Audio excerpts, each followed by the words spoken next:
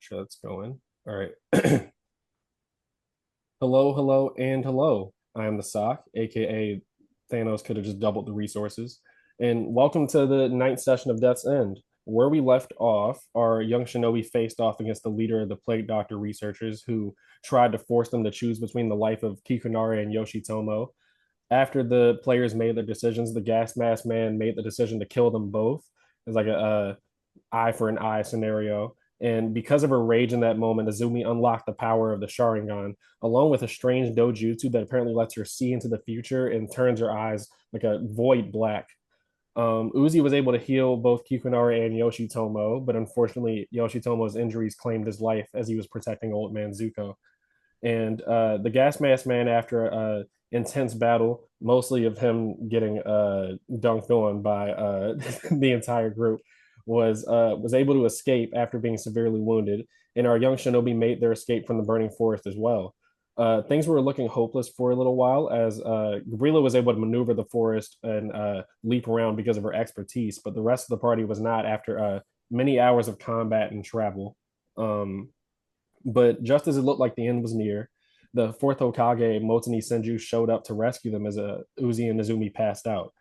And that is where we pick up. Let me go ahead and get some music going. All right. So before we get to our group of young shinobi, we kind of have a top view, like camera perspective of the burning forest, just miles and miles of burning forest. You know, the wood, the splintering and charred wood falling onto the ground. You know, covering the surrounding area that's not on fire in a warm orange glow. This burning, choking sensation in his lungs, the burning sensation in his skin, the pain so deep that it almost goes to his bones. This feeling was very familiar to him as he clears the last line of bushes. His uniform melted into his partially melted into his skin as the gas mask man that fought the group clears the bushes and his hand kind of hitting the ground as he falls to the ground, heaving. This pain was very familiar to him, but what wasn't familiar was as he cleared the bushes, he noticed out of the corner of his eye someone walking out of the bushes with a similar uniform as him, a little bit of tattered sort of uniform, and also the same falcon, black falcon insignia on his shoulders. For some reason, he can't look up, but as this man is walking towards him in his peripheral vision, he feels a presence that is not his, and a voice that is not his speaks as well in a gravelly sort of tone. Use my blood, will you? And he finally musters up the courage to look at this man, and a look of horror goes over his face as he says, "It's you."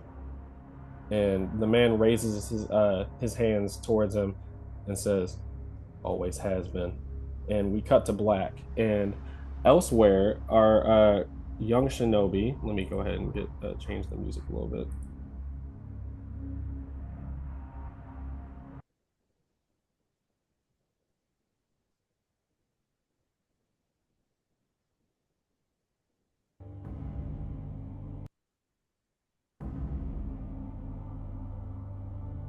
All right, you guys can hear that.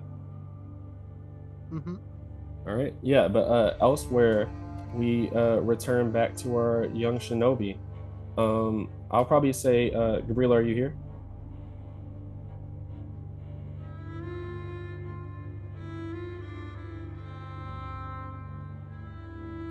Gabriela might be doing something. I'll one second, let me turn down this music right quick. All right, there we go. Yeah, I guess while we're waiting for Gabriela, she still would have been up before you guys were, considering you fainted due to the exhaustion and the smoke. But hold on, I just saw Zumi message something. 1 second. Yeah, technical question.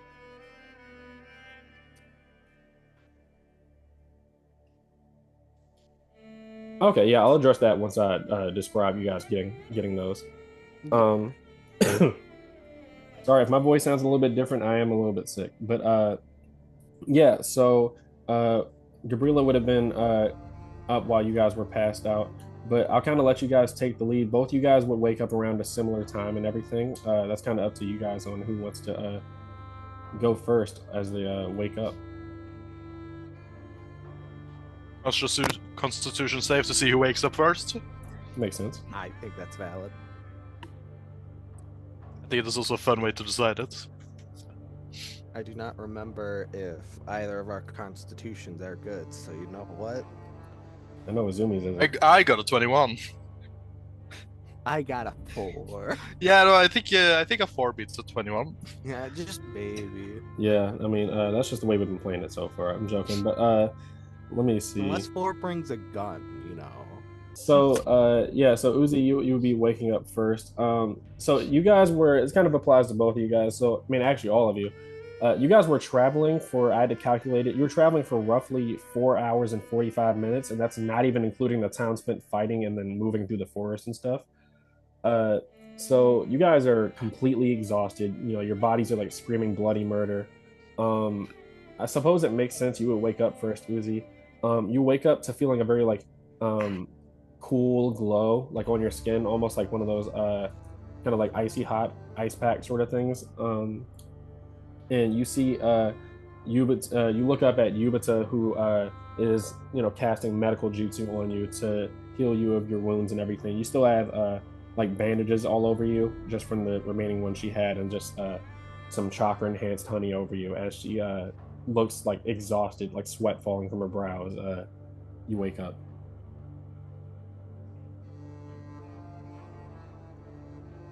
What? What happened? Like he's putting his hand to his forehead. His eyes, like, kind of blinking, barely open. As he realizes, like, as his thoughts gather, he is going to immediately just like bolt up, like sitting up, as like threads begin to come out of his hands. She gives you. Sorry, go ahead. Where? I think he's just gonna start looking around the room, like very, very rapidly. His eyes darting from side to side. Yeah. Oh wait, did I change you guys to the? I don't think I changed you to the map. You did not. Here we go. We are still looking at the initial forest. My bad. There we go. But yeah. So yeah, Uzi, you wake up. So immediately you bolt up and everything, and you're looking around. You are in a field, not an insane distance away from the burning forest, but a good large distance away. You still smell the foul stench of the smoke in the air that kind of reminds you of the stress. Yubuta, sorry, Yubuta puts a hand on your shoulder, like weakly, and she's just like, "It's okay. The fourth Hokage got here and helped us." She's kind of like waning a little bit as she gives you a smile and is like, I thought you were cooked." As she makes it like a reference to your burns. Yeah. Not yet. Where's Izumi? She's laying down over there. I've tried to apply as much chakra to everybody as I could. You see, she kind of gestures with her fingers over to Izumi that's lying down on the ground, next to Yoshitomo Uchiha, and you see that's why she's not able to look. Her eyes are a little bit watery as she doesn't want to face the dead body of Yoshitomo next to Izumi.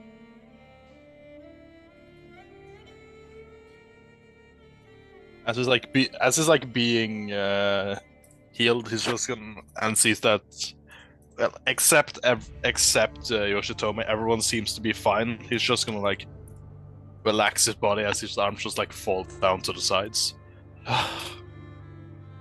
All right.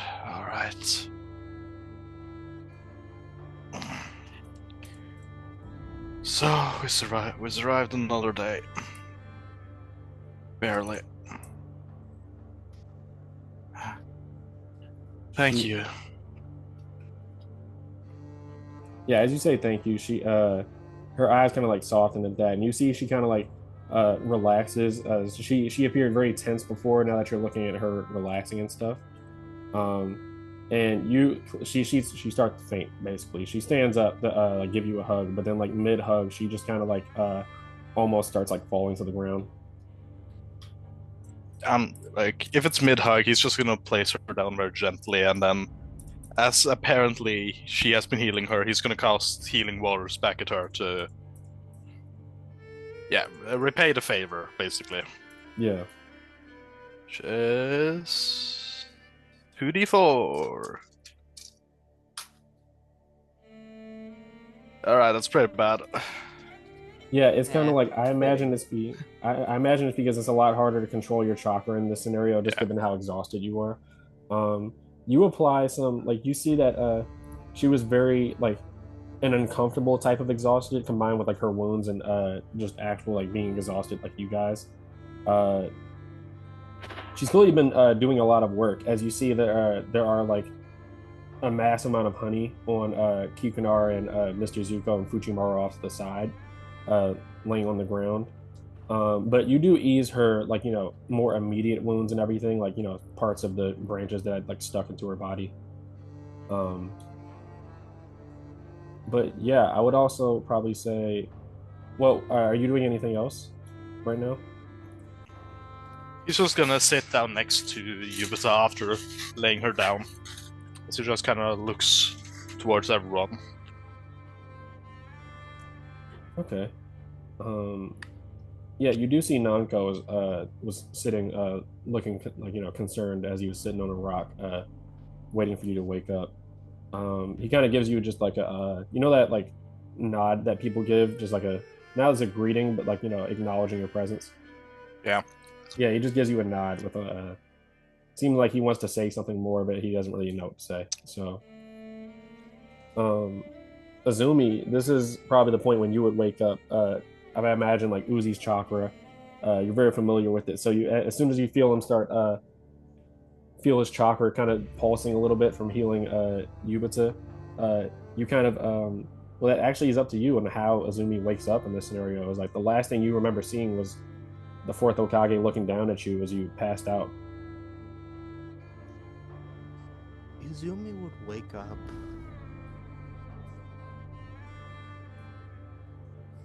startled, worried, but her body is more relaxed knowing that that Lord Forth came to their aid. So as she wakes up, quickly seeing just no fires around, where would her little fox be currently? Well, you would wake up to feeling the sensation of Gakasha's like breath on your face, as he was just like he's just been like sniffing your face and like laying next to your head the entire time. Yeah, she would look towards them. As I imagine her glasses would be off at the moment, so she didn't fucking roll on them. Hmm. So just recognizing who it is, she just gently just goes to just bring Gagacha into a hug. Not saying anything, just valuing the calm. Yeah. Well, as you kind of regard Kakasha and everything, uh you feel someone tap your shoulder, and it is very hazy because you don't have your glasses on right now, but you notice a familiar like silhouette of your glasses as someone's handing them to you. She would grab them, putting them on a little shakily as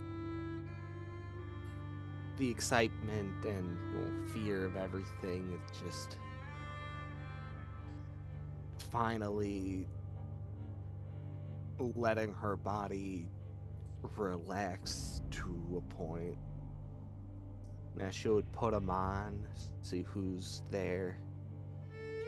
Her voice would tremble as she started to speak. Yeah, you see as you put on the glasses, it hold up.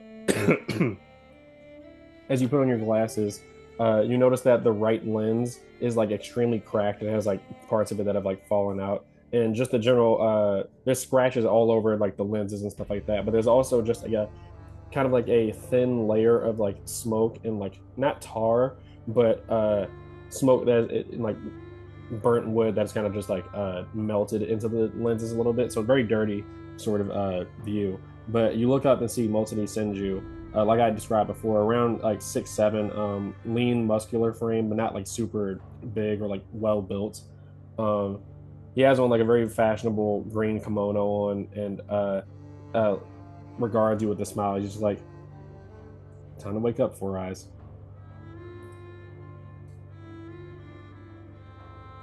Uh, but yeah, as you does she look at Yoshitomo at all?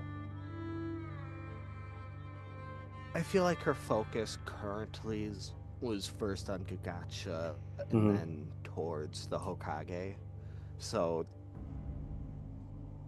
whether it's her mind blocking it out or she just doesn't realize he's laying there, she does not notice him yet. Okay. Yeah. Mosini kind of is just not really say anything, just kind of looking at you with concern as he's like just on one knee right now, just at eye level with you as you sit up.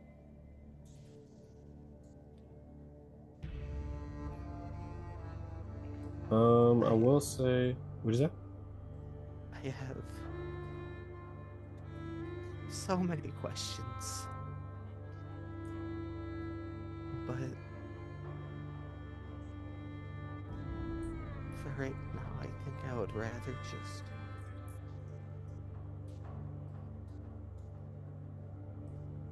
just know that everyone is safe, right? He kind of gives a slow nod, not very convincing. Um, but he kind of changes the subject and says, "We got everyone out we could at the time. I've sent a couple more in. Squad Gray was the first one to notify me of the location of this area. So once I don't know who's their squad leader right now, but I know once Genryu and everybody gets everybody out there, they'll find everybody that needs to be. But I'm afraid I don't have many answers about this scenario right here as he looks off into the distance at the burning forest. That that man, the one who was in charge of this all, the village. He he was from the village. Why? When did our shinobi treat the civilians badly? He was from the Lee village. She would nod shakily. I would probably say at this point he asks you. He says, "I was gonna wait until everybody was awake," but at that point you probably call over you as well, Uzi. Um, and wait, Gabrilla said, "Gabrilla, are you here?" Yeah, so I'm here now. Fuck. Okay, No.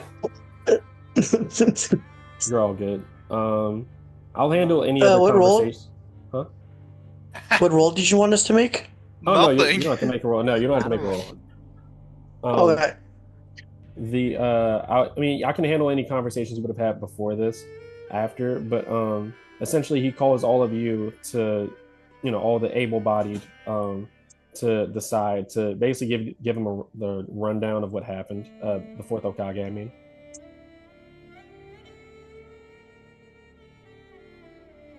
Yeah, Izumi is just holding on to Gagacha as she would follow.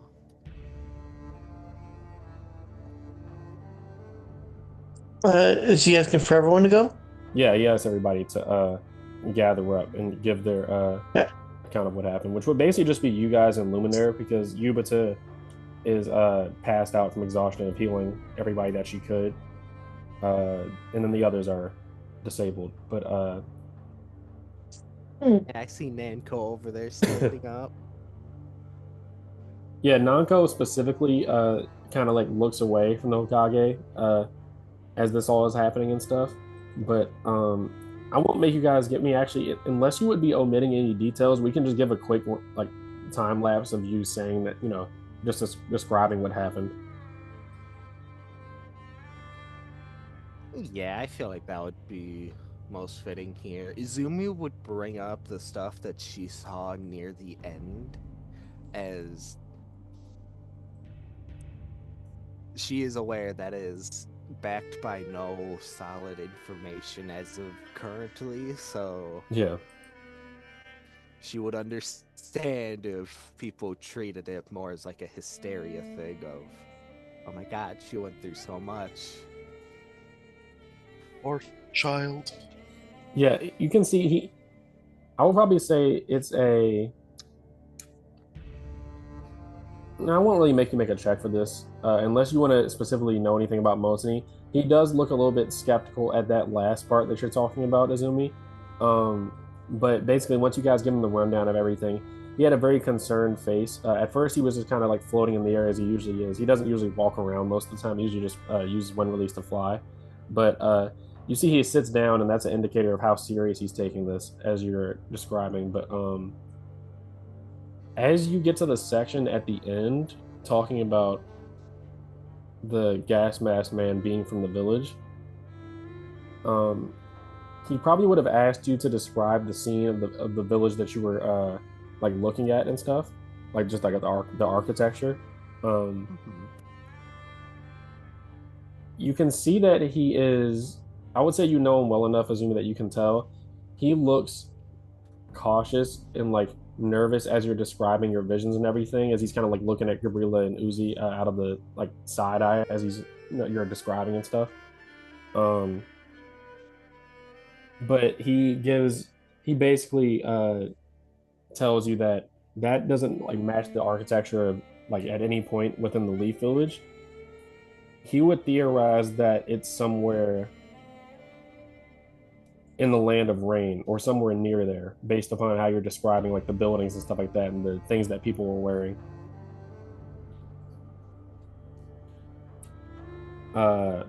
But I would probably say once he says that out loud, Uzi, you would probably notice the most with your like perception sort of. Well, actually, no, your perception isn't the absolute highest, but No, but wisdom is bad. That's the thing. yeah. I have good investigation, not My perception. perception is 16, if that does. Her perception is better. Perception or investigation still works. Oh, okay, 17.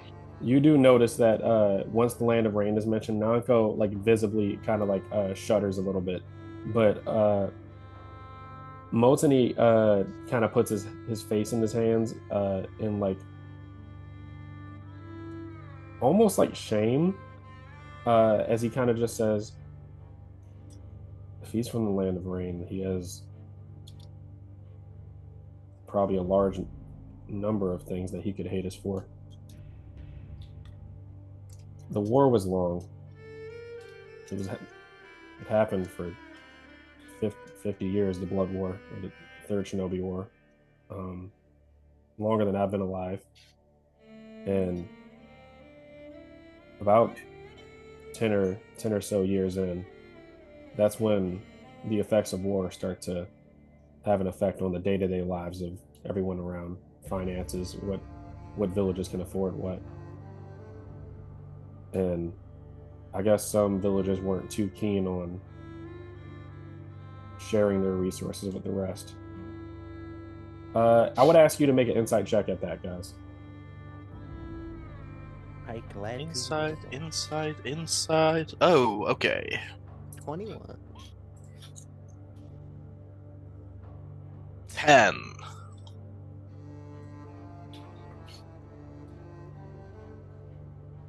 14. All right. So Azumi, you notice as he says that some villagers weren't too keen to share their resources. He's saying that almost as if it's like like when you have to recite like history from a history book or like something from a book even though you might not actually personally believe it. Yeah, he says that some villages were too keen on sharing resources, and when things got desperate for our shinobi, needing rations and all that, sometimes there were aggressive acquisitions, as you might call it. Um, Sometimes some villagers gave up as soon as a squad of shinobi showed up. They recognized what the situation was, but some of them put up a fight. And from what you're describing with what you saw, I feel like that may be that situation, but there's no way to know. Regardless, I don't think it justifies this, as he references the burning forest and, like, what happened to all the innocent villagers. Not at all. This is this is just a consequence. I just wish he didn't target those who couldn't fight back. They had nothing. They had nothing. No way to fight this. No way of knowing. He kind of gives a solemn nod at that. While this is happening, unless any additional details would be said, I will say, Gabrilla, you would have been awake before everybody else. So, was there any specific interactions you would have had while you were waiting for everybody to wake up? It probably would have been like a good. Mm, they probably would have been passed out for a good 15, 20 minutes.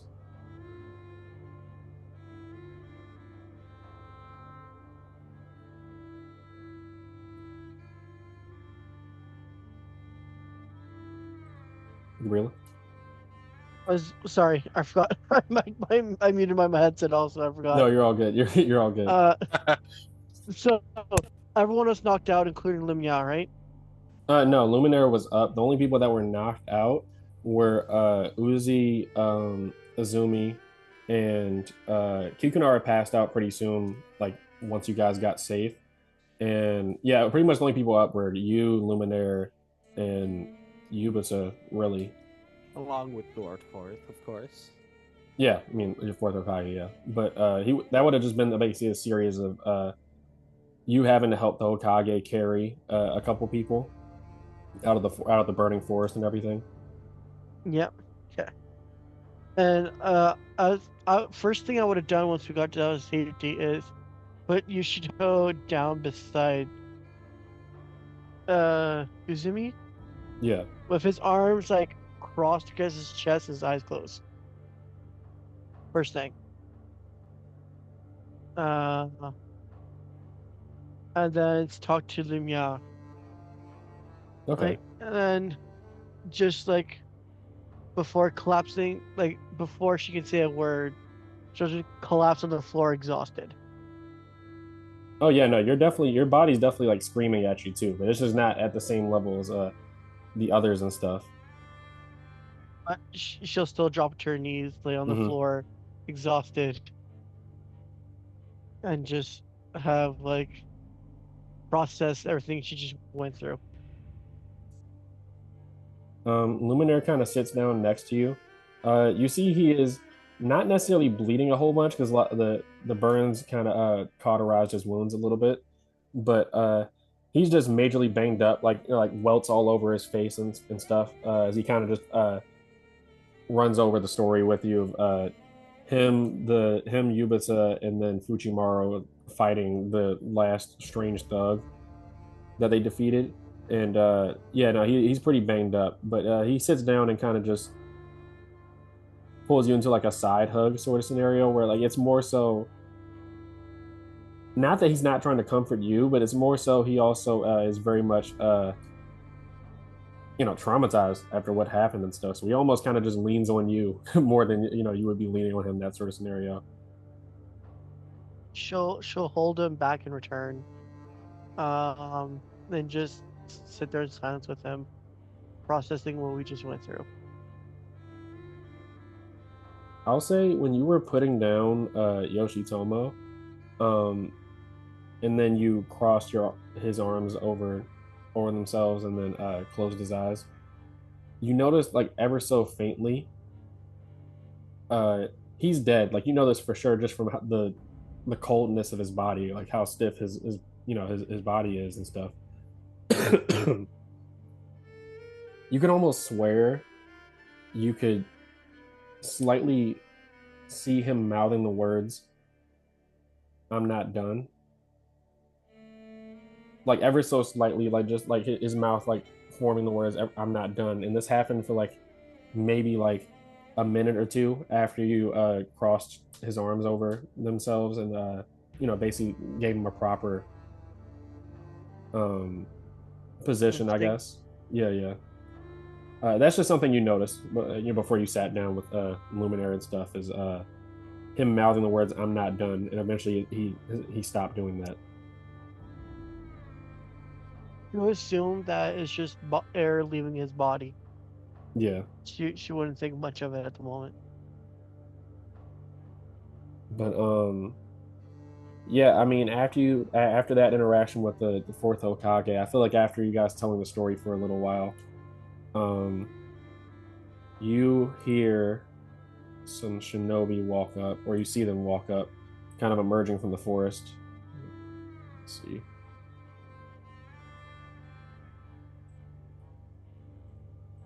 Where shall they emerge?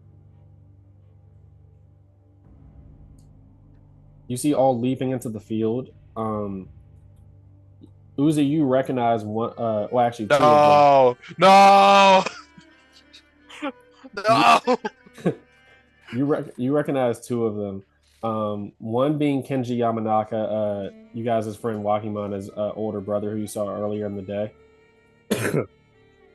and you notice the man Genryu Tao, the drunk, unruly shinobi from the ramen shop. He is He's with that, back.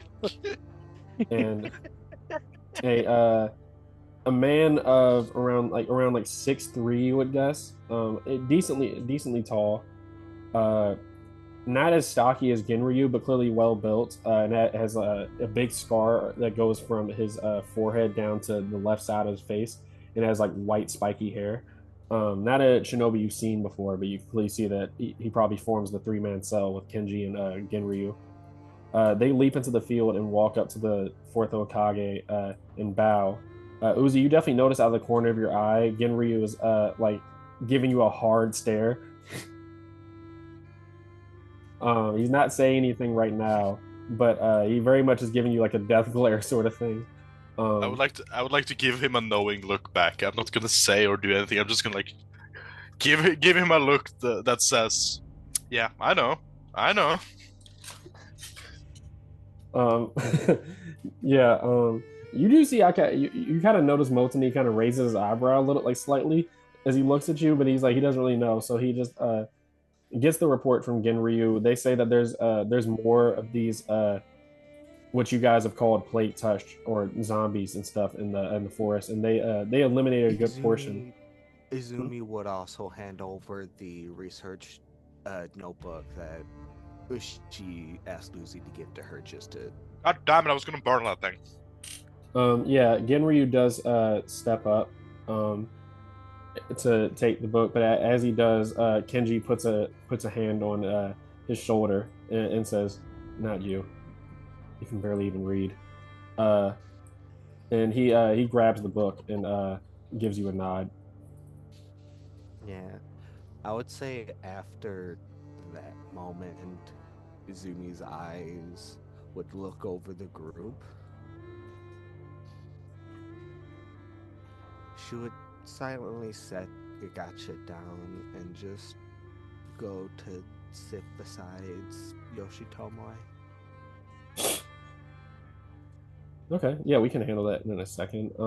But yeah, no, just quickly, yeah, Genryu and everybody gives their report that they eliminated a good portion. They sent a couple more squads in as they you kind of get the vibe based upon what Motoni said as well, that they were the ones to initially find your like location. As soon as the barrier went down, they noticed the forest and stuff and alerted the Hokage, uh, who already happened to be on his way. he mentions because yeah, actually, Gabrilla, this is news to you. Um, Motani mentions that Gakacha alerted him, along with you guys kind of seeing like a mark of a hand on his face as he says that another person also was asking him to look for Izumi. But yeah, he notes that Gakacha alerted him, but he never says anything about Gabiru. But yeah, so Little, hmm? just a little upset on the sideline. She's going to summon Gabiru to give him shit. Okay, yeah, I'll also handle that afterwards as well. So yeah, you kind of walk off, and yeah, Mosini just gives a nod and tells them to do a double check over the area again. They do note that they got pretty deep into the area, and they noticed that a large number of you guys would kind of base off of context clues that's near the haunted house area where Yoshitomo was. That a lot of the plate touch were like restrained with wire with like shuriken attached to them and stuff. Um, a large number of them were, and that there were a good number of villagers or college students that were taking refuge inside of the haunted house, essentially. Uh, so let me see something real quick. I'll actually handle those interactions first. So, um, Azumi, yeah, you sit down next to Yoshitomo. Is she like doing anything? First, she would look to him, laying a hand on his hands.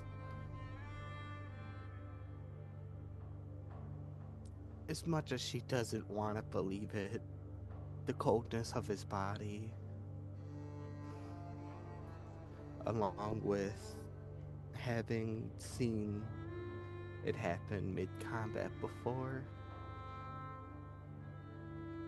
she very well knew he wasn't with them anymore.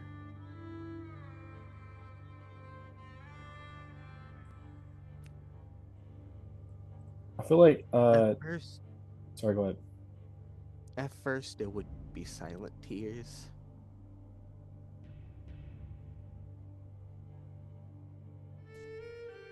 All she could think of are the moments that she knew him,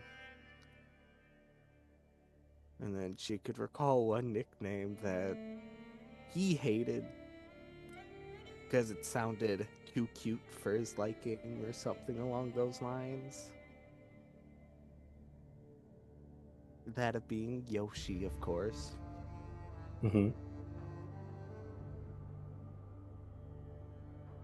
After a few seconds, though, it would quickly turn into just verbal sobbing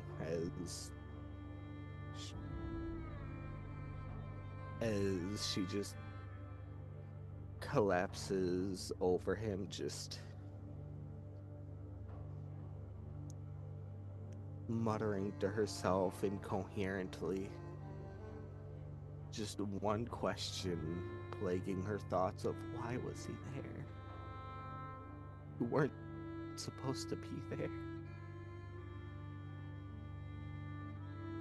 As you're asking that question, your eyes kind of just a glint in the moonlight. It seems like at first you guess it might be one of your tears that fell on him, but you notice it's not. You see in his like belt loop sort of scenario that he has on his cloak, you notice a little bit of a shiny sort of glint. Do you like investigate that at all? Yeah, she would. You pull out an object that is like it's almost I'm trying to think of a good description.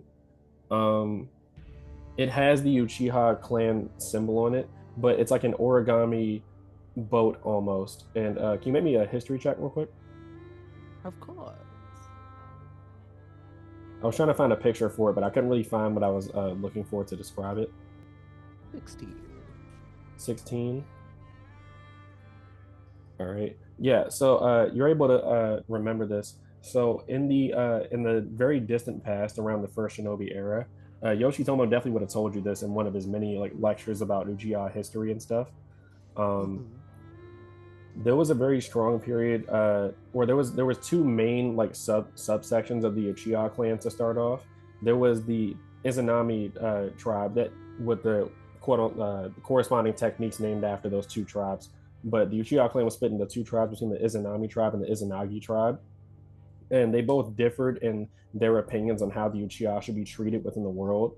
The Izanami tribe was more willing to acquiesce to becoming treated more like common shinobi, as they were seen as like the highest of the high next to the senju, and the others were seeing themselves as being more worthy than the senju of being of having the title of the true founders of the shinobi world.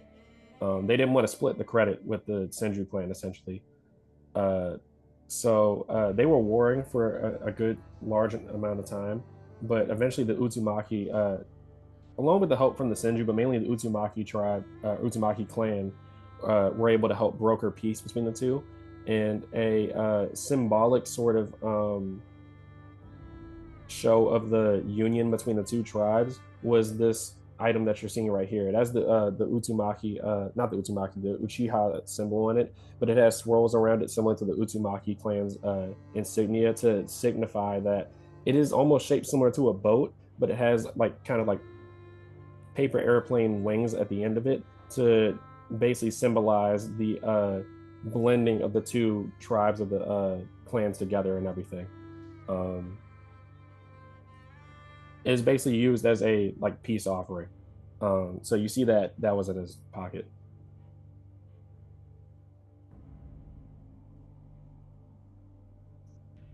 Izumi, taking a moment to remember that among many lectures, would just gently hold the object closer to her chest.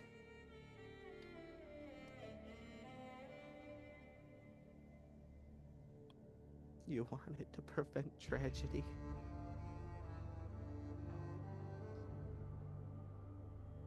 You saw our clan. You saw her clan at the lowest.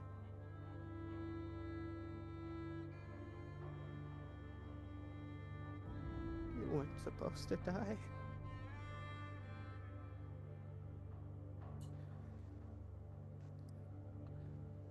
And she is just holding it as Gagacha is just by her, just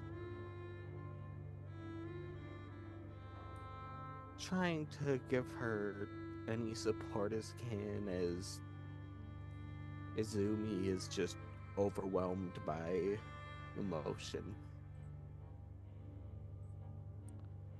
Yeah, now you see that peace offering that Yoshitomo like handcrafted, presumably to give to you. Um, but yeah, so um, we then move over as Uzi. You notice Zumi is definitely crying at this point. I feel like everybody would notice. The fourth Hokage looks very awkward at this, as he's addressing the what you would know as Squad Gray, which is Genryu, Kenji Yamanaka, and then this other shinobi. Uh, he looks out of the corner of his eye and just has a look of like shame on his face as he sees Azumi crying over Yoshitomo. But Gabrilla, are you still here? Fine. Yep. So before she walks away, she'll grab Lumire's hand, which she's never done before, and pull him with her as she heads to the corner to go give the attempt to summon Gabrilla. I feel like does Gabriella like did she just look pissed right now? No, you said she was gonna go chew out Gabiru. What's yeah, She has a mixture of emotions on her face. yeah, Like she's clearly upset, angry, and stuff. Like she has mixed emotions. yeah, But even when she's mixed emotions, Lumire never saw her do any contact towards others as she's doing now. yeah. He definitely notices that, but doesn't say anything as he sees you have a very angry look on your face, and he doesn't really want to. It doesn't want to inquire. But let me see something real quick. So yeah, you cast the summoning jutsu, kind of creating a wound on your hand, however you would draw blood, and you slam your hands down to cast the summoning jutsu, and you see a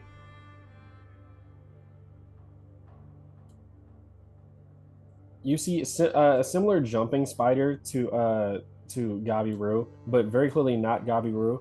You see a very not as old as Yoshitomo's toad summon, Gazpacho, but you see a very old jumping spider, a little bit bigger than Gabiru is, appear right in front of you. He has fur that goes along the like front of his face into like a like Englishman thick mustache sort of thing, white fur, I mean, and then large orange eyes, and then he has a top hat on made of like blackened spider webs as he appears in front of you and then tips his hat towards you.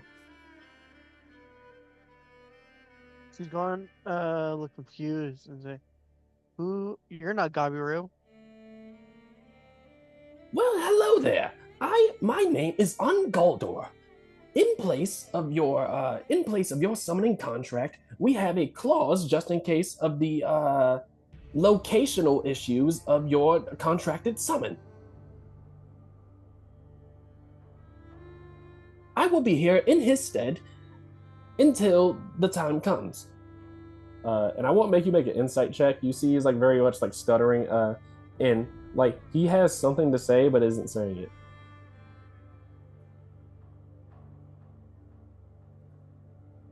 Was that your insight check that you were making right there? Yeah. Okay, with a 1, this spider Unnatural has one. killed Gabiru. Oh no!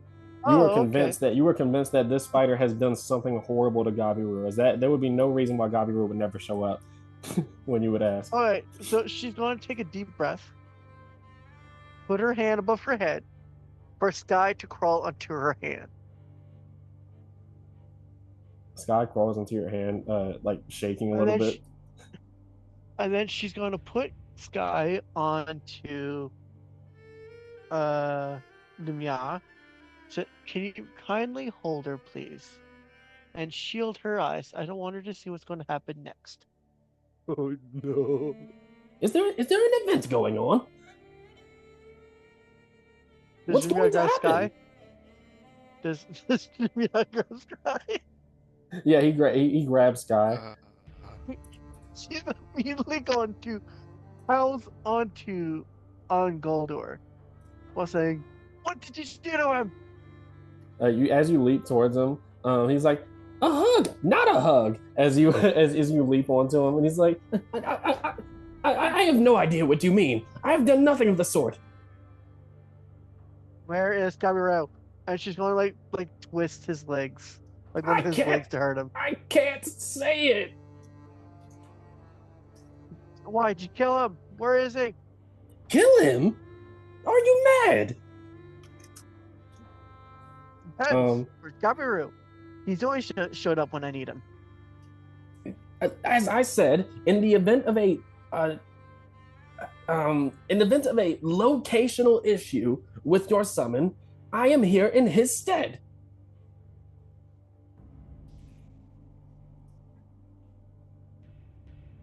She's going to look at Lumia and see if he can tell if she's if look at Lumia for like approval.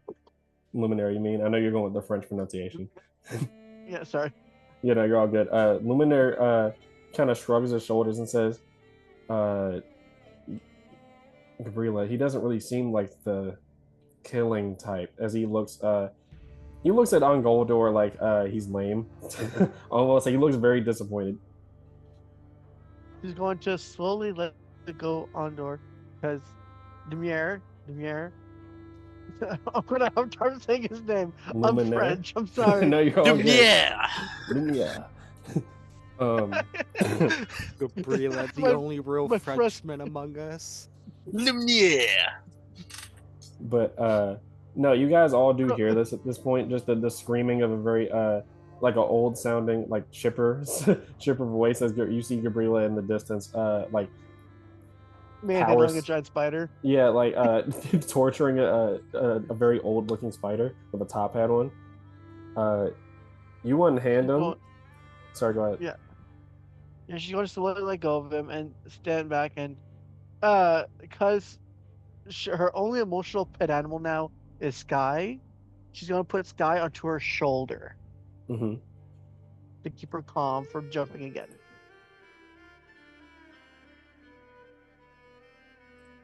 and then let Oh, one the second. Someone's spider knocking on my talk. door.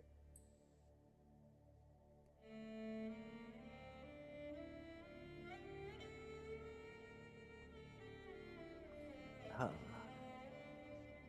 needed reprieve. Oh, Needed reprieve. if those that want to know what Sky looks like, um, the Sky is a cobalt blue tarantula. Would you have a So picture that we could show? yes, I actually do. Yeah, give me 1 second, guys. Yeah, either It's a send it to me or just send it in the Discord. I'll send it to the group chat in Discord as a group chat, but you know what I meant. Yeah.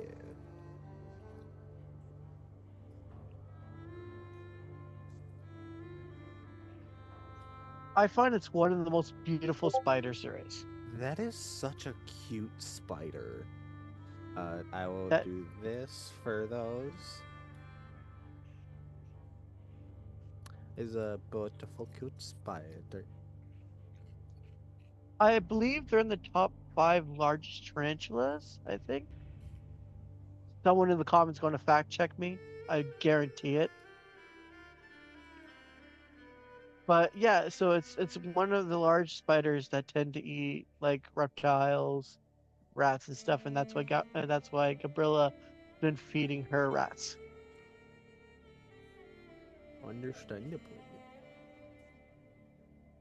And of course, it's not really reality, so it's probably a bit bigger than it would be in our world.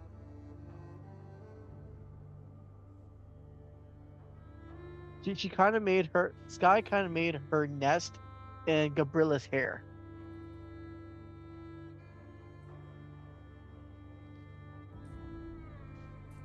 Fair place, honestly. So that's Love that's that. why I feel bad for any dude that tries to hit on Gabrilla. All right, my apologies. You feel bad for Luminaire? All right. see Gabrilla grabbed Luminere's hand, so that's different. Yeah, look, um, that's different. The spider won't jump out if Gabrilla makes the move. If the guy makes the move, there is no mercy. but You don't know what the spider's gonna do. yeah, so you unhand this very gentlemanly spider as he kind of takes off his spider web top hat and brushes it off, even though there's nothing on there. And he's like, "Good heavens! Must I say, the rumors about you are true. You are quite the ruffian." Call me a dog, I said no such thing. ruffian. However, if the Something shoe rough in there. fits,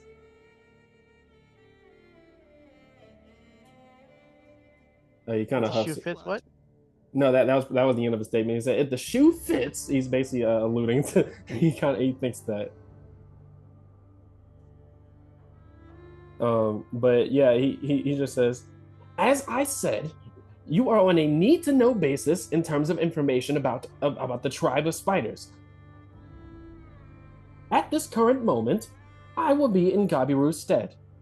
Rest assured, he will he will most likely return at a given date." Okay. say again, Um, Gabrilla? would you say?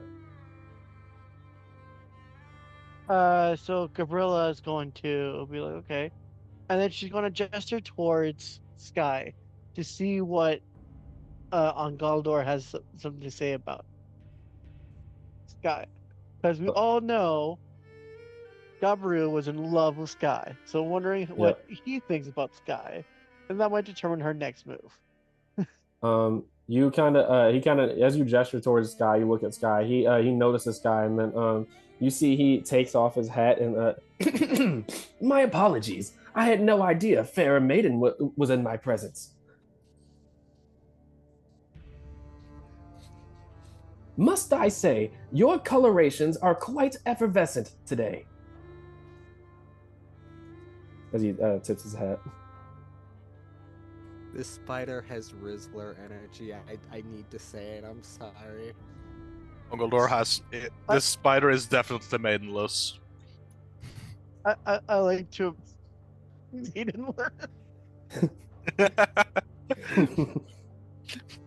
I like to imagine Sky well, between two reactions I'll let you choose.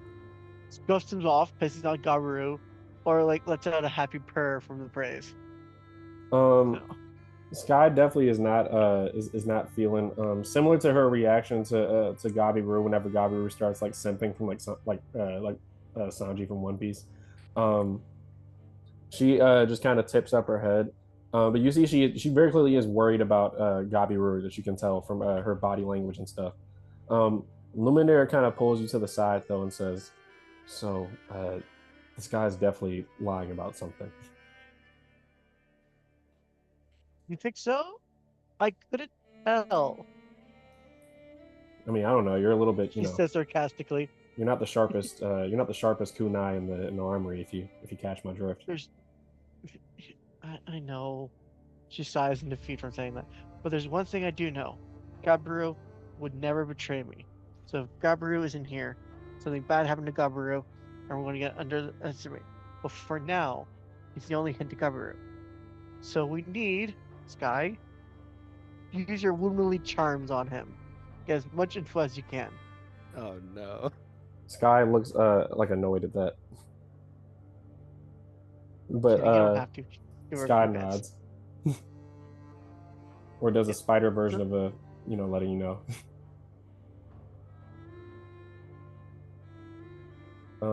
She's going to put Sky down onto the floor. Let her do what she needs to while grabbing Lumire's hand as comfort. All right, yeah. So Sky is basically just doing the whole routine, like walking in front of Ongoldor, and Ongoldor starts talking to her. So while that's happening, would anybody be doing anything else before you get ready to start moving on to other stuff? Uzi, were you trying to do something? I was trying to move away from whatever the fuck was happening down there. Understandable. Have a nice day. That is the most maidenless spider I have ever seen. And he gives off Tumblr energy. Can't explain it any better than that. Not real. Actually, yes, I did have an idea. Fuck, what was it again? God, just give me a quick minute. I need to think back. Well, as you think back, the last thing Izumi would be doing, but after I would say probably the course of the conversation Gabrilla was having with Ongoldor? I don't know how to. Ongoldor, thank you. Through the course of that, she probably would have kept crying, for lack of a better term. Mm-hmm. But at the end of it, she would just be holding what Shitomo made to her chest. Slowly begin to stand up. As for a moment she pushed away her sadness as she looked to him as if he were still alive. I swear.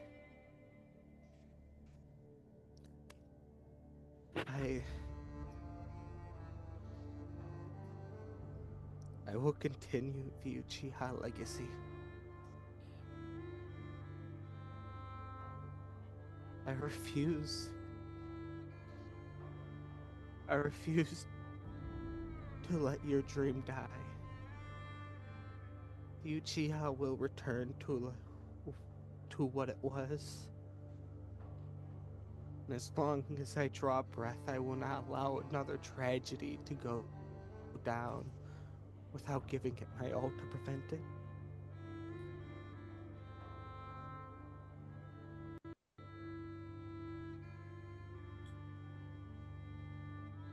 Okay. Yeah, and I was just letting you guys do your RP stuff. I didn't want to interrupt. I didn't want to interrupt these moments, but yeah, no, you almost feel like I feel like once you make that declaration, there's something you don't know if it's just your imagination trying to like soothe yourself or if it's something you actually felt, but you almost feel like a something heard you at that.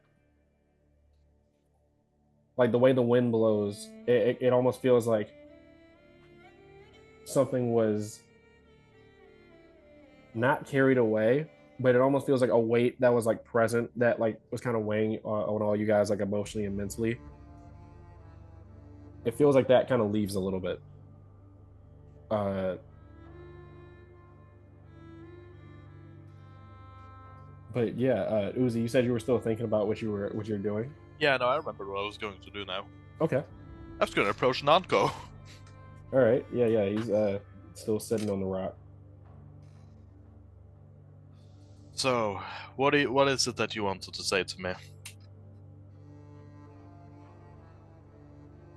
Uh, just that I don't know. I guess it's because I didn't know if you were. Frankly, I thought I was gonna die before everything, and I don't know if I necessarily have the. I don't know. I'm stumbling over my words. I'm just glad you're alive, and I'm glad you're doing well. You know, it seemed like you have your stuff together.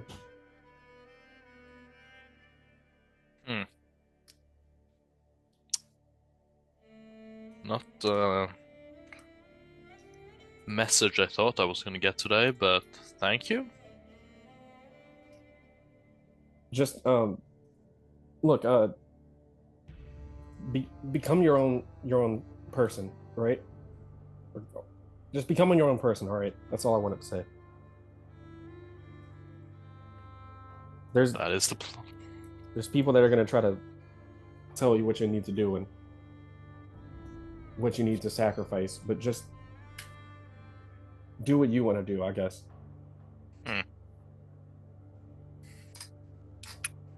All right. All right. Take your words. I'll take your words to heart.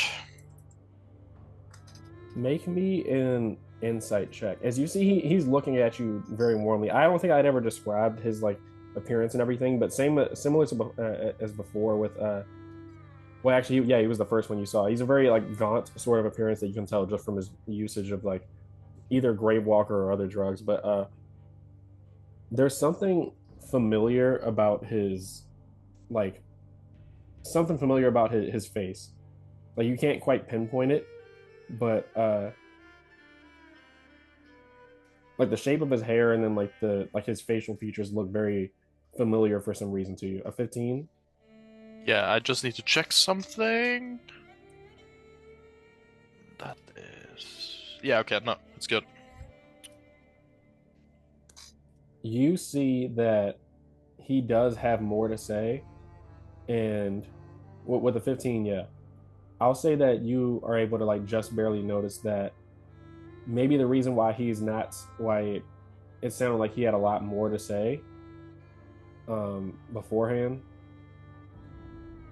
It seems like he can't, like he physically cannot say what he wants, like almost as if you kind of think back to what he was just talking about. You almost saw like his mouth open and like mouth words, but like he kind of like he like gripped his fist like white knuckle grip, white knuckle grip in his hands as he's like clearly like exerting physical effort, but just can't say what he initially was going to say, and then just started like stuttering and saying the what he said after that. But you notice I think the most strange thing about it is that with that insight check, he is looking at you the way that, for example, when you ran into Elkir earlier, the way he was looking at Gabrilla, like in a very like uh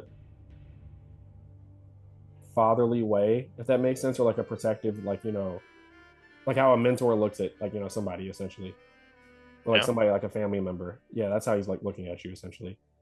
Um, Hmm.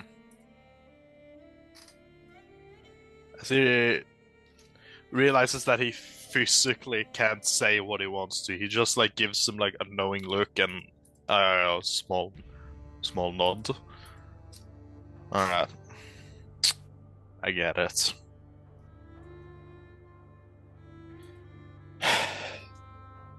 I'll be my own person. That was the plan from the start, anyway.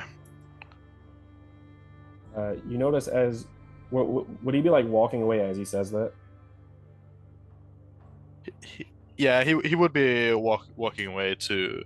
I mean, 5 feet away as he goes back, as he is about to sit back with Yubuta, as she's unconscious. He kind of grabs your wrist Mm. and is like, make that a, make that a promise, all right?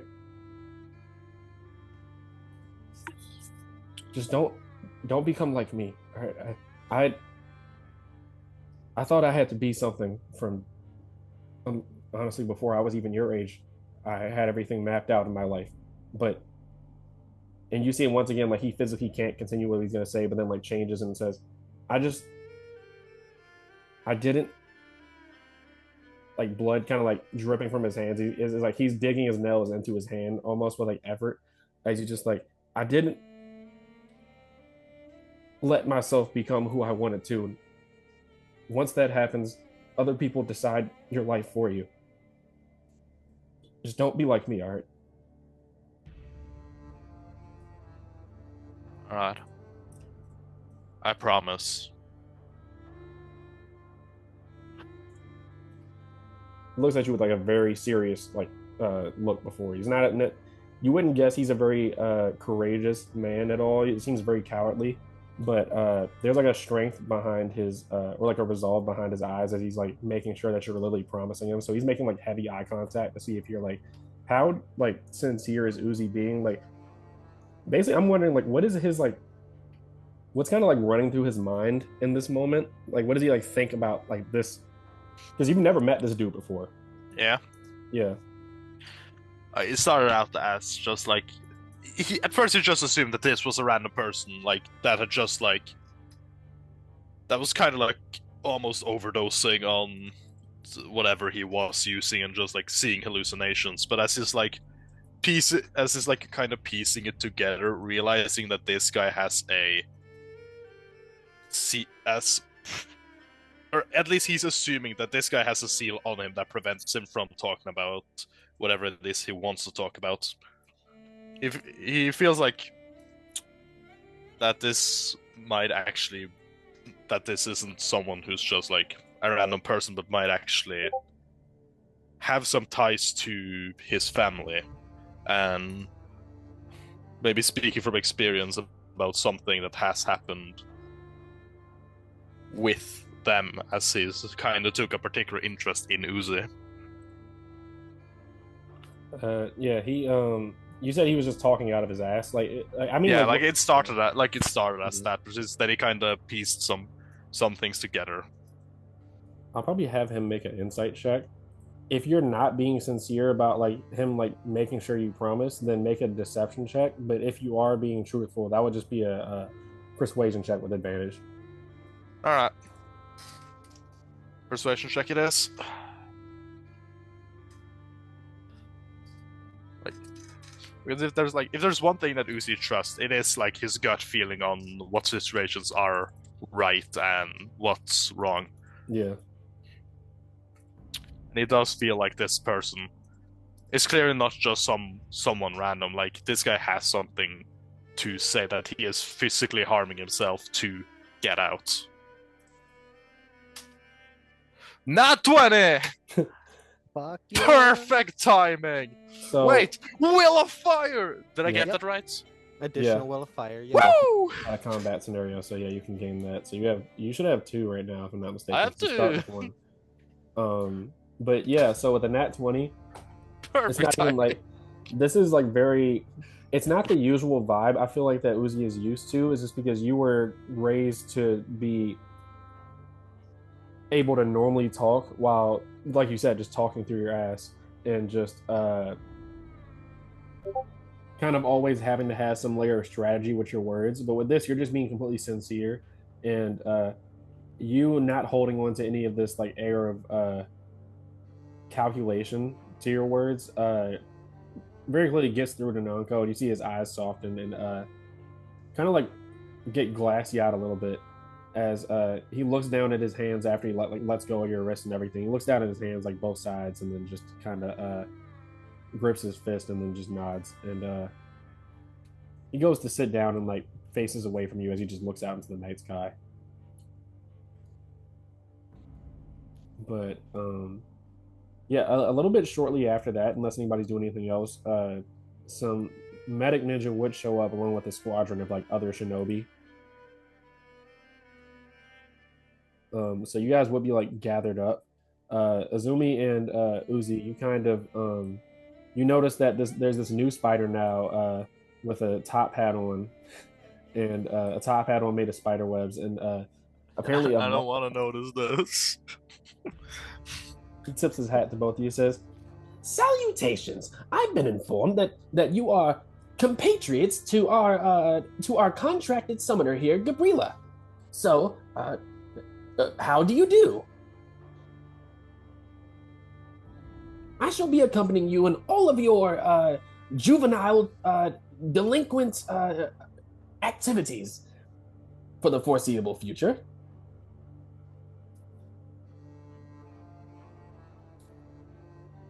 Where's Sky right now? She's currently like recharging her social battery after talking Ongoldor's head off. He seems in a very much better mood now, as he looked very distrustful at you before, but he is in a better mood right now. Okay, so that means Sky's in her hair resting because that's where she Yeah. made her nest. Yeah. Okay. How do Azumi and Uzi react to Ongoldor? He goes to try to give you a tarantula like handshake, just like raising one of his legs to to each of you. Izumi would look to it and just think to herself, I am too mentally drained for this situation. And she would let shake hands. I don't know if that's the right term. Shake hands with him. It's been a long night. Well, I guess that brings me to my point. What in the blazes happened here? No pun intended, as he sees the burning forest. You're quite a curious little critter, aren't you? I should say the same for yourself. He says in a little bit of a sassy way of copying what you said. Too much happened. Tragedy. I would rather not think about it more than I have to. I think this is a situation where we try and not think about it, get some rest, and figure out our next course of action tomorrow. All right. Well, oh, 1 second, I gotta cough real quick.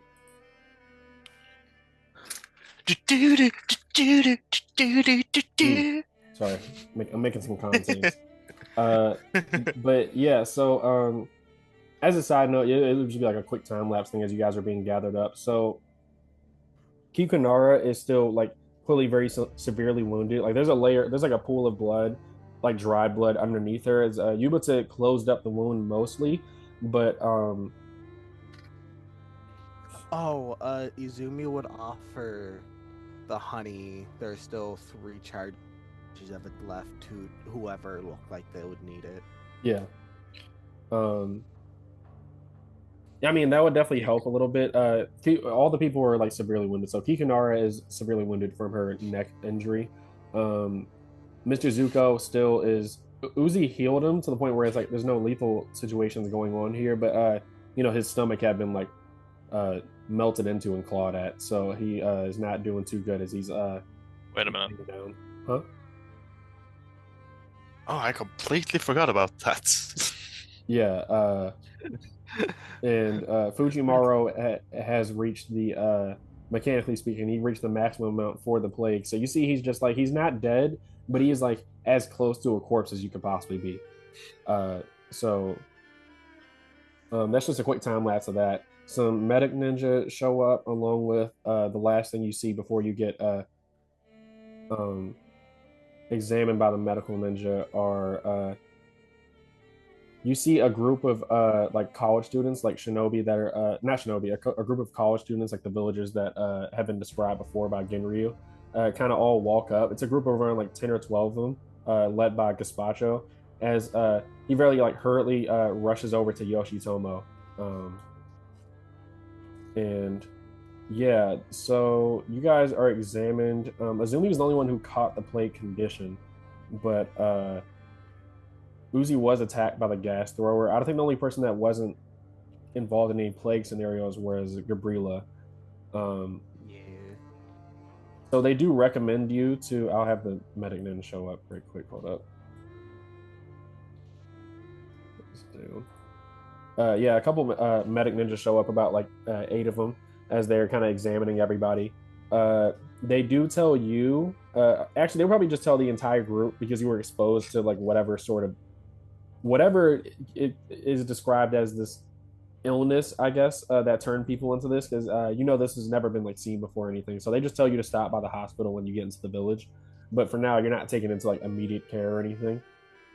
I'm assuming for the people knocked out, it is immediate care. Oh yeah, no, that's the people they're like tending the most attention to. That's why you're not being like carted off basically by the No, medic ninjas. yeah. You're seen as physically able to at least walk yourselves back.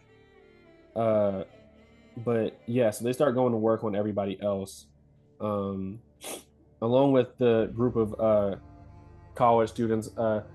Some of them weeping, but a couple of them like all looking concerned at Yoshitomo's dead body as they come by and like put their hand on his shoulder like one by one to like thank him. As you basically get the full rundown of the story is that Yoshitomo basically made sure to save as many of the college students and have them take refuge in the haunted house as he could. But once the gas mask man showed up, you kind of hear like a little bit of like stories and everything that Yoshitomo basically gave up his position to the gas mask man and allowed himself to be taken in order to have the villagers not be attacked. So um, that's just to answer the mystery, as you guys kind of recall back in the session 5 in the hayfield that they said that they had defeated one of the brats. But yeah, as you guys are walking back, you do encounter. Let me move you down on the map a little bit. As you guys are walking, roll initiative. I'm joking. Okay. Roll initiative. I cast run. The secret Joestar technique. We'll just let Ongoldor do all the fighting just to test his spirit. Ongoldor. Ongoldor, you got this, man. Got this. Gabriel can solo an army of 10, so can you. Yep. As you guys are walking back, you're making your way across the trail. Kind of you feels very late at night, as it feels like whatever sort of adjustment time wise that you've had compared to the time. Actually, I'll tell you guys the time actually, because the Hokage would have described that when you're describing the barrier. So, like I said, you were fighting for 4 hours and 45 minutes. You got at Izanami Park at 10 p.m. and it's currently 1 a.m. right now. So not exactly a proportionate amount of time according to how long you were in there. Oh, yeah, time was slowed down while we were in there. Okay. So you would have been in there for at least, I would guess, around like 5.5 hours, considering because the 4 hours and 45 minutes is including like the travel time and stuff like that. But the time spent fighting and then investigating the areas that you guys all got to, along with the forest, would have been longer. But yeah, it's currently 1 a.m. Kind of a little bit of a cool breeze washing over the grasslands of the fire country near the Leaf Village.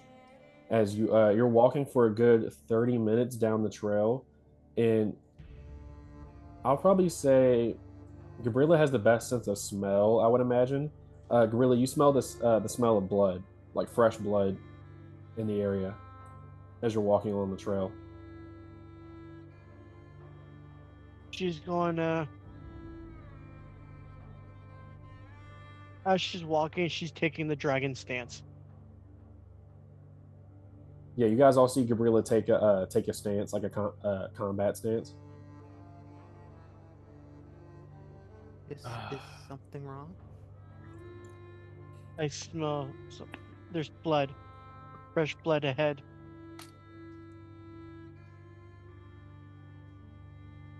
Sigh of why as she would set Gagacha down, drawing her sword and falling into her stance.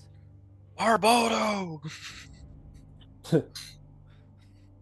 This is not the night for some goddamn hunting, goddamn it.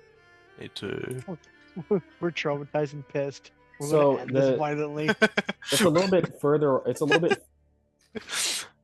bit far separated from the initial like walkway of the trail. So would you be heading into the forest where you smell the blood at, or would you just keep heading along the trail? That sort of scenario. I'm gonna look at the others to see if we should go in or not. Just how do I? Sorry, I'm trying to. I don't think I can do that. Okay. Most of us are at the end of our limits. It might be better to just report it to the Hokage and other ninja. If it's fresh blood, they're damaged. If they're damaged, they're an easy take. Fair enough. I'm just gonna update. There you go. Izumi would like shake her head as she is trying to just shake off at least some of the mental doubt that she has as she remembers the oath that she just made. Ongoldor. Sorry, go ahead. To retreat.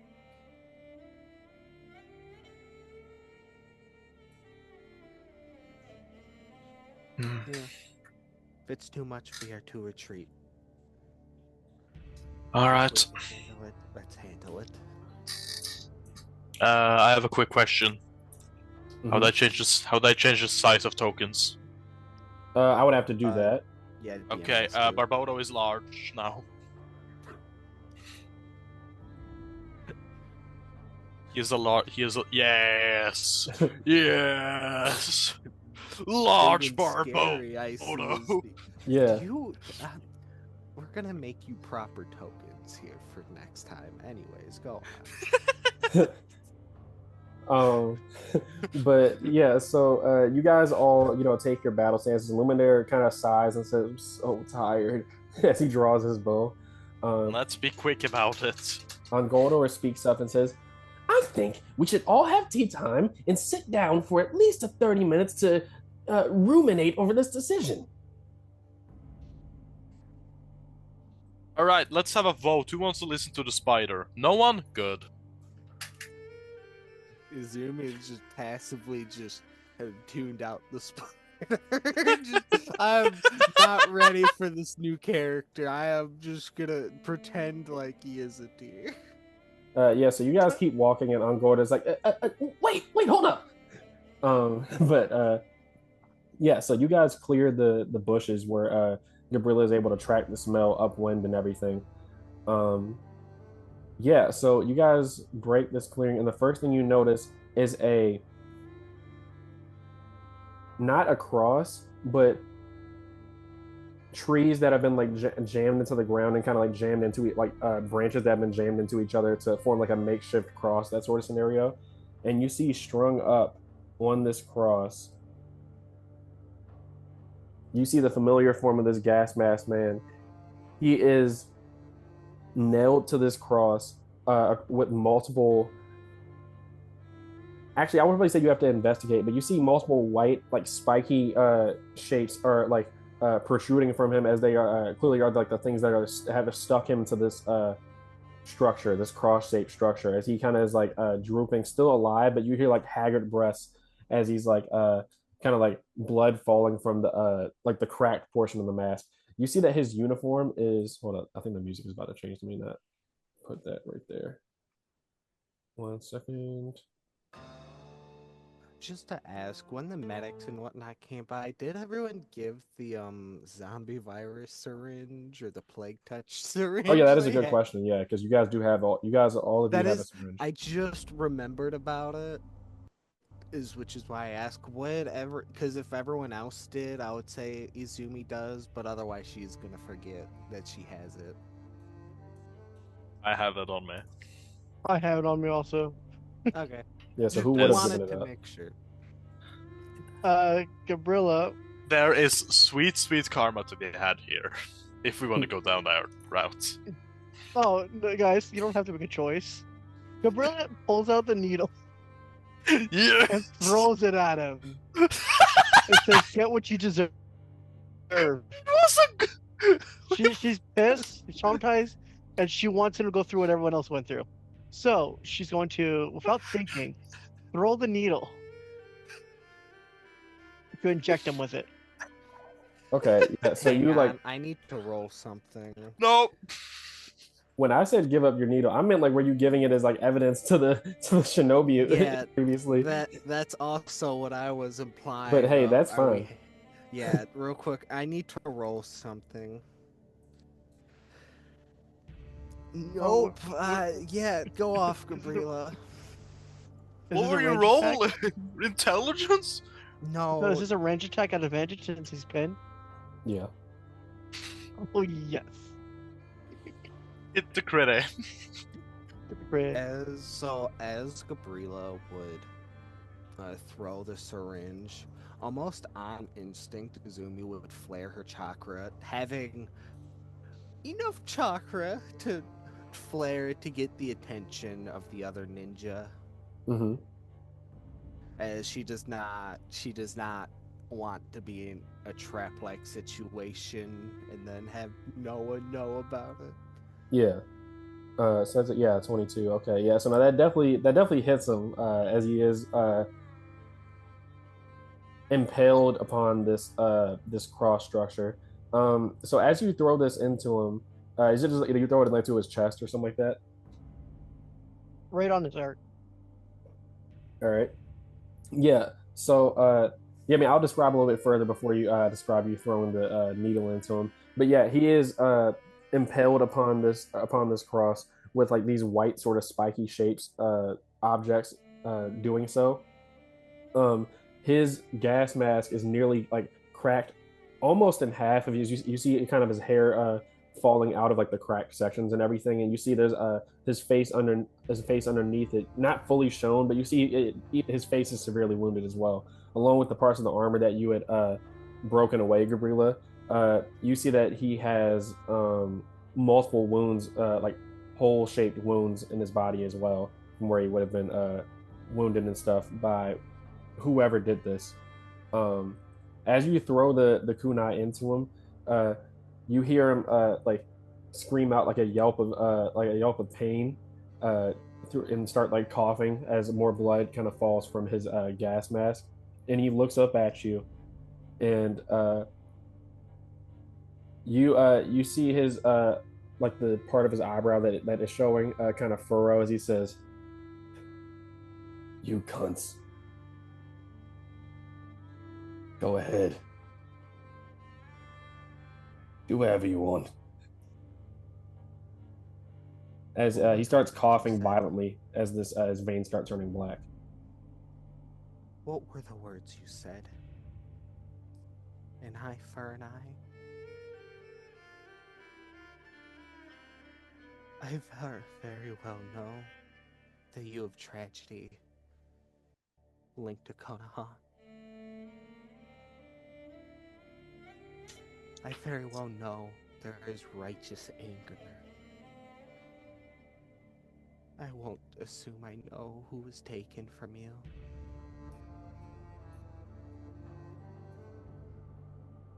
But you'll suffer the same fate that you put on those that you seek to target your anger towards. Whether it was just for your twisted experiment or for a greater goal, I don't care.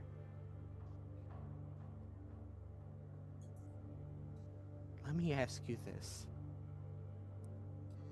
If an eye for an eye is what you see,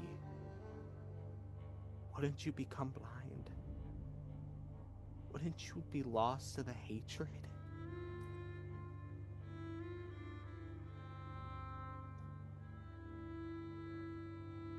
When I looked at the bodies, when I looked at the bodies of everyone I'd grown up with, and I realized that I failed,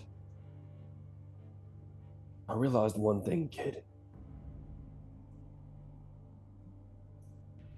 There is no greater calm that one can go through than the calmness of death. It was, that field of bodies was beautiful. Unfortunately, those that you saw today, they were a stepping stone for real peace. I'm not going to try to defend myself. Stopped caring a long time ago. All I want is to see that beauty again.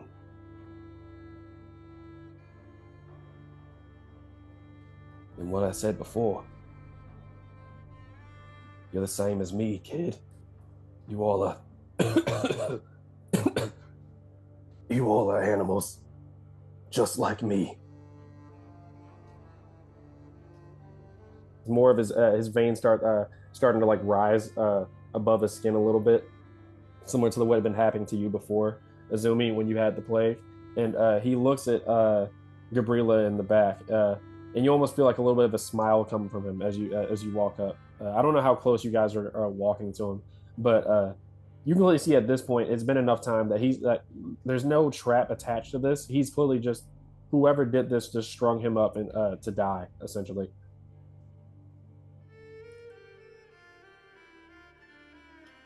I'm not getting close. You can think what you want. You're nothing but a madman lost in the haze of war. If all you see is the end of death, then I hope you do rot in the pits of hell. Because nothing I or anyone else does will ever show you or make you realize how flawed you are. I will gladly admit that what we trained for is not the most elegant. It is not for the kind of heart. But we're human. We're not monsters. The only ones who are monsters are those who let themselves fall to the darkness, who let themselves think that they have the right to take another's life. So suffer in the fate that you set upon the others.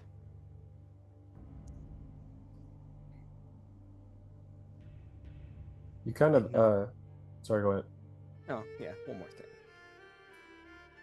And know that all you have done is made the world darker. Thank you so much for the compliment.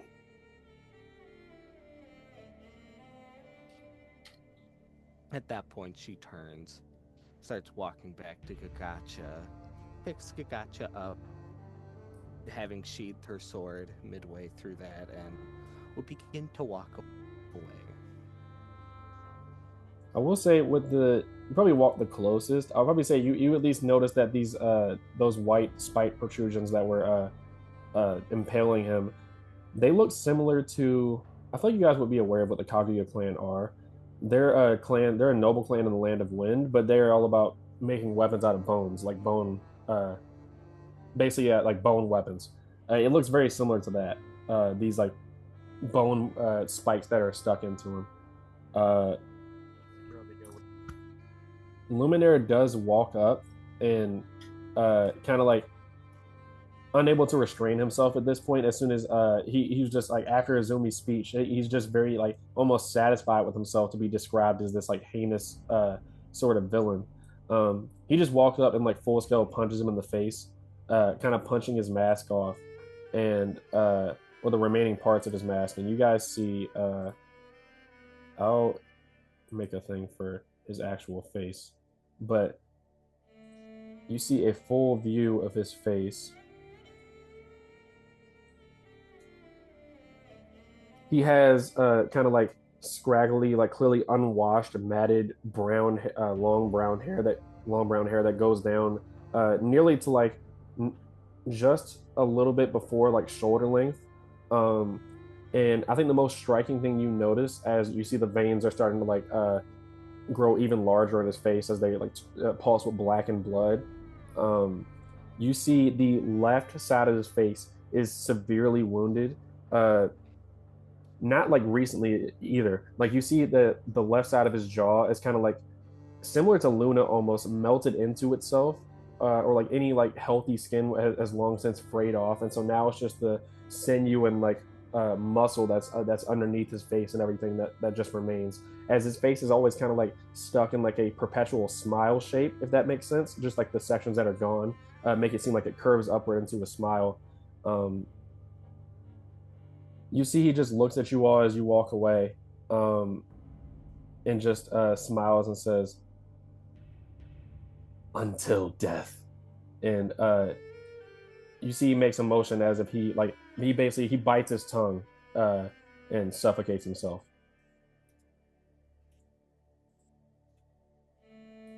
And yeah, as he takes his dying breaths of drowning, you guys kind of hear that as you walk back out onto the clearing and everything. Um, I feel like Luminaire tells you guys he'll meet back up with you, but he says he wants to watch. Ninja, don't Gabrilla come. will stay with Lumiere. Understandable. Izumi will just say, if the ninja don't come, make sure to report where his body is. And then, yeah, she would be continuing to head back to the village as she does not have the mind to stay. Does Uzi choose to stay, or does he go No. with Izumi? Okay. It's going with Izumi. All right. Yeah, for Gabrilla and you and Luminaire standing there. Yeah, he basically is just like he just suffocates to death over the course of about probably it's like a minute and a half. The whole time just kind of like chuckling to himself as like blood is just like uh gurgling from his mouth and everything. Uh, he kind of makes sure to make like full eye contact with you the entire time. Eventually, Luminaire, you see, just like kind of like breaks eye contact. I don't know if you do as well, Gabriela, but eventually, Luminaire can't even She's handle going. it. She's going to stare him into the eyes to the very end, until like every inch of his soul leaves his eyes. And yeah, you see the last breath he takes as the entire time he makes eye contact with you, almost with like glee. As like the longer the time that you maintain eye contact, the more that he very much appears to be like happy with himself about something. But eventually, he does die and stops moving, and you guys meet back up with the rest of the group on the way to the Leaf Village.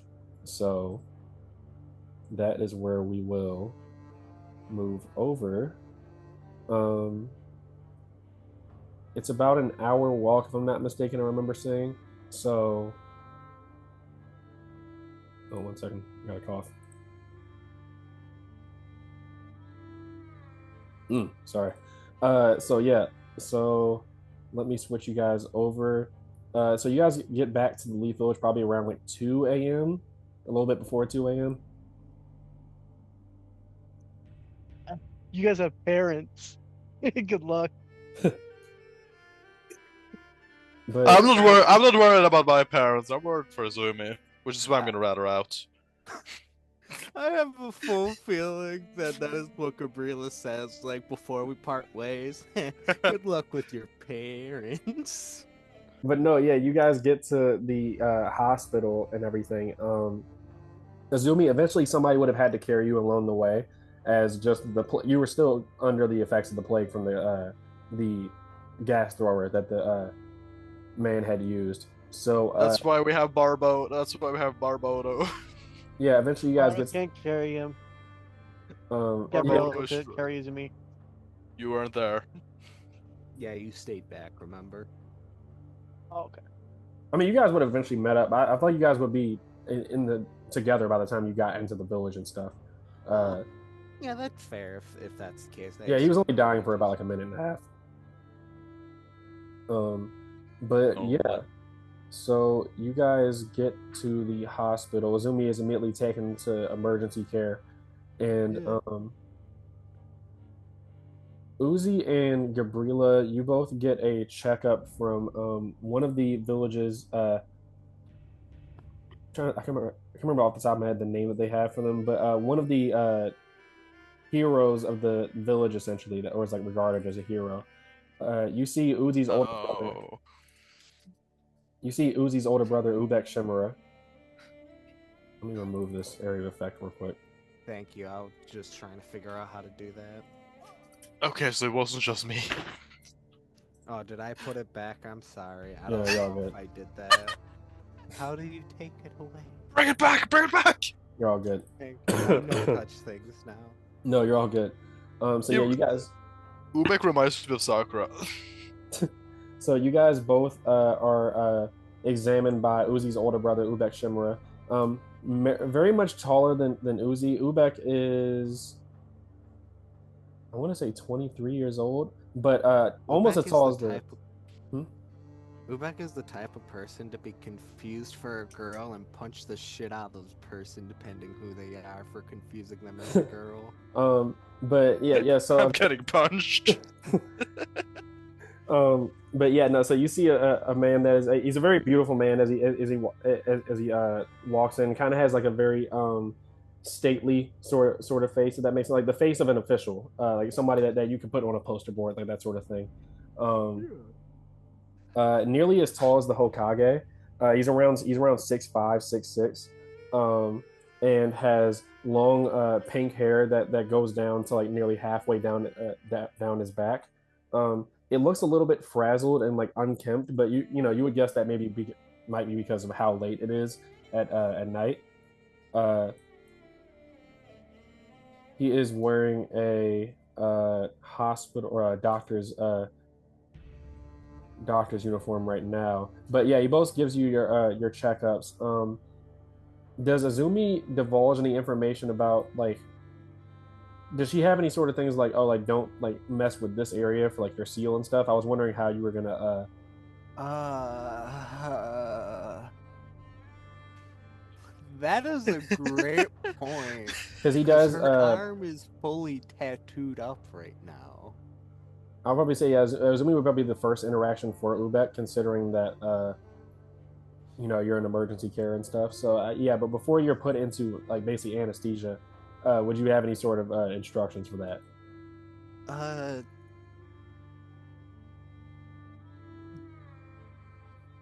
Try not to mess with the central seal.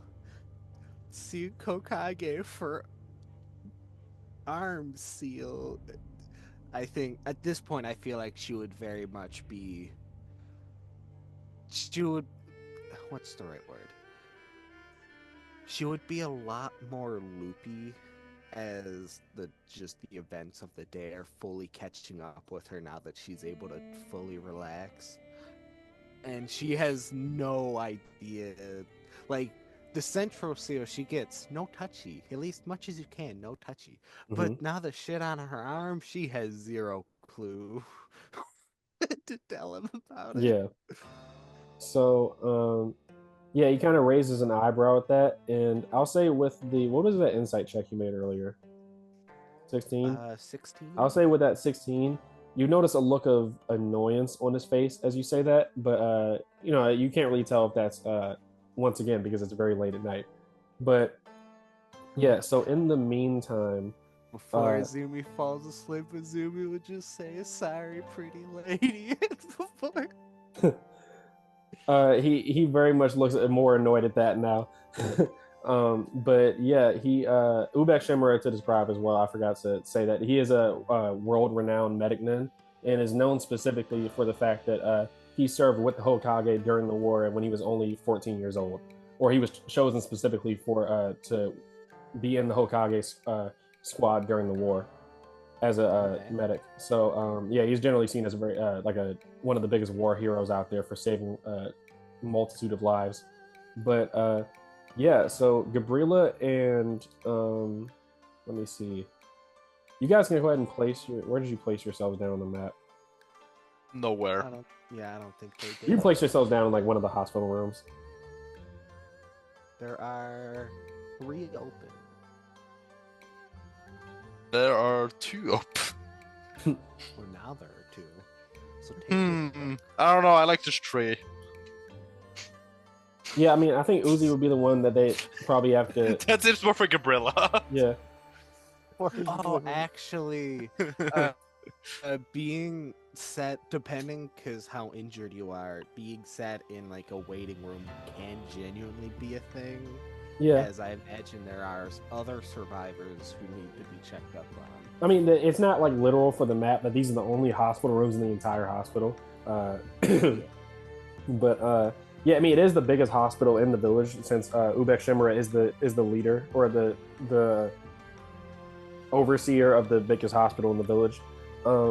So yeah, I'll probably say Gabrilla would be first in that scenario. You see a woman enter the examination room you're in. Now, this is actually a question for you, Gabrilla. I'll let you decide this. Has Gabrilla ever been to the doctor? No. All right, so you see a woman walk in as she make sure that's showing on the map. Yeah, so you see a pink-haired woman walk in, kind of like very well kempt hairdo. It's like a ponytail that has like a little bit of like the front half of the hair draped over like the side of her face or one side of her face. She has bright pink hair and green eyes, and walks in and has a clipboard that is completely empty as she says, "Okay, no paperwork or any records. Hello, Miss Gabrilla. I am. My name is Chichi Nara Haruno. You can call me Doc. You can call me Doctor. Whatever. I don't really care. Um, I am just here to give you a examination. Now, I do want to ask. Have you ever been to the doctors before? I don't even know what a doctor is. That is disappointing. I was just told to come here because I was injured. Yes, that's what people do when they go to the doctor. So I can help you get better. You don't seem to have a large number of issues going on right now outside of your burns and general bruises, but she kind of looks at you and says, "Do you know what a dentist is as well?" You know, I tilt her head curiously. Okay, so we do both dental work and just general healthcare here. If that is the case, just for examination purposes, I'm going to need to examine your teeth as well to make sure that your dental health is okay.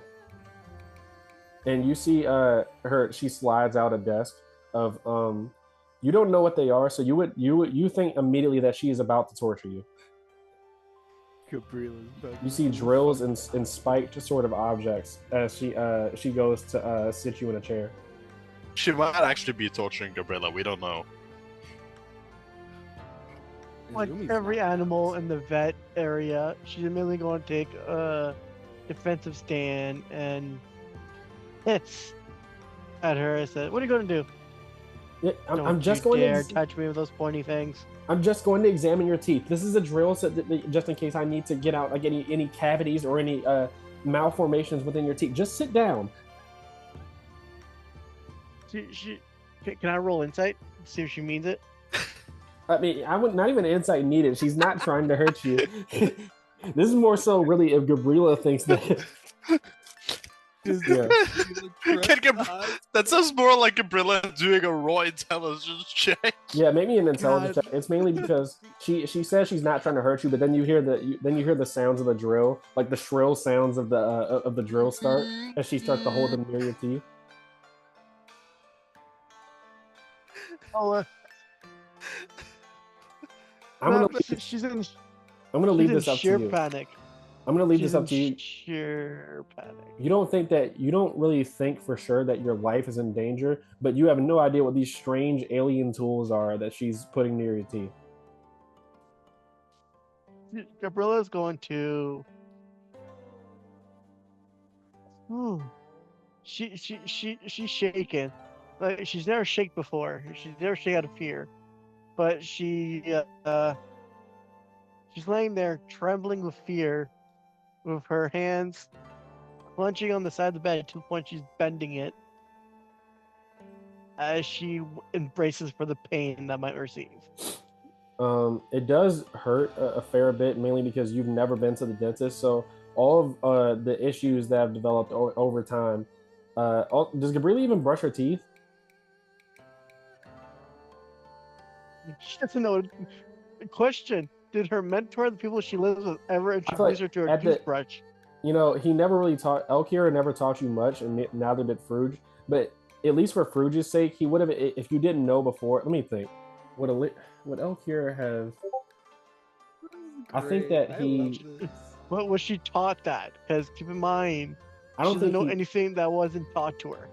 I feel like he's definitely the type where he hasn't taught you how to brush your teeth, but he's let you know when your breath stinks. He's just never told you how to solve it. Fruge would have taught you how to brush your teeth, because just for his sake of having to talk to you every day. All right, then yes, she would have brushed her teeth Yeah. when she was told to.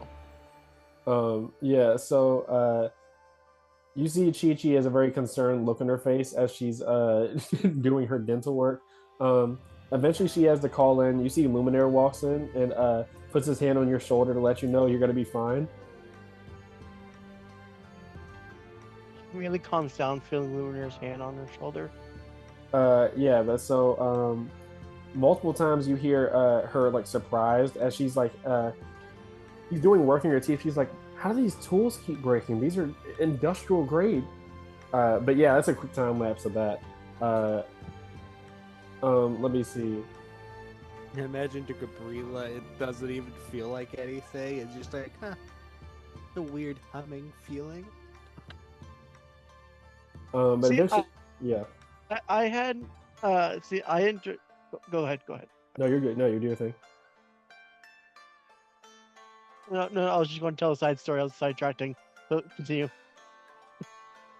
Yeah. So eventually that gets through and stuff like that. You see, Chi-Chi is very concerned after she finishes her examination. Her clipboard went from having no notes on it to not having enough. Like the clipping, it can't go far enough to contain all the notes she had to take on you. So yeah, eventually that ends. Wait, did Uzi say BRB? No, I'm back. Okay. Your brother definitely would have showed up to your room after your quick examination by Chi-Chi. You definitely would be aware of Chi-Chi. It's up to you on whether you would have like ever like gone to the hospital where your brother works at. But you definitely would have seen her around, considering her, familial like ties and stuff like that because the Shimmer clan is very close with the Haruno clan.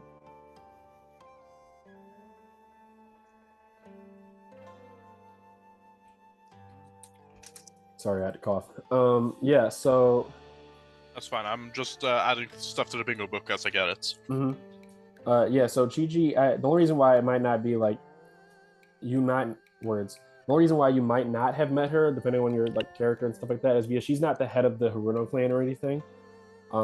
She's just a member in there. She's your brother's assistant. So yeah, he walks in and well, first he gives you like a greeting and everything and says, well, I guess they just let anybody in here, huh? Of course. Hey, bro. What's up? So how the hell did you get yourself into that? Which part? The party or the massacre? All of them.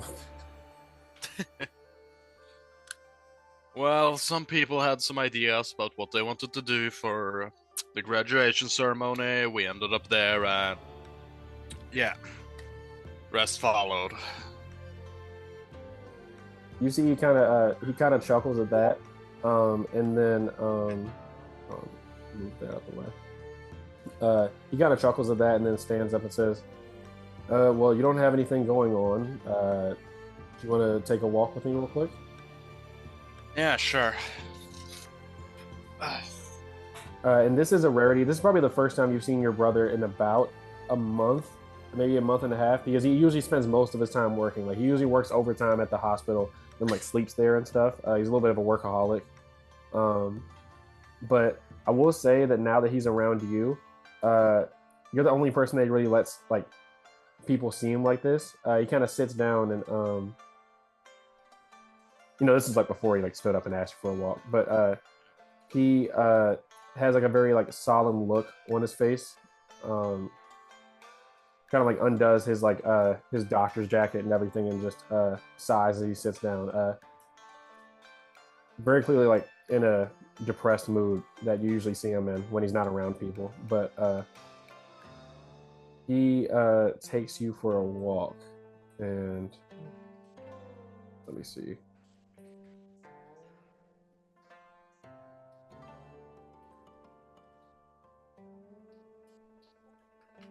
Yeah, no, it is pretty funny. At the end, Uzi only really suffered the burning.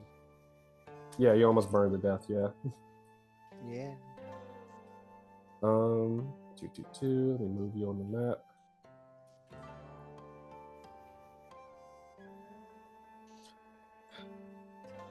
I'm gonna say it again. Me picking up healing waters was the best decision I could have made at that point. It also makes sense within the lore. Holy shit, that was. There could not have been a better time to pick up healing. Yep. Yeah, no, if you didn't pick that up, so many more people would have died. Including me.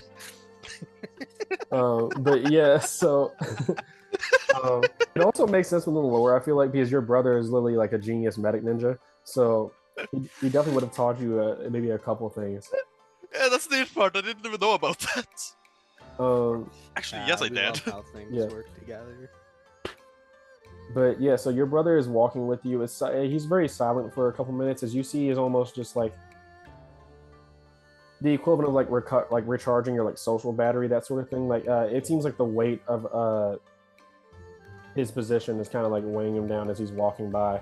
His shoulders kind of droop more and more until like his like being 6'5", his tall sort of stature kind of droops a little bit to the point where like you wouldn't, no one would guess that he's as tall as he is based on the way he's walking.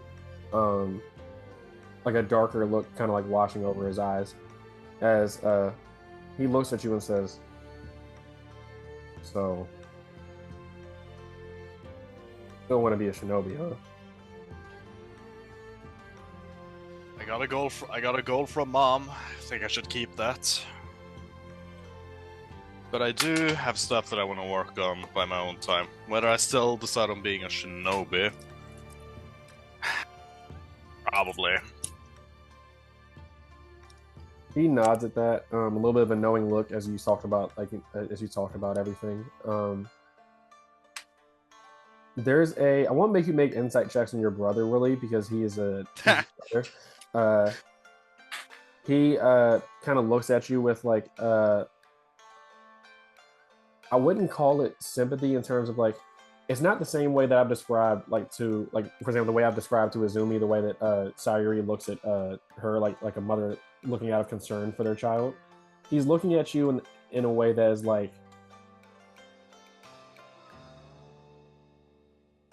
a sense of concern for something that's not about you specifically. He's not looking at you like you're weak, essentially, is what I'm trying to say. But he walks you eventually to you get to a graveyard that you can tell by the sign is for shinobi that have fallen in the Third War. And you see the hundreds of graves as you kind of walk out into the grassy field that the graveyard is in. He looks at you and says, I fully understand your obligations, but I feel like I don't know. The village always tells you to prioritize the lives of your squad mates, your friends, on your missions, and some other villages prioritize you completing the mission, even at the cost of your own life. But I feel like, look, as long as you come home, that's all that matters. Everybody else that subscribed to these ideologies that their villages preach to them, well, this is where they end up, as he motions to the thousands of graves. All I'm trying to say is, you need to prioritize your life if this is the field you're going into. I don't know how much you care about your friends, those two other troublemakers that you're always with, but What did I do? If you're going to be a shinobi, I need you to realize that there's a strong chance that they won't be with you after a while. I'd posit to guess that the majority of your class isn't going to make it past however long they decide to be a shinobi, but all I care about is you coming home, okay? If something happens out there, I need you to worry about yourself first. Friends come and they go, but this, us, our family, that's what matters, all right? All right. I get it. It's not like I'm doing this whole shinobi business just for mom's sake either. There are certain things that I need to be able to do if I want to achieve my own goals. And this is a way of getting to that point.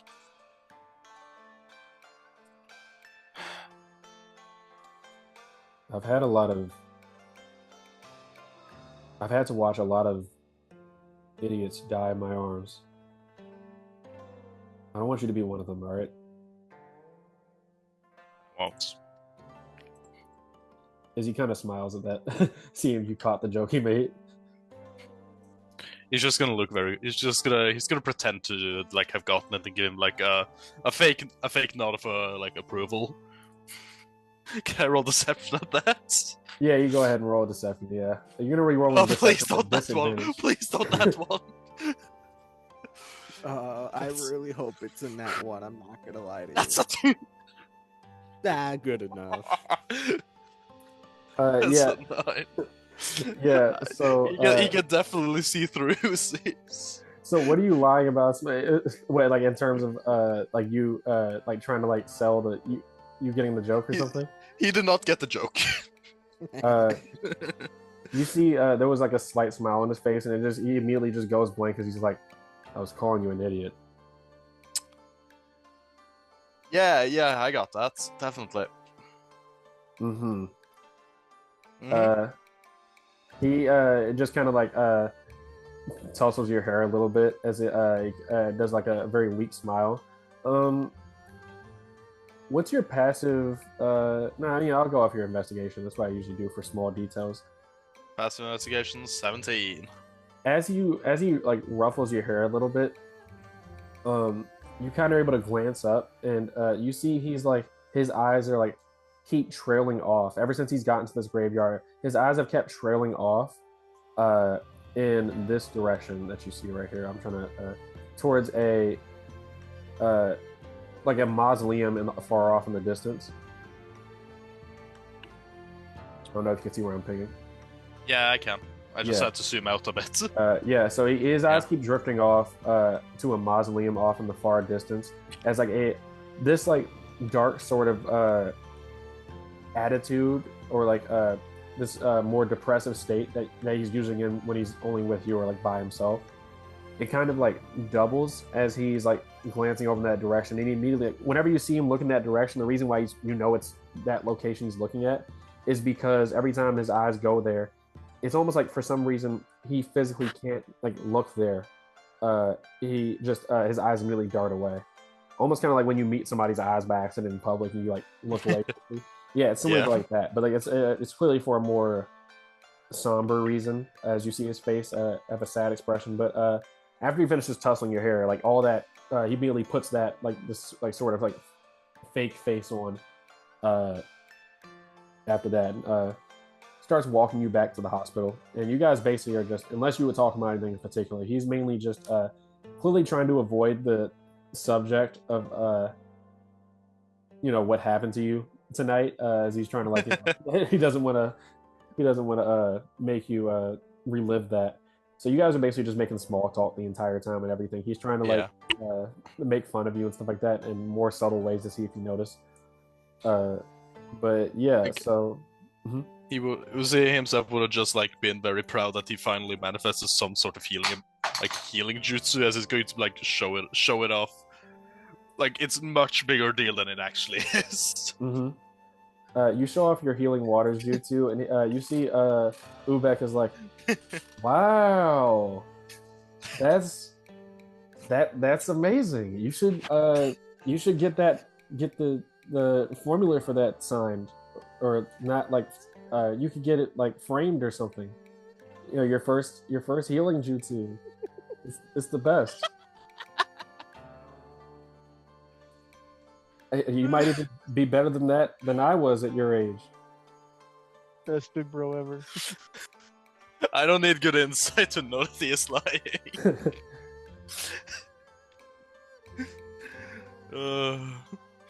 But yeah, so you guys make your way back to the hospital and everything, and basically it's just a quick time lapse of I would probably say like Gabrilla, you would be let out like probably the same night if you really wanted to leave after your horrifying experience getting a dental appointment done for the first time. You could leave tonight if you want, but Uzi, you would be kept for at least another day and a half just to make sure there's not any residual effects for the gas. Azumi, you would be there for about a week. One, recovering from the plague and stuff like that, and then also just recovering from like any surgical procedures they had to do to make sure it was all out of your body. Yeah. I would imagine within the night or the next day, her mother would also become aware and make her presence known. So essentially, once you get out of the emergency area where they don't allow visitors and stuff because it's quarantine, you were basically in quarantine protocol for like a good 2 days. Yeah. As soon as you walk out of the doors of the quarantine area, you are immediately knocked off of your feet by like a stronger force than like Luna, as you see your mother with like tears like streaming down her face, is like rubbing her like face against yours and like, oh my god, I can't. I was so worried. Yeah, Zumi just returns the hug as she realizes. I couldn't sense your chakra anywhere, and you were out way past curfew. I was dragged along with some friends. We'll talk about that later. I'm just glad you're okay. She would not, just holding on to her mother, just enjoying the comfort. You see Ubek Shimmer kind of is in the background as he was like overseeing you being like walked out of the quarantine area. You see, similar to Motodi Senju, Ubek has a very clearly a slap mark on his face, uh, as he's just kind of like uncomfortably looking away from Sayuri. I'm gonna But roll something real quick. yeah, Let me just go ahead. Okay, she understands. yeah. Well, yeah, if you were doing like a like trying to guess something, yeah. I mean, you would. No, it was just based on context clues. It was, huh, I wonder what happened there, or, oh. Yeah. Um, Where's he you standing? Ubek would have at least told you over over like the course of the like next like 2 days and everything, Uzi, that Sayuri was giving him like a lot of trouble about her not being allowed in the quarantine area. But yeah, so you are eventually just taken to the regular hospital rooms and everything, and I'll kind of let you guys take it away from there. As you would have at least like a good portion of this not portion of this session, but like a good little bit of time to RP, like where you would have gone in the hospital, or like if you would have tried to like see anybody or ask for any visitors, that sort of thing. Um, One last note for you, Uzi, I forgot to say is that Ubek does warn you about. He says to watch out for Gabrilla because, as far as he knows, her examinations are coming back as something that he doesn't know the source of her heritage, if that makes sense. Like, he's not saying she's not human, but he's saying there's something off about Gabrilla's vitals, essentially. So he tells you to watch out for her. I could have told him that. Like, he's never seen something like Gabrilla anymore, and he's talking like very. He gets into like some very like sciency, like doctor terms and everything that you don't really understand. But he's basically just describing that she doesn't really align fully with how her body should be.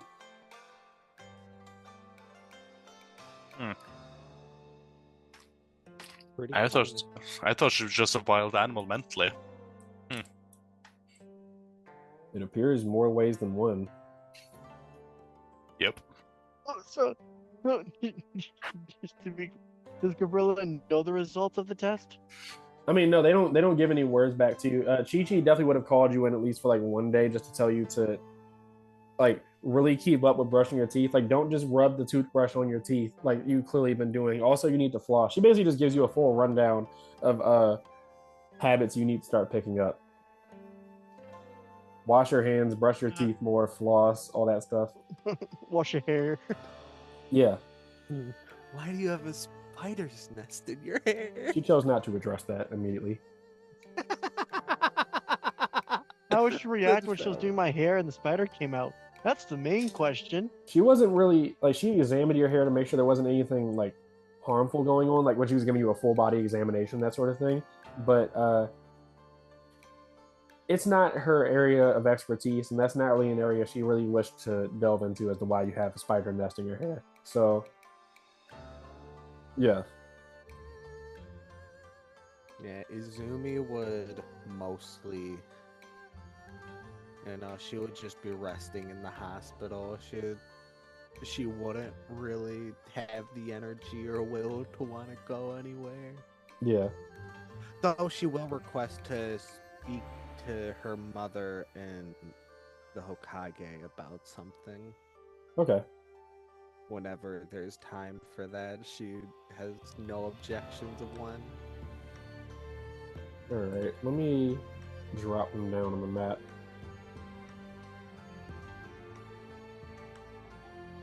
Can you swap us over back to the hospital? Oh, I didn't even realize that. I keep forgetting that you guys don't travel with me with the maps. That is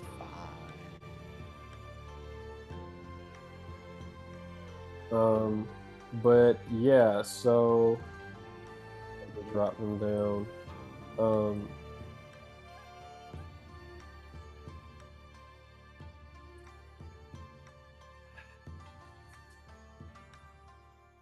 do, do, do.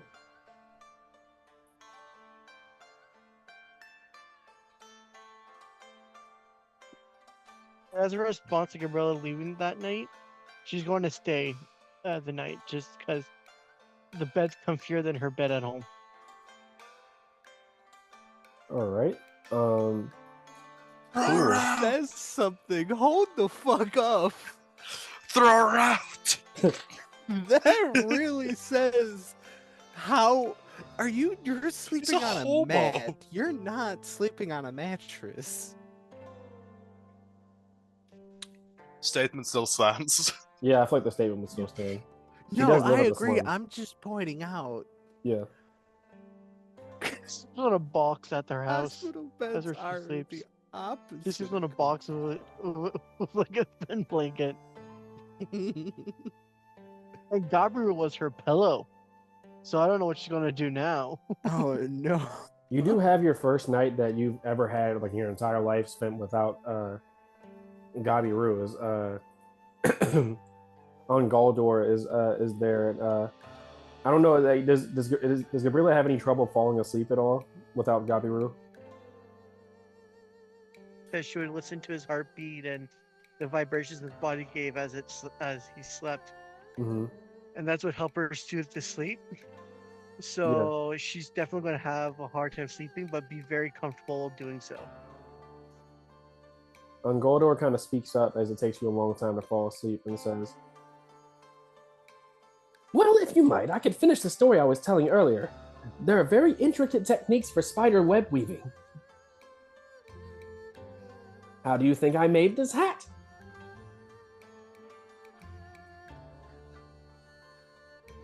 We get Gabrilla back. She's going to nod, hoping she'll fall asleep before she learns anything useless. But she'll let him talk. Yeah, his voice is a little bit shrill, so that's up to you on how easy it would have been for Gabrilla to fall asleep while Ongoldor was talking. But he talks for hours about his web weaving techniques and the various trinkets and knickknacks that you can make out of webs. Let me see something real quick. Uzi, would you be doing anything in the couple days of the hospital experience? That's a very good question. I can't think of anything, so practicing Fuinjutsu. All right. That's just the standard. I will say, you did see Izumi do a bunch of new shit with Fuinjutsu. So if you want to like bug her on where the fuck you learned that. Sayori is in your room. I am not approaching. Not valid point, Anna. Yeah, there probably wouldn't be a night that her mother isn't there. Yeah, I mean, there has to. Yeah, I was going to say Sayuri does, unless you have any. I mean, honestly, even if you object, Sayuri would anyway. But Sayuri, as soon as she's able to, as around you 24/7, yeah. So I'll probably address first for you, Uzi, since you're off doing seal stuff. Ubek definitely would try to come by like whenever he can to work with you with some seal stuff and everything, as that's one of his specialties along with medical jutsu. Actually, no, I mean that definitely would be a good thing and everything because he definitely is well regarded for his seals. You notice Yubuta, who is still very like kind of like veined up and everything, walking around the hospital, like just throughout the course of the couple days. You know that she's an assistant at the hospital, but you notice after about like a day or two, it depends on how many times you would have tried to interact with Yubuta, that she is increasingly exhausted. You don't really know how much sleep she's getting. As you see her like quite often speed walking to like different parts of the hospital and stuff.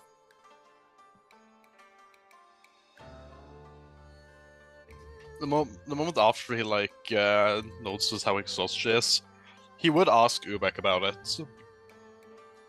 Ubek kind of like sighs a little bit. She experienced a great deal of I mean, yeah, I imagine all of you did, but she experienced a great deal of shock from what happened.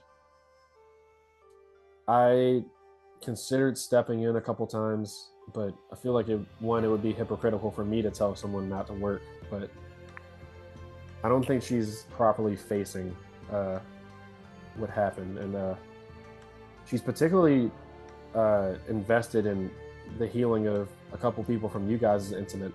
She got Luminaire out in about a day or two, even with his injuries, and she's been especially tending to Kikunara and Old Man Zuko in the past couple of days. And this is unusual. Sorry, go ahead.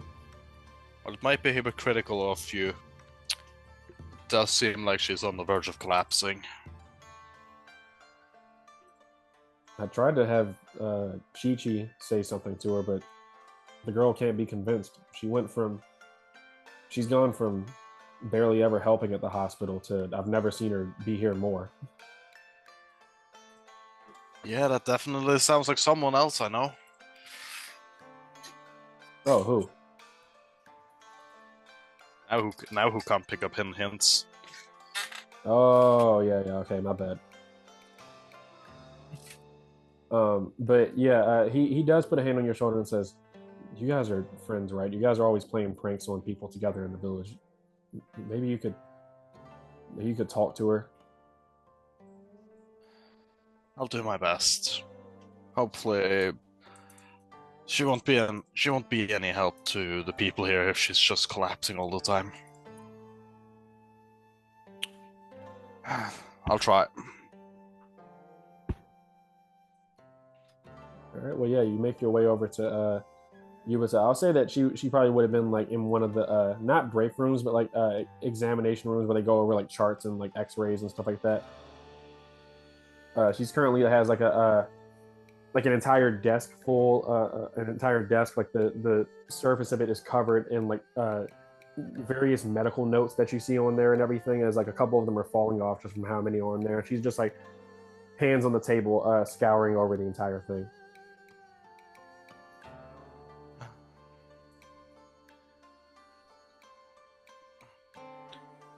He's gonna stand there for a few seconds, just like bracing himself right before knocking on the door. Yeah, I mean, you know this is unusual for Yubuta because Yubuta doesn't like to work or do anything work related. So she's been asked multiple times prior to this incident to be a volunteer at the hospital, but she's only really showed up once or twice and just didn't like having to work. So this is definitely unusual for her. Yeah, you walk in and she kind of looks at you and kind of opposed to the smile that she usually gives you, like a warm smile. You see she just glances at you and then is just like, "Hey," and goes back to her notes.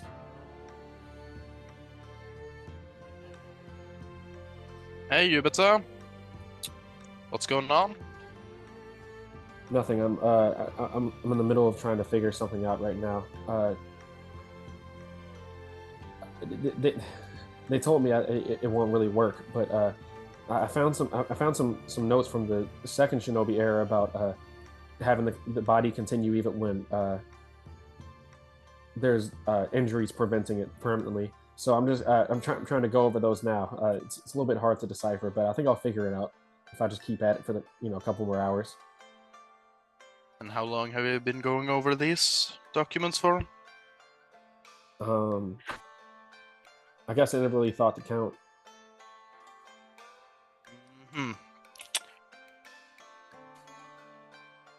Does this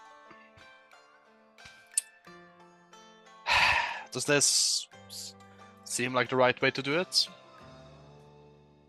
Yeah, I think I'm in the middle of a breakthrough right now. She motions to like a drawing board that she's made with like not equations, but various like jutsu hand signs and everything. They try to craft a jutsu that's able to do whatever she's trying to do. You can tell by the jutsu hand signs, but this is definitely something related to like physical amplification and stuff. I Can I roll anything to see if she's actually close to anything, or if this is just like the range? Yeah, I'll probably say like, just a bit like a ninshu check, just be able to decipher. I mean, it depends. Are you trying to like just insight check her, or decipher the notes that she has to see if they even make sense? I want to see if these are notes of someone who actually has a plan, or if this is just stuff that she's haphazardly throwing together to hope for a solution. I think that would probably be a ninshu check to examine, like, because it would be the sort of thing of like, do these notes even pair well together, or like, does this seem like a like plan sort of? It's like analyzing whether the formula for an equation is right. Do I have one? Right. Did we get a long rest? Yeah, this would be like, this conversation is happening a couple days after. Okay, yeah. okay. I'm using a point. Prodigy. That's a 14. 14. I'm not taking a 9 for this. You're not a medical shinobi, so you can't say the specifics, but you know for sure that with a 14 that the beginnings of these equations don't make sense. If you were to like equate this to the Fuin Jutsu or like seal work, you need a solid foundation when it comes to jutsu, because chakra can be used in so many different ways. You need a solid foundation in order to have something to work off of. So your basic understanding of healing jutsu, just from knowledge from your older brother and stuff, it doesn't look like it makes sense. And you can clearly see like the drawing board has been erased multiple times in just the beginning sections of it, which indicates that she hasn't figured out the actual basic formula yet. She's just kind of like hypothesizing theories, essentially. Yeah. As he realizes that this might not be going anywhere, he stands there just looking at the table, trying to figure out what, and more importantly, how he's going to say that what he's trying to. It's pretty impressive, right? I know I'm not the absolute best when it comes to math, but I think I'm making a real breakthrough here. I just have to. I think I might need to go to the library again to examine the notes from the second Shinobi era. But if it's anything like today's jutsu, I should be able to combine it with maybe fox hand sign. Maybe might be. Or what's your expertise? Mine's unsettling jutsu, Fuin jutsu. My brother's the one you want to talk to if it's about healing or medical. You see, she flinches at that. At you saying that to ask your older brother. I won't make you make an insight check.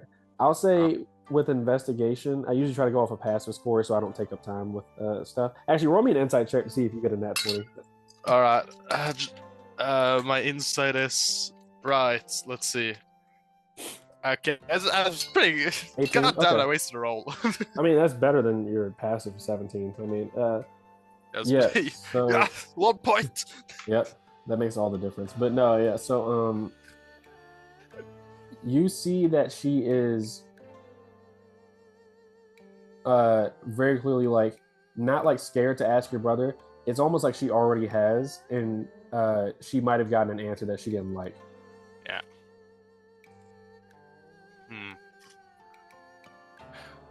Yubuta, I have a question. Not about the jutsus and whatnot you have here, but just in general. When was the last time you slept? I mean, who tracks that sort of stuff anyway? I'm sure I've slept at the usual times and stuff. It's fine. You can work off of not having as much. If we're in a mission, you don't need to sleep for all 8 hours the entire time. Sometimes 2 or 3 works, or maybe like just 2.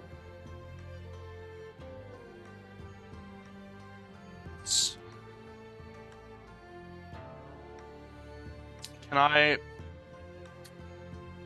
I be blunt for a second? Is that fine? Look, if you're gonna tell me that it doesn't work, then it's fine. I'm trying to work right now, so there's no need to. No need to pile on top of me like that.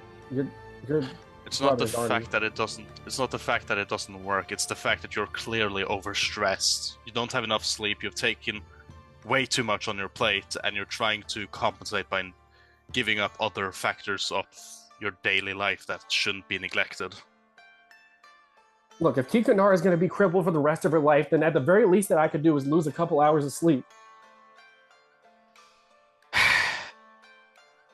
It's my fault anyway. There's nothing wrong with missing a day or two. How many days is that going to be? Once I figure this out, if your brother was willing to help me instead of just telling me how much it doesn't work, then maybe I make a breakthrough on it. But I need to. Kikunara is never going to be able to be a ninja at this rate, and it's going to be my fault.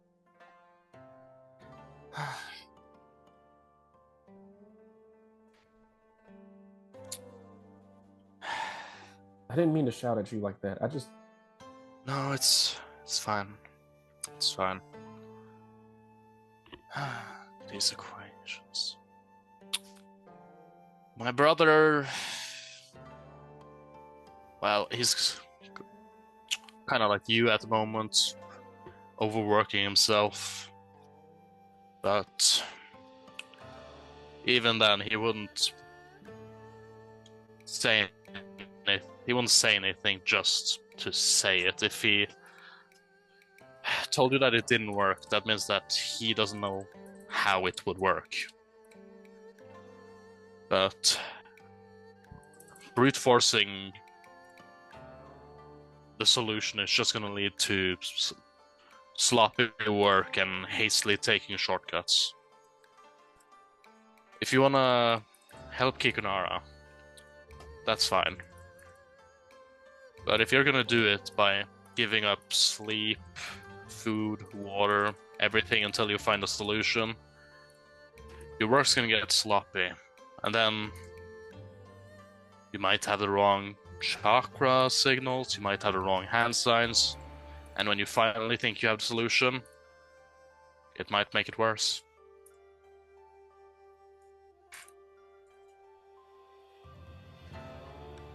She kind of she was like avoiding eye contact with you this entire time, which is like not very typical for her. And she's just kind of like was kind of like blankly staring at the notes like sprawled across her desk as you were talking, and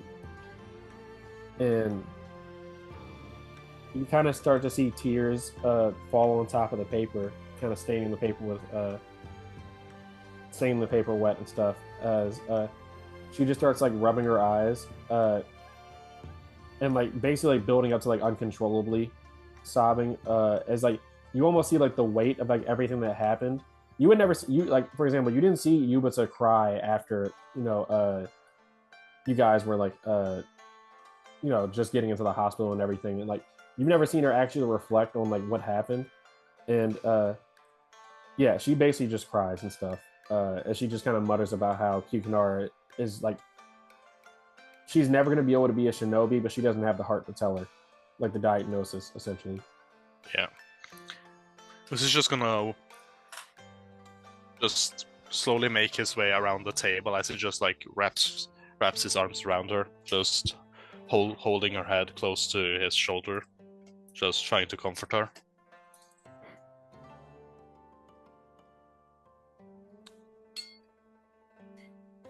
I just really wish I didn't tell us to go to that college party is all. I know what you said before. I'm not going to blame myself for it, but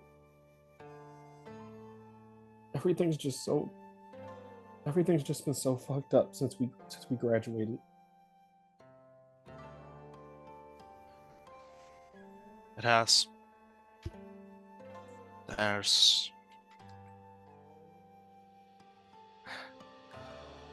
This is just the life of Shinobi, I guess. Suffering so the people of the village don't have to. You see she like nods at that, and you basically are just you guys are basically just talking until you notice that she's like falling asleep. Is there like there isn't a bed in this room, right? No. All right. Can he just like take him back to his room and lay her on that bed? Because is Yeah, there he's a just like on the hospital bed. yeah? Yeah. There's a chair on the bed. That's a chair, right? Yeah. It's a bit of a blow. Yeah, if he could just like stay in the chair while Yubuta is sleeping. Yeah. Yeah, that would be the plan. All right. Well, moving elsewhere while over this time lapse of the hospital. Eventually, yeah. So Azumi, you call the fourth Hokage, and well, you don't call Sayuri into your room. Sayuri's already here, but yeah. So what do you Well, say first, real specifically? quick before that, Uh-huh. Gabrilla, did you want to do something?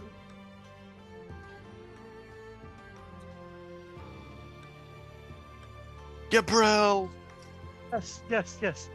So after works every time. I hate how it does too. What I had planned is after the doctor, because she spent the night, and then I guess the next day that's when Chi gave the whole speech Yeah. of how she should wash herself better, brush her teeth, etc. Be more civil, in other words. Mm-hmm. And Gabrilla not knowing who to turn to, she would actually go see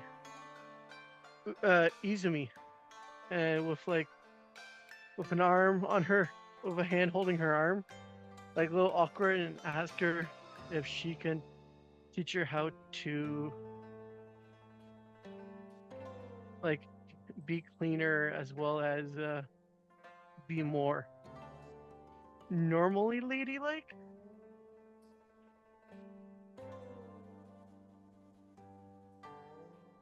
Let me roll something Like be more for civil. Izumi. Leave. The guy Ongoldor hops out of from you don't know where the fuck he came from, but he hops out and he says, "I believe that Gabrilla is asking to how not to be a ruffian as their true nature is."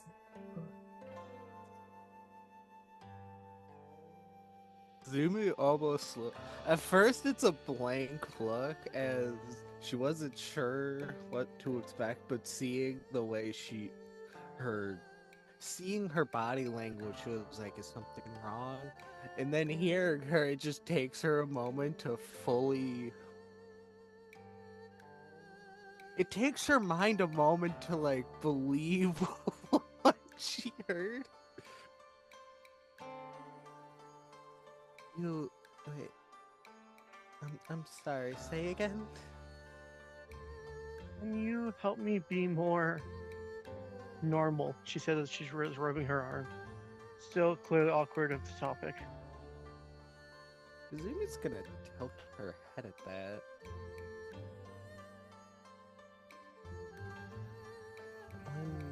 How does Izumi mother react to this? Is the question. Well, That is would a you good have point. would you have come by when Sayuri wasn't like presently like in the room, or would you have waited or would you be fine She would with have went Sayuri with the being- mother's there, without knowing the mother's there. Yeah, I would probably say Sayuri was probably like now you know there's like a there's the bed and then there's like the sheet that you can like pull like on like a shower curtain type thing to like give privacy to somebody else in the room. Yeah. Sayuri's probably there, and you just hear very subtly Azumi's mom's voice, and she's like, "That is adorable." Carry on. Don't mind me here. Gabriella's going to turn bright red at hearing her voice. I'll give you two some time then. As she kind of walks out, but she's clearly standing next to the door. So Gabrilla tries to understand, like, she's like, I don't know who else to go to.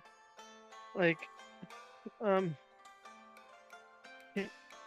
I don't know how to say this, but can you help me and teach me how to like be cleaner and stuff? Izumi just seems. after a moment, like understanding the question, a bit surprised by it. I would gladly help. Oh, is there something specific you wanted to know, or Anything that you want to teach me. And you'll see that like the night is clearly weighing on her, and that like she's been, because she had barely no sleep, her brain's been thinking a lot more than normal. And she realized, especially after Chi like suddenly judging her with the speech and the description that she thinks, that she needs to change her behavior a bit, especially maintaining cleaner behavior. Because like you can tell that her hair's all matted and dirty and filled with webs, like if it hasn't been washed in like forever. Her clothes are like kind of ruggedy and worn down because she doesn't bother changing them half the time. So like she like when you look at her, she looks like a wild person that's trying to fit in, but barely passing. And she wants you to help her like change her entire like look and behavior. Izumi, after a moment of thinking, is just gonna let out a giggle, just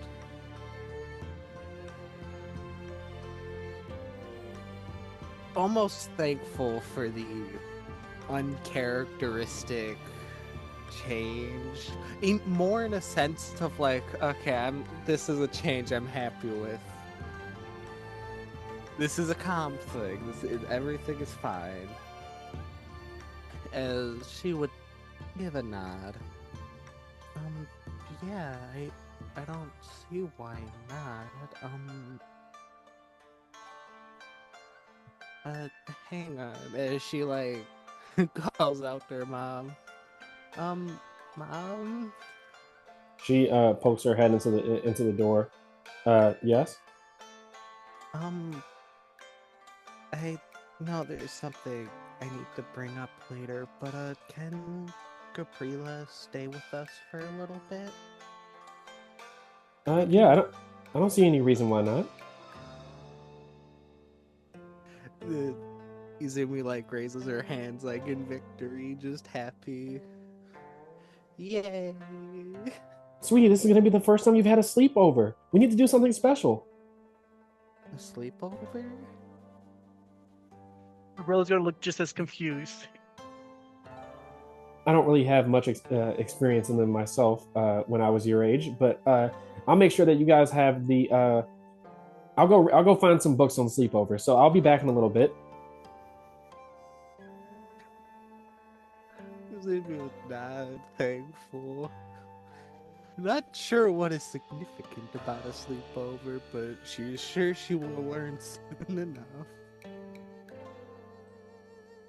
But Gabrilla, if I had to say, I think we're opposites of each other. Especially through what we went through. You're wild and, when pissed off, very animalistic. When I'm more, how to say,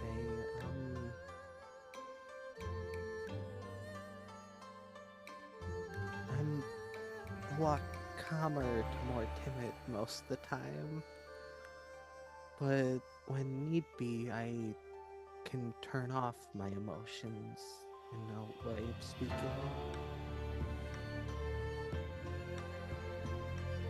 You might be an interesting person, but don't don't think of yourself as not normal. You're a friend. And everyone comes with their own quirks, even if some things can be worked on.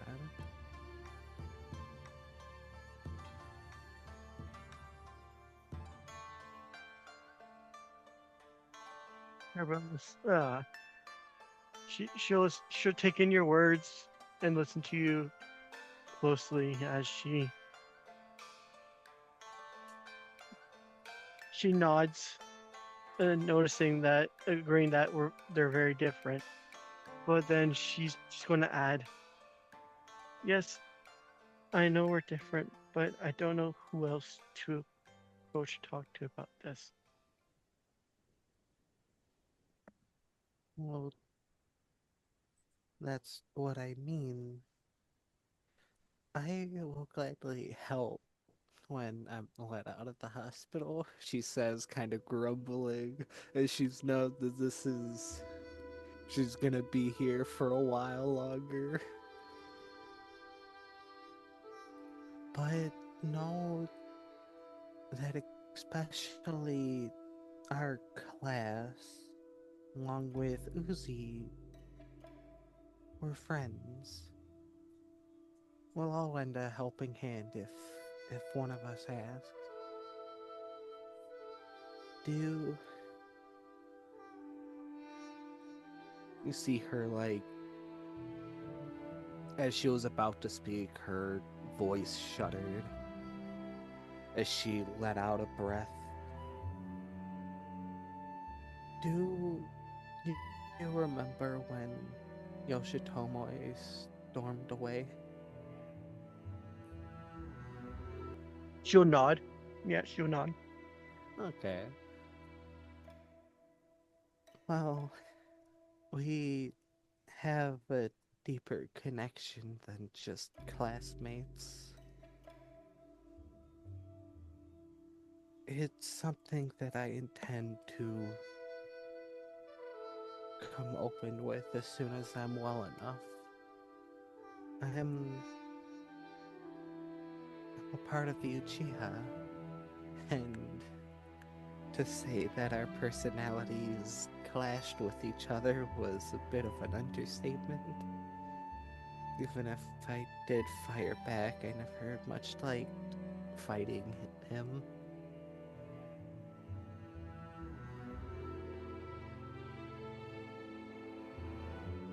I Hush. I'm not sure if anyone would have taught Gabrilla the clans and stuff. So she's going to look at you and she's like, "Is that an important clan?" You've heard Uchiha plenty of times. Like you wouldn't know for I don't you don't know any details specifically about them if you hadn't looked into it because Alkir also would have told you that all the noble clans are just jackasses. Um, but you've heard of the Uchiha clan mainly because every single year they do a commemoration for the Uchiha clan that was massacred. I mean, along with the Uzumaki. But those are two names you definitely would have heard, at least in reference to great tragedy that the greatest tragedy that the village has ever gone through. think of a clan like a family. No matter how big it gets, no matter who's inside of it, your family. And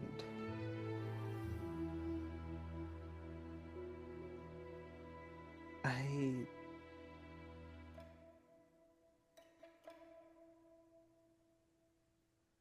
I feel it's at least partly my fault for him ending up there. And I know I don't have control over those things, but if if he could put aside his anger to try to apologize to me, I'm certain that we all can help each other. So so please know that if you ever need anything, you are always welcome.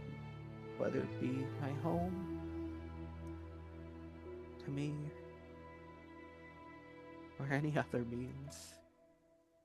She says it's very evident that tears are like beginning to build, but none have fallen yet. Um, as she listens to your words of family and caring for others no matter what, she will feel some envy. Is that the proper word? Like, not jealousy, but envious that you have something that she never had. The closest thing to like love and care she ever received was her ass getting beat because she started something that she had to finish. um, but she's going to tear up, also, and just hug you tightly with all her strength. Yeah, Izumi is returning the hug. Not nearly as strong, but she is returning the. Azumi, make me a Constitution save. Okay, I will. I'll call it DC 12, just to resist the pain. Yeah, so you have to grit your teeth through it because Gabrilla said I'm specifically with useful all to her strength. mom. That's why. Yeah, Gabrilla said specifically with all her strength. So yeah, as Gabrilla's hugging you, yeah, you have So to, yeah, there's clear emotions in her hugs when what's yeah. happening that she's never shown anyone before. No All matter right. what, we're friends. And I'm always gonna see our class as a part of family.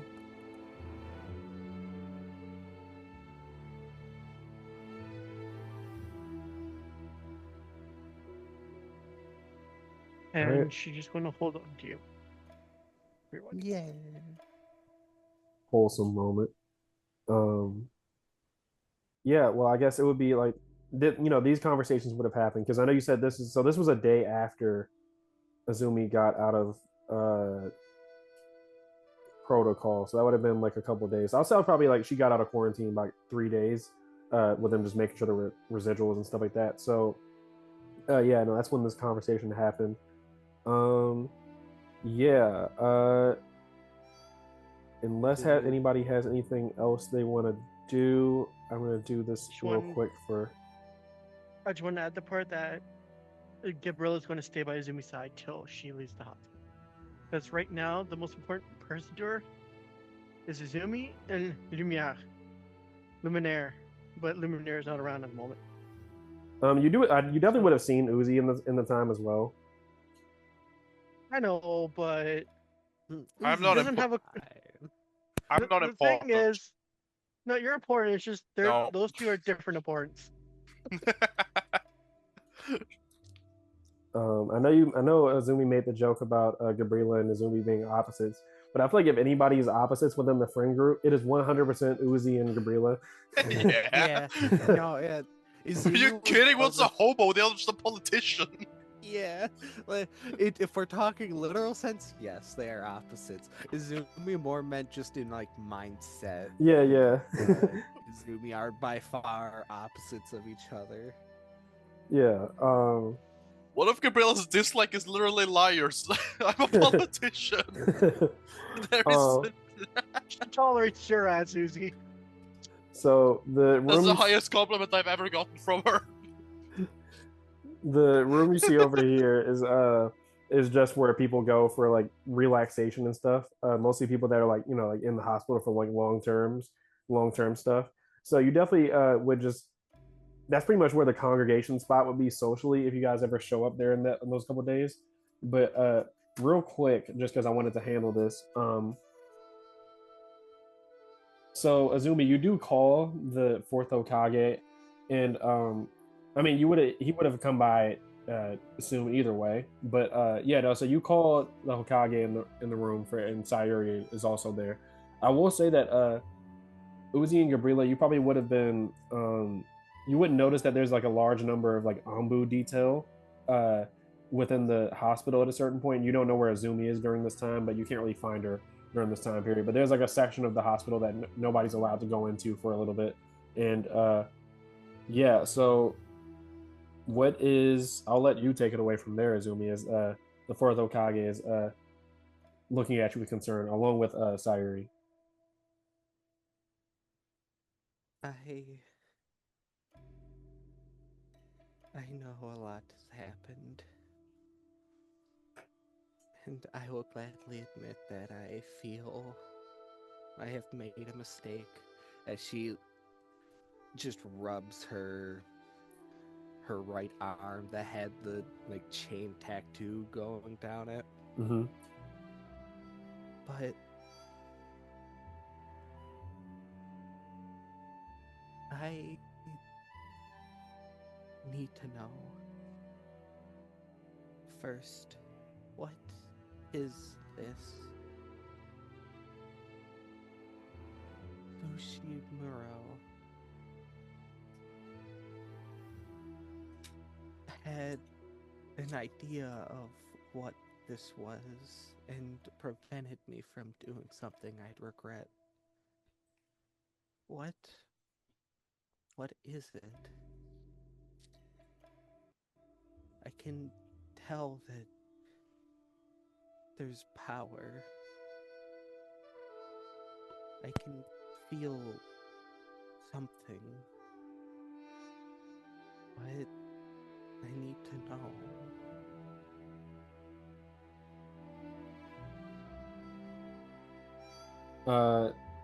Sayuri kind of looks nervously at the seal on your arm. Is that she normally would have reprimanded you anytime, and she almost has like a like sort of innate sense for when you've messed with the seal or even like inquired with that sort of thing. Um, but she looks she had like chosen not to address it up until the Hokage got there, which was strange. But you see, she is like her eyes are like darting back and forth between you and the Hokage. Motani kind of takes a break from hovering above the ground as he always is, and sits down and like a serious expression as he's just like, I would honestly say that outside of the Fuin Jutsu aspect of things, repairing it, your seal and the such, Fujimaru and the Joshin cult might have better knowledge of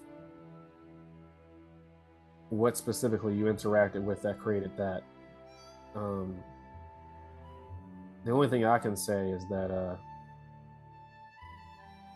there are other entities uh, of a similar um, abstract nature uh, that are similar to what you have sealed inside of you. I want you to believe me when I say that I'm not hiding any information from you here. It's just that Fujimaru knew this as well. There are certain things that you can't talk about unless you're in certain places, if that makes sense. And the situation that you have with what's sealed inside of your stomach is a similar situation to that. If It seems. you say that, What is that? do you say that as in you don't know or you're unable to say anything more? Unfortunately, kid, it's a little bit of both.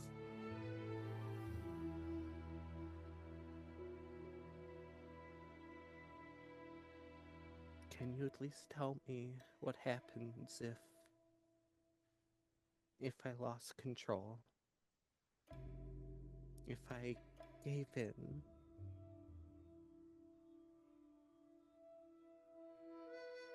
He walks up to you and has you hold out your arm, and he examines the. So to explain, now that it's kind of lost its glowing orange, radiant heat sensation that it's had, but the seal has settled into a shape that you can clearly see there is a cracked, like open section like I had described before on the edge of the seal, in the same location as where it was damaged before at the beginning of the series that your mother noticed. The chain tattoo shape bursts out of there and reaches up to your shoulder, going all the way down to the area right before it like coiling around your arm before it stops at the section where sorry, at the section where your hand is. That's where Fujimaru stabbed. Um, he looks at it and says, "If I were to guess, this symbol doesn't belong to whatever's inside you, but it came from inside the same location."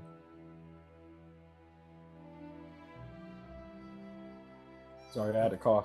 But no, he says that yeah, that's basically along the lines of what he says, that whatever, like the seal is indicative of like what's sealed inside of it. In terms of like the specifics, that's the part where he says he can't really say it out loud. But what he's talking about with your chain tattoo that's formed, extending out from your seal, is that he's not really sure how something else would be like in there. That's the part that he's confused about. But as far as what would have happened, he looks at you and just says that, well, I don't know if we would be having the same conversation that we're having right now. At least not with your relatively good health, considering the circumstances of what you went through. These seals are, or this pattern is the formation of something trying to claw its way out.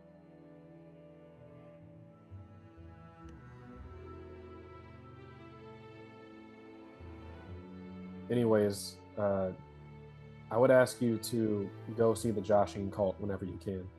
They'll have more answers and a better location where we can talk about it. She would not. Again, just rubbing her arm, just mulling over the little bit that he was able to explain. Sorry, I'm not giving any good answers to you here. It's just that we're kind of in uncharted territory here. If your father was around, he would have tons more information on it, but unfortunately, all I really have are the equations you left me, and all I can do is try to make sure that those equations stay up to date with the changing nature of your seal. It's all right.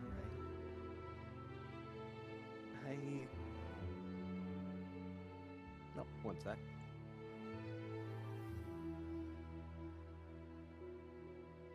I am back. I wasn't expecting a full explanation for anything, but at least I know where I can go to get a little more information. But my father, it actually brings me to the other thing. His, you know, Yoshi. she catches herself, like just letting out a giggle as she called him her nickname. Yoshi Tomoe is no longer with us. I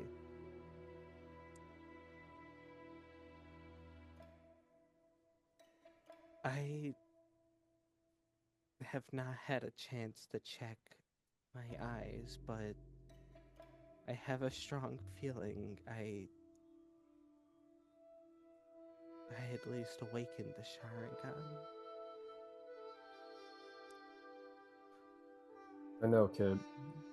I saw it when I picked you up. I want to go public with my heritage. Both, Um,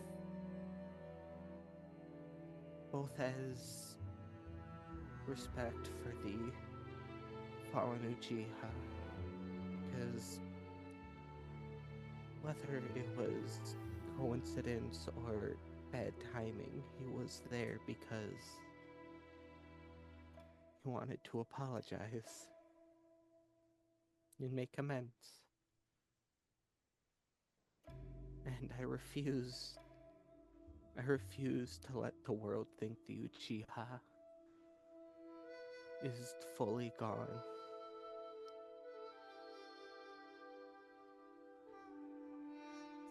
He he looks at your mother, and your mother has a very shocked look on her face. She looks at you and says, "Sweetie, are you sure?" With a steadying breath to just gather her voice. Yes. Both hold the dream of Yoshitomo and to live up to what my father was. I refuse to hide or I refuse to hide from who I am, regardless of what enemies it might bring. The You see, clan, sorry, go ahead. I never had much interaction beyond him. But I can't. I refuse to let it happen. Not again. And for that, I will wear the same mark.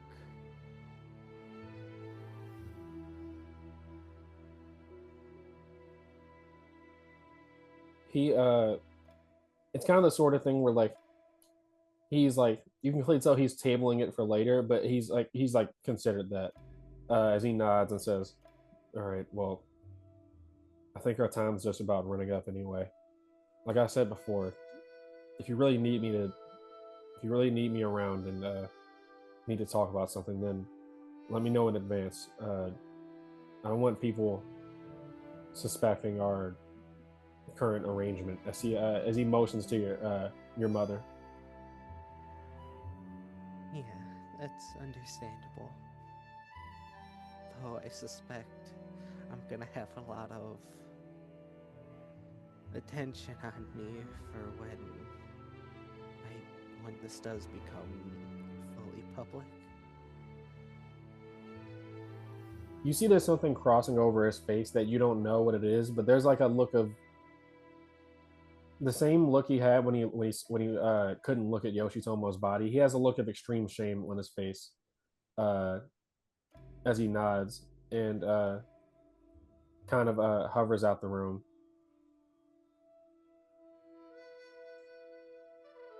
And yeah, after that, unless it would be, I will ask: is anybody? Gabrilla probably Luminary probably would have brought this up to you because he wanted to wait until you guys were like all good.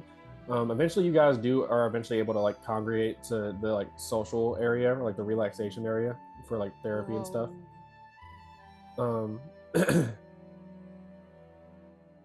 Uzi would be there too. Luminaire asks, "Are you guys gonna go see Old Man Zuko at all?" Oh, is he well enough to see? Luminaire kind of speaks up and is just like, "Well, I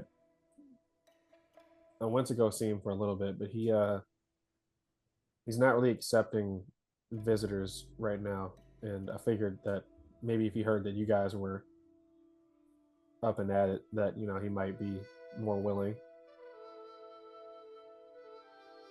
I guess we could try. I would like to try, even if it's briefly. Okay. Everyone's gonna march off. Okay.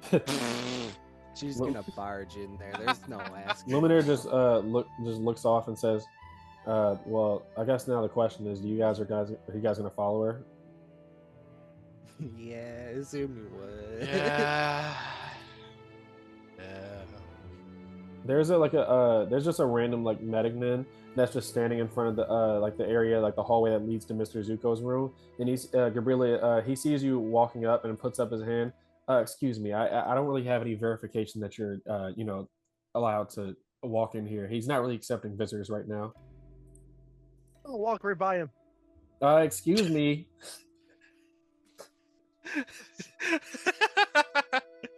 He puts a hand to like stop Zumi's you. just following. The nurse puts a hand on Gabrilla. Yeah, he puts like a hand on your shoulder to stop you. Don't bite them, please. She's going to. What is that called? When you grab the finger and you bend it back, just enough that it hurts for them to let you go. That's what she's going to do to him before continuing her walk. Yeah, he just lets Torture? you go after that. Yeah, that's basically what it is. Yeah. So you guys, Azumi and Uzi, as you guys are following after Gabrilla, you see a door has been swung wide open, and you see a medic can I on the do ground. something?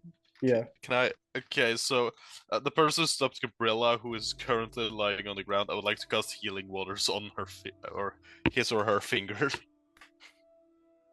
You hear your brother off in the distance give a mocking clap as you heal his finger. God damn it, bro!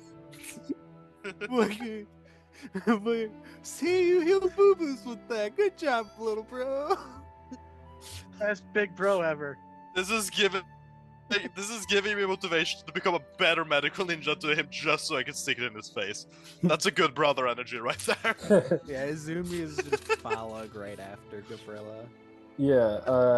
So, Gabrilla, you get in there first. You see the lights are off and everything. Very much a voluntary decision as you see Mr. Zuko is kind of like curled up in a ball, like fetal position in like his bed in the corner of the room. are the curtains closed? Yeah, he has like the curtains closed that lead to his bed. Yeah. She's going to swing those curtains open. So, what's Mr. Zuko?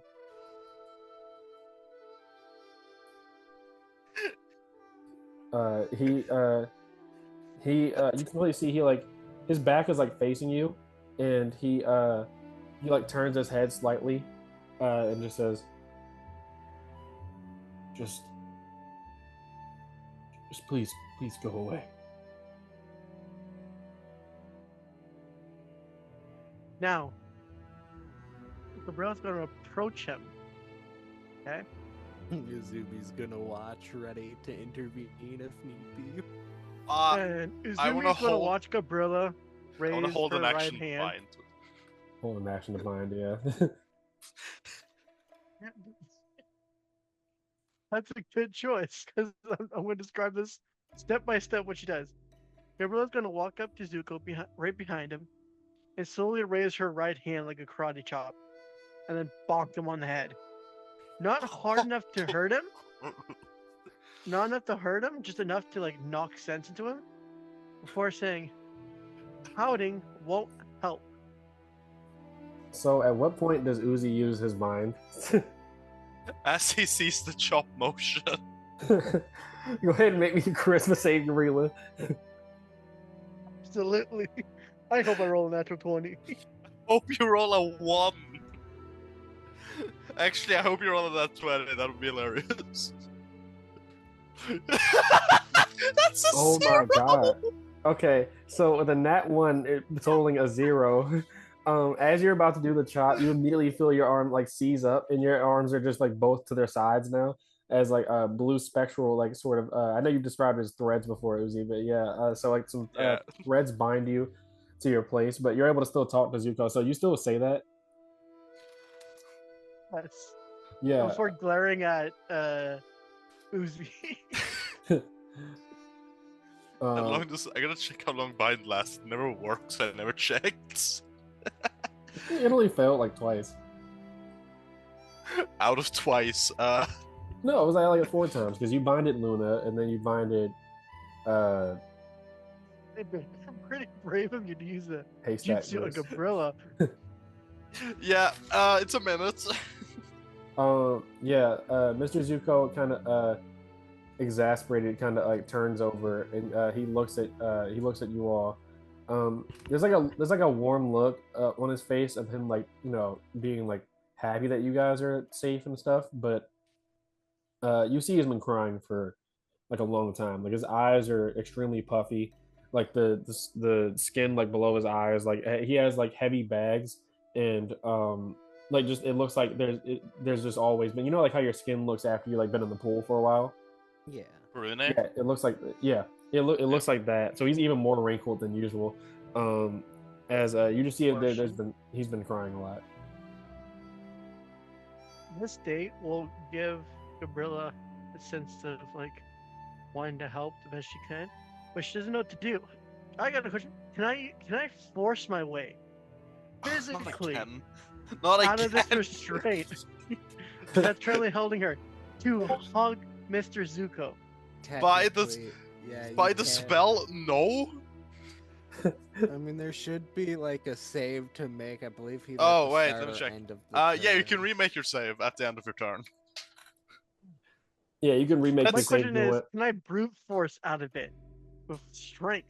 Not Is my without a saving question. throw. No, it is a sealing technique specifically, so it kind of bypasses durability in that sense. This is a ceiling specifically made to contain you. Yeah, or you could also out of game just ask him, not out of game, but no, you can also ask him like a regular person. But this is also Gabrilla we're talking about. Yeah, Izumi. That's not happening. So Izumi is going to put a hand like on the one that nearly chopped Mr. Zuko and look over to Uzi, partially thankful, partially just exasperated that okay, we're gonna have to work on this stuff. Let's not hit anyone, thank you. I wasn't going to hit him. I was going to chop him. There's a difference.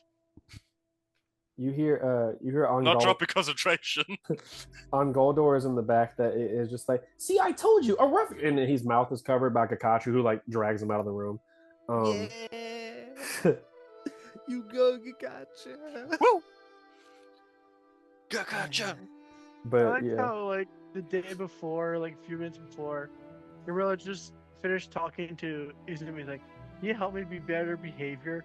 And automatically goes to her base Yeah. instincts again. Yeah, we're gonna treat this gently. Uzi, you can drop your jutsu. Anything happens, it's on you. He drops concentration. As you drop concentration, she feels her she feels her move able to move again, and Izumi touching Gabrilla will calm her to make her realize, okay, not violent. Violence doesn't solve everything. And then just gently hug Mr. Zuko.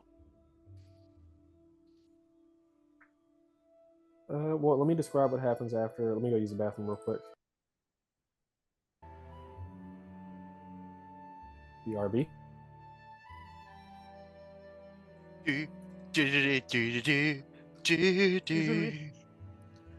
I love the scene of the fucking spider being dragged out by Kakachu.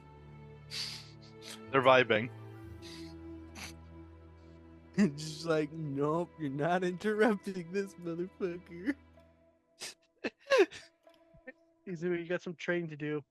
That's to the best. train That's Gabrilla. that's the best spine spell I've ever used. Yeah, that one was so perfect. You got a natural 0.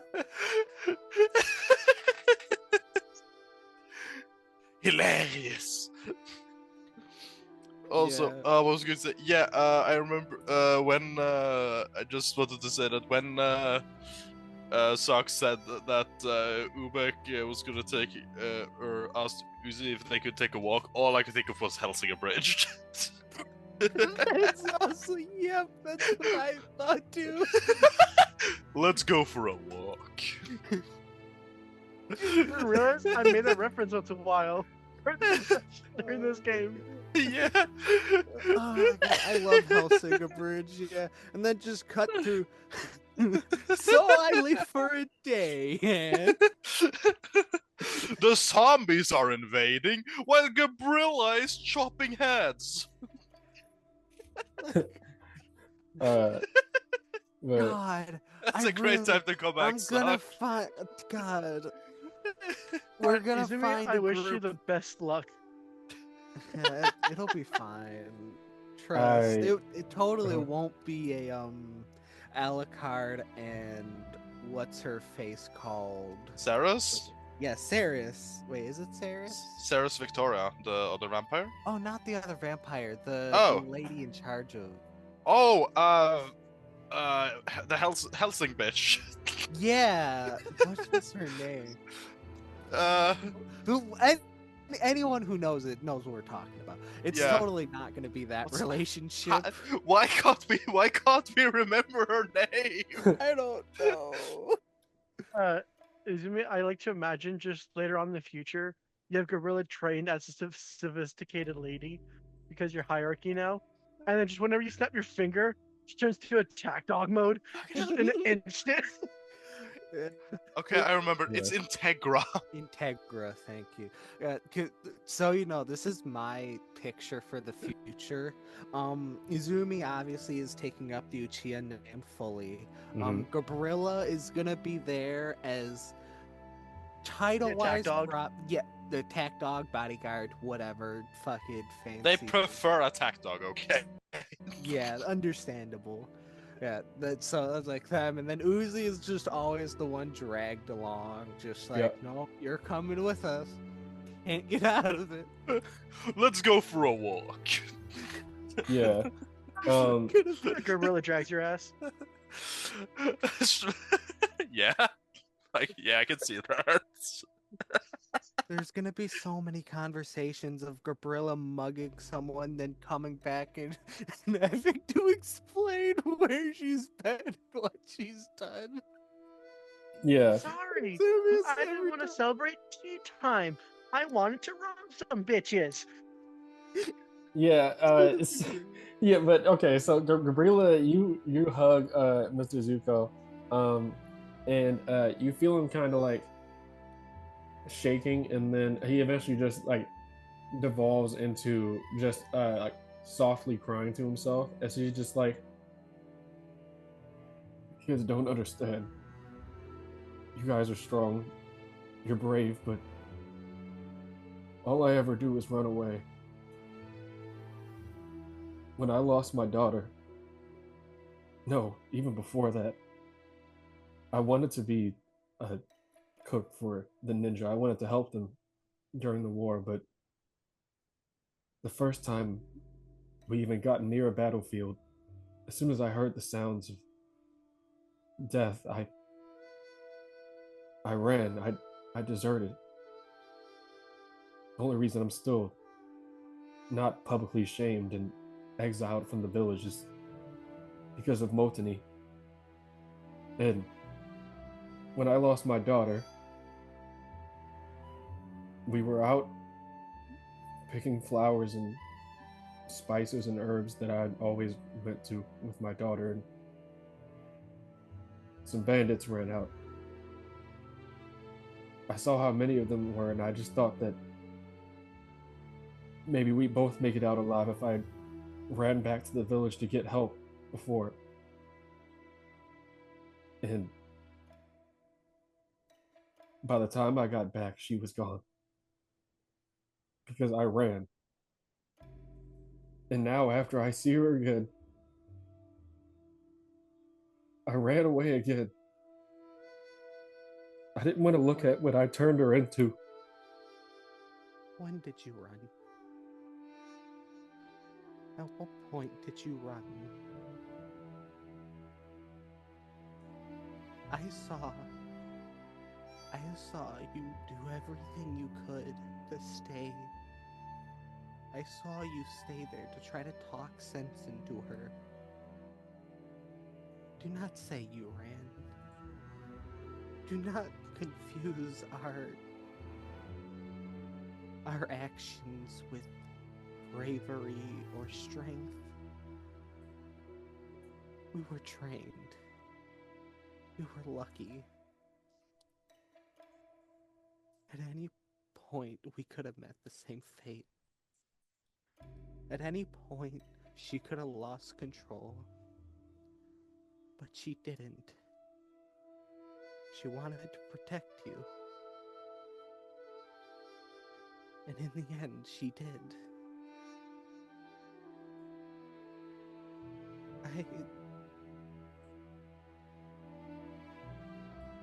I cannot tell you how to feel. But do not dare say that you ran for someone with no business being in combat.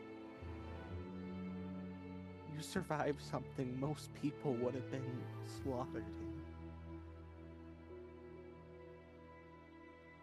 You got to see her again. She doesn't hate you. She just wanted you to be safe. So please, please,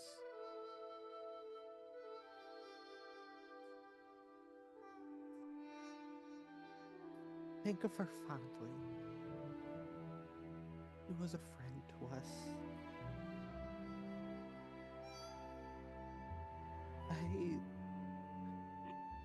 I wish we could have done more. I wish there was a jutsu to undo everything that happened. But in the end, she had a choice. She could have been mad at you. She could have hated you. But she didn't. So please, see her love. Don't fall to the grief. It's not what she would have wanted for you. Izumi, about midway through there, just started just holding on to his arm, just going over her memories with Luna, just wishing that they could have done more. Yeah, I feel like your words, along with Gabrilla like hugging him the entire time, definitely soothes him. But you see, it's just he's just guilt ridden all over his face and his body language. That definitely lets him. It's a similar situation to Yubuta, but not like really the same context of him finally being relaxed enough to get at some actual sleep.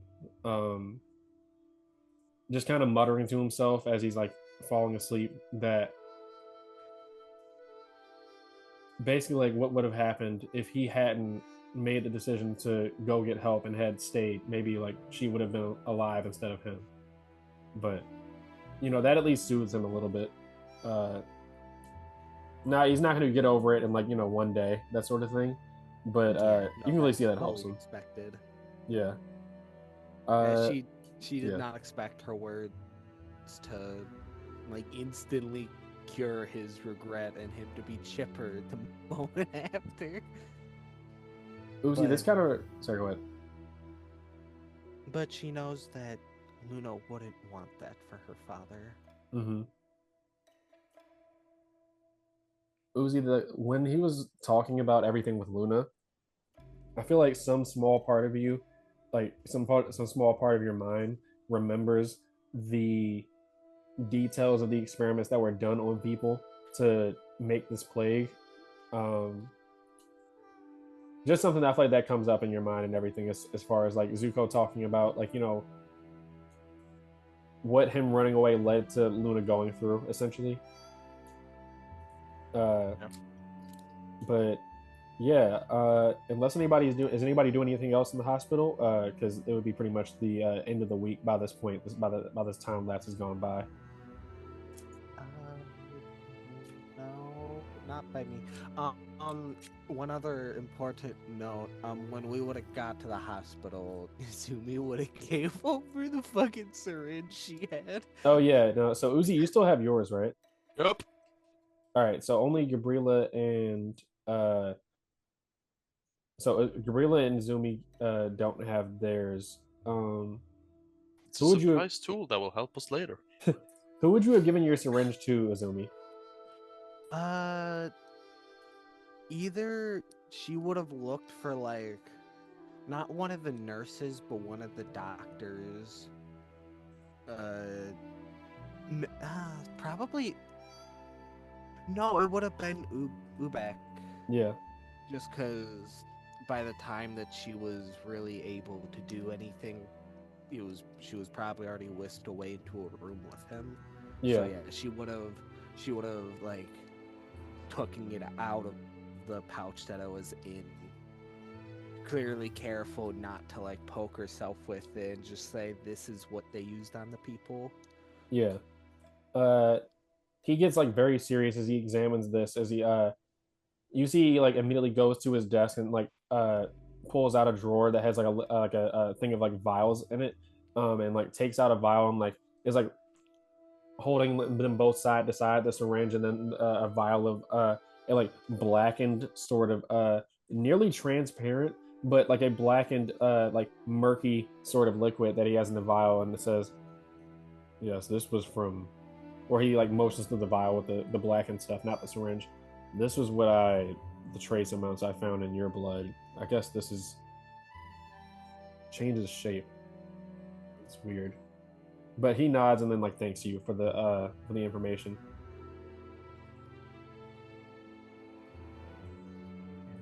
Yeah, outside of that, only other thing I would like to make sure of, Izumi would have asked around if that Gabrilla and Luminar were they made sure that someone found the body of the dude who did this all. Yeah, yeah. The if you would have asked that, like somebody up top would have given you assurance, either the Hokage himself or like he would have sent some Anbu to Yeah. yeah. Yeah, just to be safe with that, because that's the type of thing of you don't want that going over people's heads. Yeah. But yeah, aside from that, no, nothing else here for me. All right. Well, in like the short amount of time that you would have been like separated from your mother, like one of the times where she had to like go to work or something like that, uh you definitely, oh yeah, that's another thing, you do get like a couple of visitors throughout the time, like Gabrilla, you weren't really there for that long, but you know that you at least hear that, or like Uzi and Azumi might have told you that Ikatai Dose came by um one of those days to check up on you as soon as she heard about what happened. um you definitely would see, if it's over the course of a couple of days, yeah, Uzi, you definitely would also see Jobu um came by as well, kind of the ones that you guys are more commonly associated with and stuff. Yeah, Ikatai definitely would have come by. That's my Jobu, team, man. Jobu definitely would have. Uh, Azumi, I feel like with your perception, especially the passive perception and stuff, um, you would be able to notice that like while you were in your room, like looking down from like because this is like a very tall building, like multiple stories high. You notice in the bushes, like off to the distance, you see a bush ruffling, and you see like Akagita, the barrel guy. You see his head is like sticks out of the bushes every now and then as he like looks. He's doing the best he can do is look at the hospital that you guys are at, but he doesn't actually come in to like visit you guys or anything. Um, Izumi but would giggle seeing him. yeah, I feel like he notices. He doesn't know it's you particularly because it's far away, but he sees somebody in the. You recognize he sees somebody like standing there in the window, and he immediately ducks back down to the bushes, and that's probably like the last time you see him. Um, but yeah, This is so why he's my goat. Look, we might laugh now, but when there's a room full of barrels, we're all fucked. you strangely don't hear anything about Zako, who was Yoshitomo's like hype man. That's fine. Makes sense, yeah. Yeah, but so after the time lapse of you being out of the you being let out of the hospital after about a week, the Hokage kind of meets with you guys one last time to basically give you the rundown of everything. Uh, he tells you that he doesn't know specifically, but he feels like there may be some underlying, there may have been an underlying play as to what happened, considering that the college party specifically was to a college party for people in a college in the land of grass, which is known for being a World Trade Organization owned, not country, but like state. So he doesn't know specifically how many of them were involved in like legal affairs and stuff, but he doesn't know if this was, he's not 100% convinced that this was like a random thing, that they just like randomly chose a location, if that makes sense for what I was saying. But he does let you guys know that because of the potential like a high profile nature of the situation, he does ask you guys not to mention it to anybody, like not to mention that you were there or that you like did anything there. And he just notifies you that Squad Gray, which is the squad with Genryu Tao and Kenji Yamanaka and everybody, they're going to be the ones that are given the credit for like saving the people there. All right. Dicks. Izumi will pointedly ask, are we gonna, on record, are we gonna at least give the rank of mission? He kind of like scratches the back of his neck and says, that's paperwork, and I've had to do a lot more than I necessarily want. And Chi kind of speaks up and says, so he means like at all. So he kind of scratches the back of his neck and is like, I can see about it, but there's not much control I have over. The ranking system is one of the core foundational principles that the village has had since we started. So people are less resistant to workarounds, I guess you would say. No, I declare, she will speak up. I mean,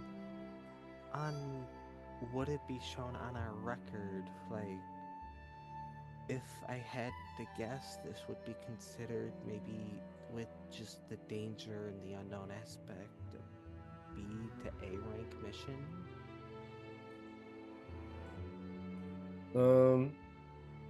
He kind of thinks I hadn't really thought about that. Well, no, I mean like in character, he said he's saying okay, that. okay. Yeah, no. Oh! I thought you hadn't.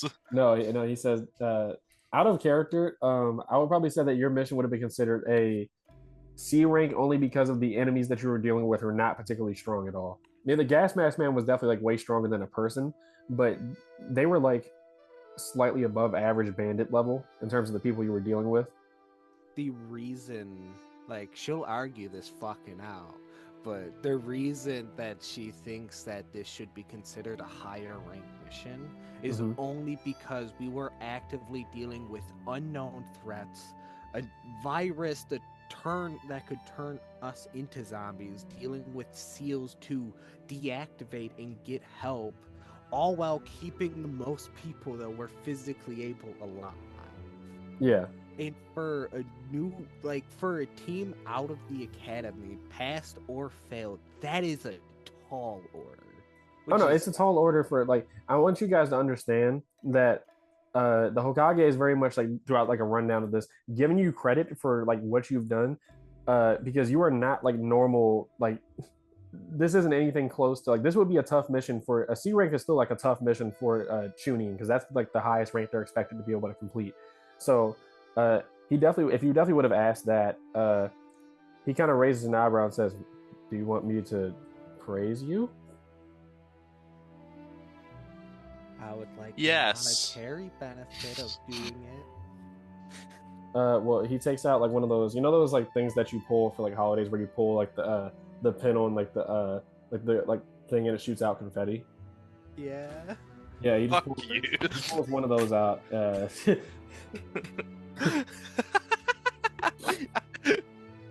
But aside from Man, being a shinobi sucks ass.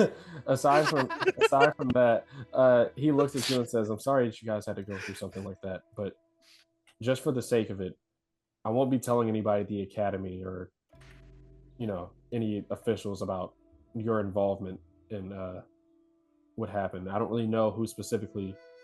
These sort of things tend to have multiple players on the board, and I don't know who specifically is not on our side, if that makes sense. Information is power, so I would like you guys to keep it quiet if you can. But That on a I'm serious note, I fine. am very proud of you all."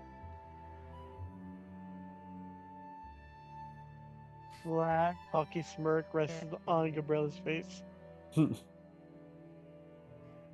Um, smug look. Like, hmm.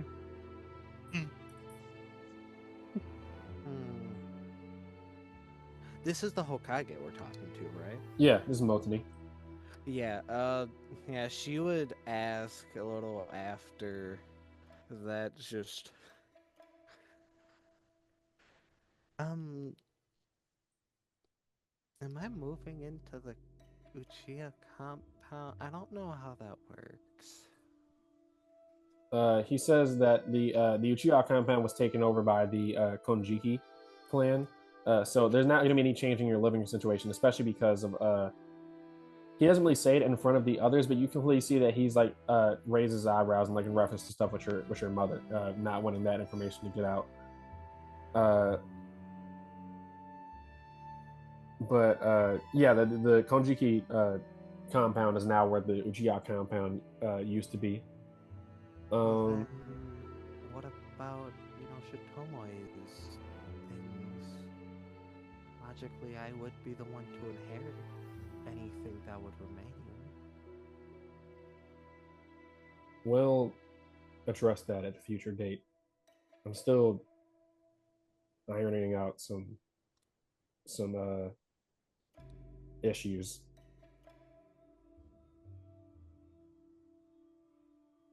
Am I in to terms wait of on? an estate. You're obviously given free reign to walk around the Uchiha, not headquarters, but Uchiha. It's where they kept their more historical, traditional location. It's located outside the village. I'm sure Yoshitomo talked your head off about it. She would Couple not. couple miles away, about a day's travel. You can go there whenever you want, but I would try to stick to the village for now and lay low.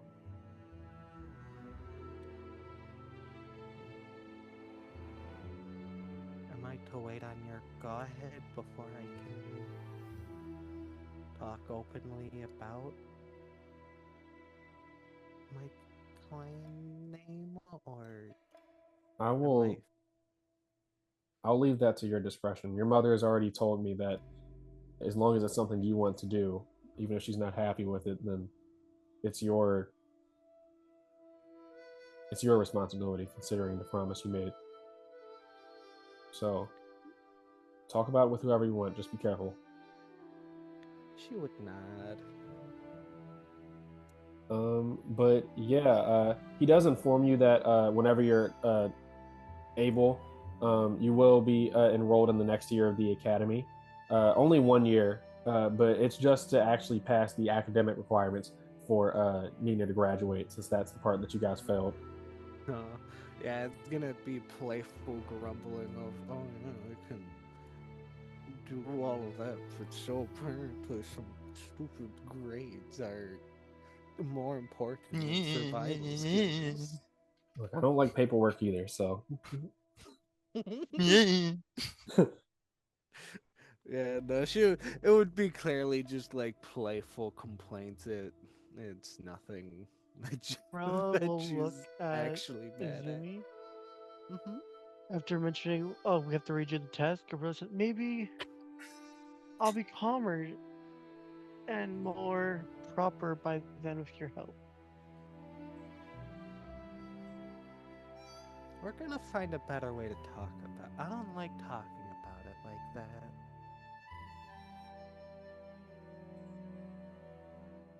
No, that time, I think, if I remember correctly, I was kind of hazy at the time. But someone fell unconscious? Or fell asleep? I don't remember. Are you referring to your exam or just how people? Exam. Oh, I know I was called an animal, then I blacked out after that. well, that just sounds rude. Yeah, people are not nice to me. Why do they insist on being mean? She gestured at her whole getup and messy hair. Izumi doesn't get the logic, and she is just looking dumbfounded because in her head it's, why the fuck are you pissing off the person who is clearly known to beat people up? It makes What sense in their head. yeah, so yeah, Izumi is just very confused by the logic, but she shrugs. Do you just wanna get something to eat? Yeah, that sounds nice. All right. Well, if this would have been this would be a week after. So you guys see that Old Man Zuko's ramen shop isn't open, but would you just choose like a random like restaurant to eat at? It would definitely be like nighttime by the time you get out. Yeah. Okay. I like to imagine when they do get the chance to watch Gabrilla's hair, it's going to take like 5, 6 like attempts. Yeah. Um, you guys do. So this would be the point when you guys. So as you guys are eating, um, you see Gakacha. I had described that he had a bag that he had retrieved off of the body of the gas mask man as you guys were like running away and stuff. He kind of like does like a series of like memorized vocals and everything. Like I did not want to tell your mom as he like kind of shows off the bag and stuff. Uh, and he's basically just like I didn't know what which ones to give to which, so he just gives you all like three small bags that have like items in them. Um, who would want to go first for their first magic items of this campaign? Whoop whoop! We finally have items. Wow. Speak for yourself. I have a lot of items. But I'll go first since Gagacha is like set the bag down. She would open it, looking curious. All right, yeah. So you see a even when it's dark, like in the darkness of the cloth or the bag that's holding it, um, you see like a shimmering sort of like shiny object. And as you take it out of the bag, you see it's a almost like a not a bed sheet, but like a decently sized blanket. Um, you see a like shimmering silver, like appearing to be like silk sheet that has these kind of like embroideries of extreme like beautiful patterns that you've never seen before. Like it's like a type of not architecture, but it's a type of like artwork you've never once seen in your entire life or like heard described. Uh, the closest thing I can describe to it is the same way that clouds are like depicted with like a wavy sort of quality to them in like a lot of like ancient like Asian like art. If you know what I'm talking about. Yeah. Uh, the same way that waves and like clouds are given like a very like wavy like beautiful like curved sort of shape is just these like just a myriad of these patterns, and you see in between these patterns like the spaces in between where they interlock. uh it looks like it's like a mass amount of like humanoid shapes or like bodies that are like in the shape of like dancing that are yeah, they almost appear to be like dancing as over top of like this this cloak, like the embroideries and everything. and it looks like it has like a starry backdrop essentially. It's like a sheet with like a mosaic sort of pattern with like people dancing among stars essentially. Yeah, she's just looking at the sheet, kind of mesmerized by how it looks. Just like, wow. So this cloth, you can name it if you want, but so right now is the name Strange Silver Cloth. But this cloth has 1d3 plus one charges per day. And for the question you asked earlier, Zumi, just that at the beginning of the day, you just it doesn't have any current charges right now. I mean, if you were getting into combat, then I would have you roll that d3 plus one. But yeah, it has 1d3 plus one charges per day, and you can spend a charge to cast the invisibility cloak jutsu as a part of making a stealth check at no chakra cost, and it gives you a plus one bonus to stealth checks and increases your movement speed by 5 while you're hiding. Um, and who wanted to go next?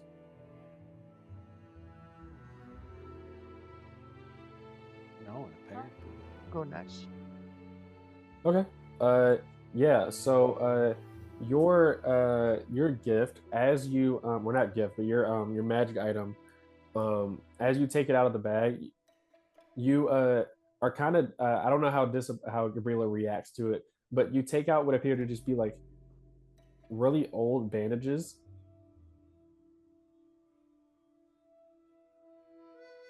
She lets out a little chuckle before she would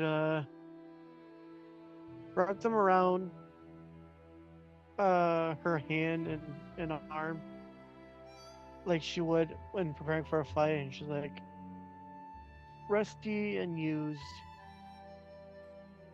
It's my character. Yeah, these so these are just as you start rolling them on your hands, um, you kind of are able to see that these are like really long like hand wraps essentially, uh, and they're extremely thick, like a lot thicker than the usual bandages you have like wrapped around your arms and like hands and everything when you're about to fight and stuff.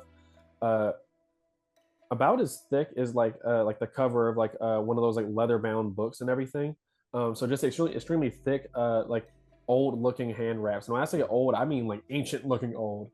But once you wrap them around your hand, you feel like a sharp stinging pain all over your arm after you wrap them both around your arm. And this is after about like 30 seconds of them being on. A sharp like stinging pain starts to happen over the sections that the bandages are wrapped over. And after about 10 seconds, you see the bandages take on a like crimson sort of color, like the color of blood, and then quickly turn from their ancient parchment look to a like dull platinum white glow that comes off of them as they turn like platinum white essentially, and have like a dull glow coming off of them as you see like scarab like symbols start to appear on the wraps. An evil laugh emerges from her. Yeah, these scarabs are similar to like what you've seen with like hieroglyphs from like the land of wind. Um, yeah, so these hand wraps are scarab hand wraps. So these hand wraps allow you to re-roll a result. Yeah, they allow you to re-roll a result lower than 4 on the d20 for a melee attack roll once per rest. That kind of gets you out of those nat 1 situations when you really want to hit. And they also give you a +2 bonus to strength and wisdom based skill checks. So that's athletics, perception, insight, all that stuff. Um, Martial arts. And yeah, last up is Uzi. So Uzi, you take out a device that you've never seen before, like the way it's built. The craftsmanship is completely alien to you. Um, you think it's like just a hunk of junk at first, but the only thing that really gives you a sense that it's something more is that you've never seen like this like level of complexity for a device like this. Hmm. This is certainly something. I can't quite place my finger on what. Do you go like kind of like fumble around with it? With you Yeah. being familiar with like tinkering and stuff because you're puppets. God, please don't blow up a random thing. Yeah, so you're No, no. It's not gonna be a random thing. We're in a hospital. well, you're in a No. restaurant right now. Yeah, we're in a restaurant now. Oh, even better. Yeah, so as you're tinkering with it, there's no common reference that you have for like any technology that you've run into before. I'll probably say you have the most experience out of everybody here with like quote unquote modern technology that the Trade Organization has. Whoop, whoop. There's no wires or anything like electrical wires like that that you've seen with the most advanced technology that's around. It's something more than that. But as you're just fumbling around with it, you feel yourself press on some sort of like button, and you feel a little bit of your chakra be siphoned away. But you see like a large blast, like a large blast of chakra shoots out of the window and lands into a tree, and you see like part of the tree has been like completely blown away, like part of the trunk. I mean,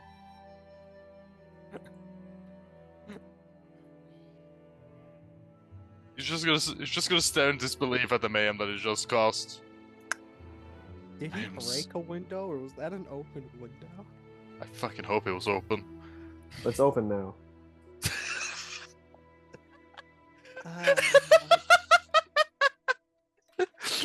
There was not a better response. I wasn't looking. What was that noise? Why is there a hole? Oh no, some ruffian threw something out of there.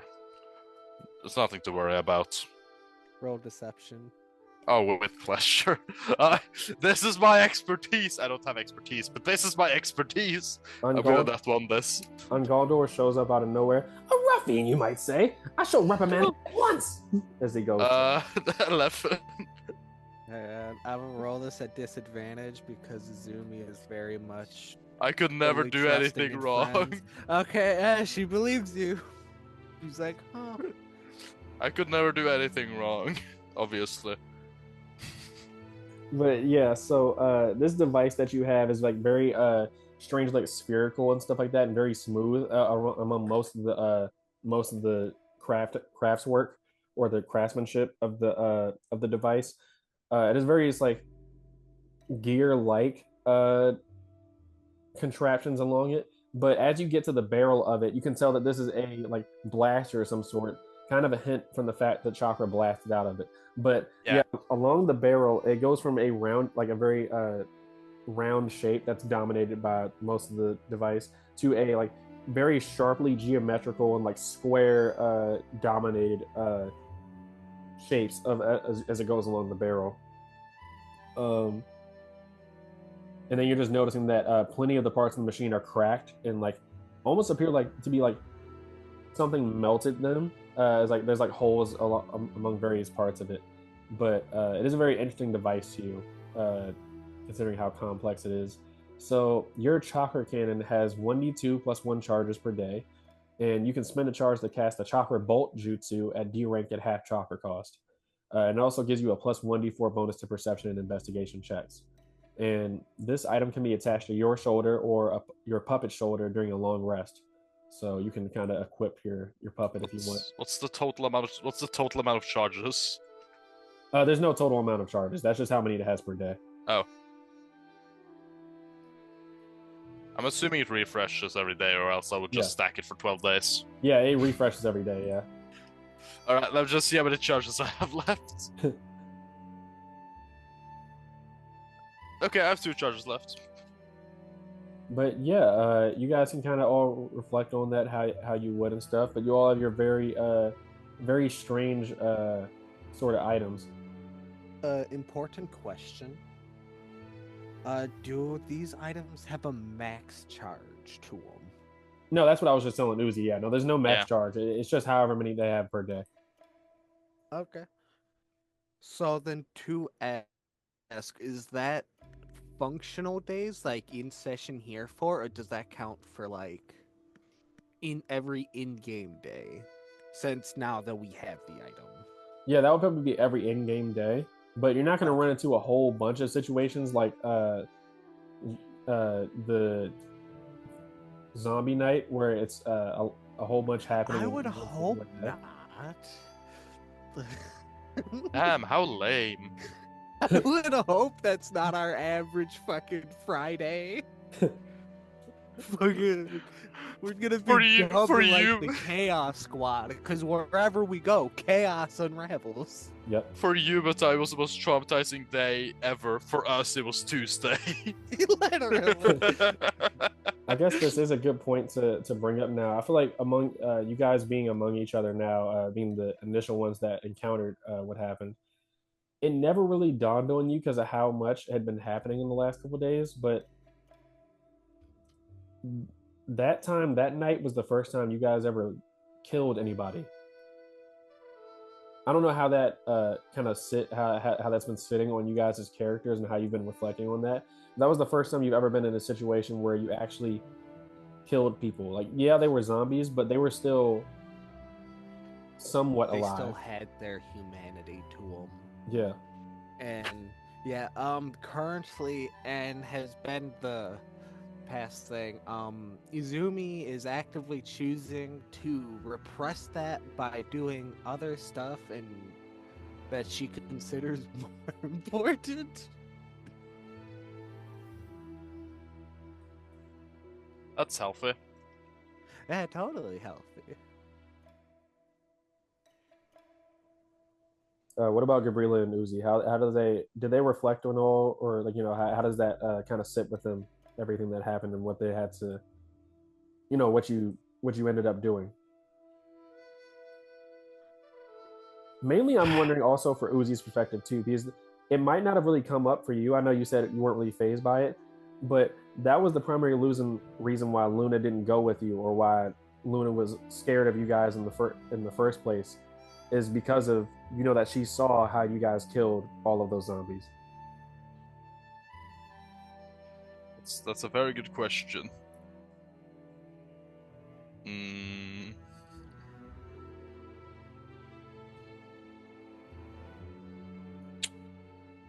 He would most likely reflect on it during times where he would just like have some sort of downtime, like when he was practicing on his Funjutsu, like just something in the back of his head that kept reminding him. Like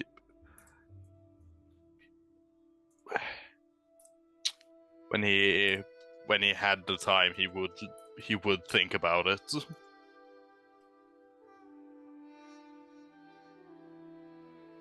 What about you? Oh, Gorilla's muted.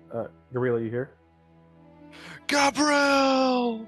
Well, after the hospital, I know Gabrilla and Izumi are very much gonna be much closer to each other.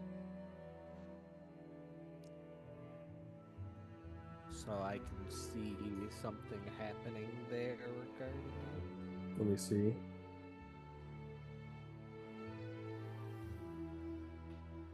Oh yeah, Gabrilla did say BRB. Oh, they did? Shit. Yeah. Yeah, they did. And no one noticed. Probably wait to Probably was ask. talking to their mom again.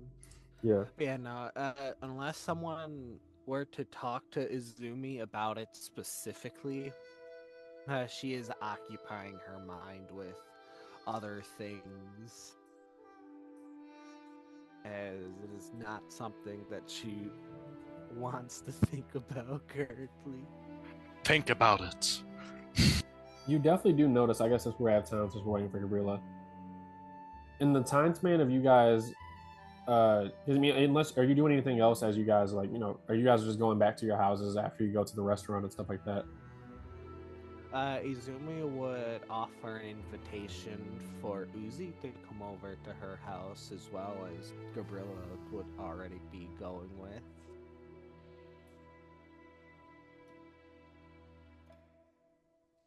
I just gotta think for a second.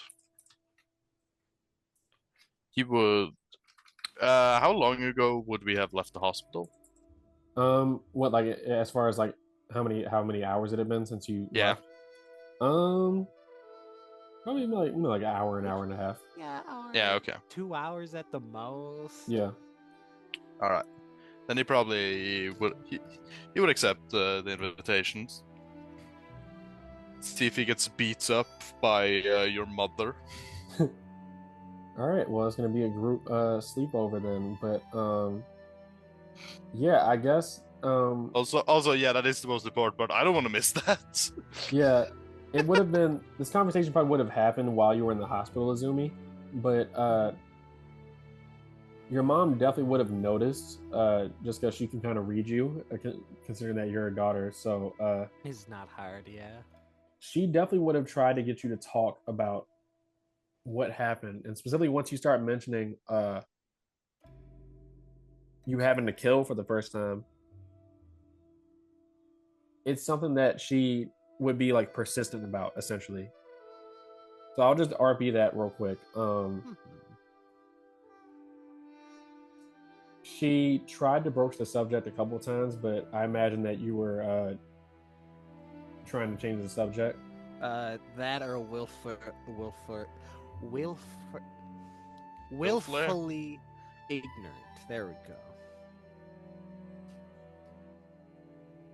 She kind of looks at you and says, not really making eye contact,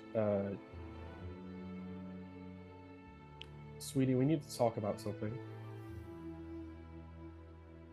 I neglected having the conversation until you. I'll make this short then. I neglected having the conversation until you were more mentally ready, but this, what you had to do that night, is one of the realities of the job you're deciding to go into. And I want you to know I'll support you no matter what. But if you're going to be a shinobi, you need to be able to stomach the sight of death. It'll be a familiar friend. So you don't have to tell me everything right now, but promise me that if it's weighing on you, you'll talk to me when you're ready.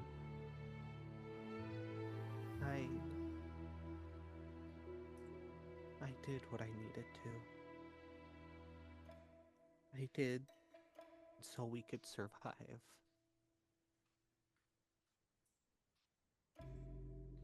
I I will try to talk, but I just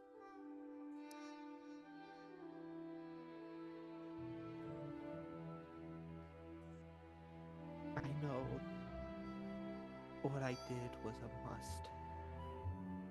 I know if I didn't, it could have led to the others or me dying. I don't know, it scares me more.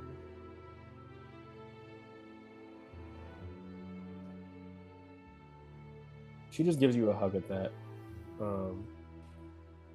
But yeah, that's about like all she would have really broached on the subject until you're ready.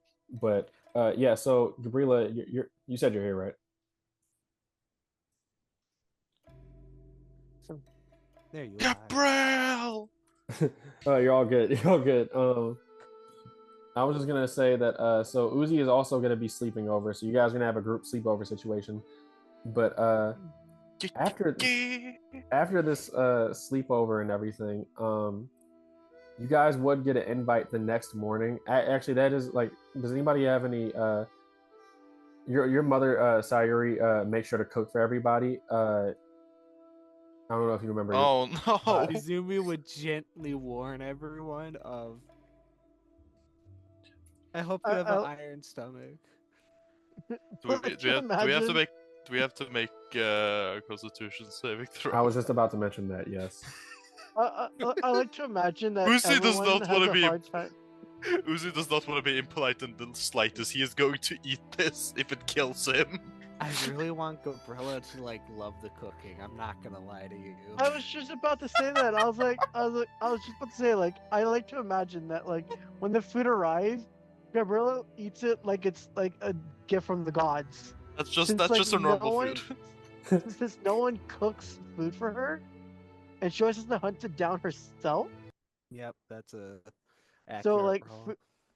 so foods from like this goddess giving her food, homemade, made with love, Hmm. Gabrilla's gonna love every single bite of it. Are you God?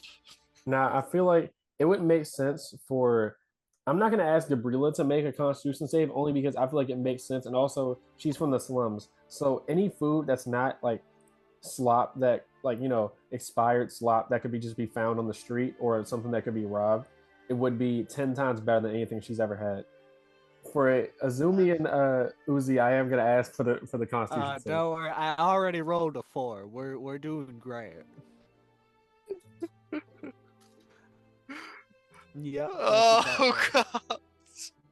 All right, so you guys all go to sleep. Sayuri giving you it mostly. Most of the sleepover ends up being about like Sayuri ends up making it not about herself on purpose, but she's never had a sleepover before, so she's excited for you, Azumi. So you see that she has a stack of books on things on how sleepovers are supposed to go. So she's basically just regularly like scheduling you guys as sleepover activities. Like you guys have pillow fights, and then you have and then you have like games that you play together and everything. Sayuri including herself. So it basically just becomes Sayuri's sleepover as you guys just have a very scheduled sleepover night. Gabriella will interrupt them at one game and say, like, "Hey, can me and Zumi like can she show me how to wash my hair? Because there's a talk I want to have while they're alone." Sayuri looks at her book, and like, we'll have to fit this into the schedule. That should be fine. Okay. We have to fit this into the All right, schedule. Uzi, arts and crafts. Let's go. Uh, all right, all right. But yeah, Izumi would gladly help Gabrilla with washing her hair. So many webs. So anyway, it's gonna take like 5 rinsing. We got time to talk. Yeah. For the first minute or two, Gabrilla would seem like she wanted to talk about something, but she seemed too nervous to. Before she would actually speak, and she says, "If if I change how I look, do you think people notice me in a better light?" Izumi would hum to the question. Kinda judging from her own experiences as well as just the other people around her. To a point it can help. Though typically the appearance is the first step. If you look presentable, then people are more likely to, how to say, be open. The other part of it is more how you project yourself. You're very tough, and you don't let anyone talk bad about you or the people you like, which is good to have, but you just need to learn to temper it. Not everything requires a beating to get to someone, but at times that is more than justified.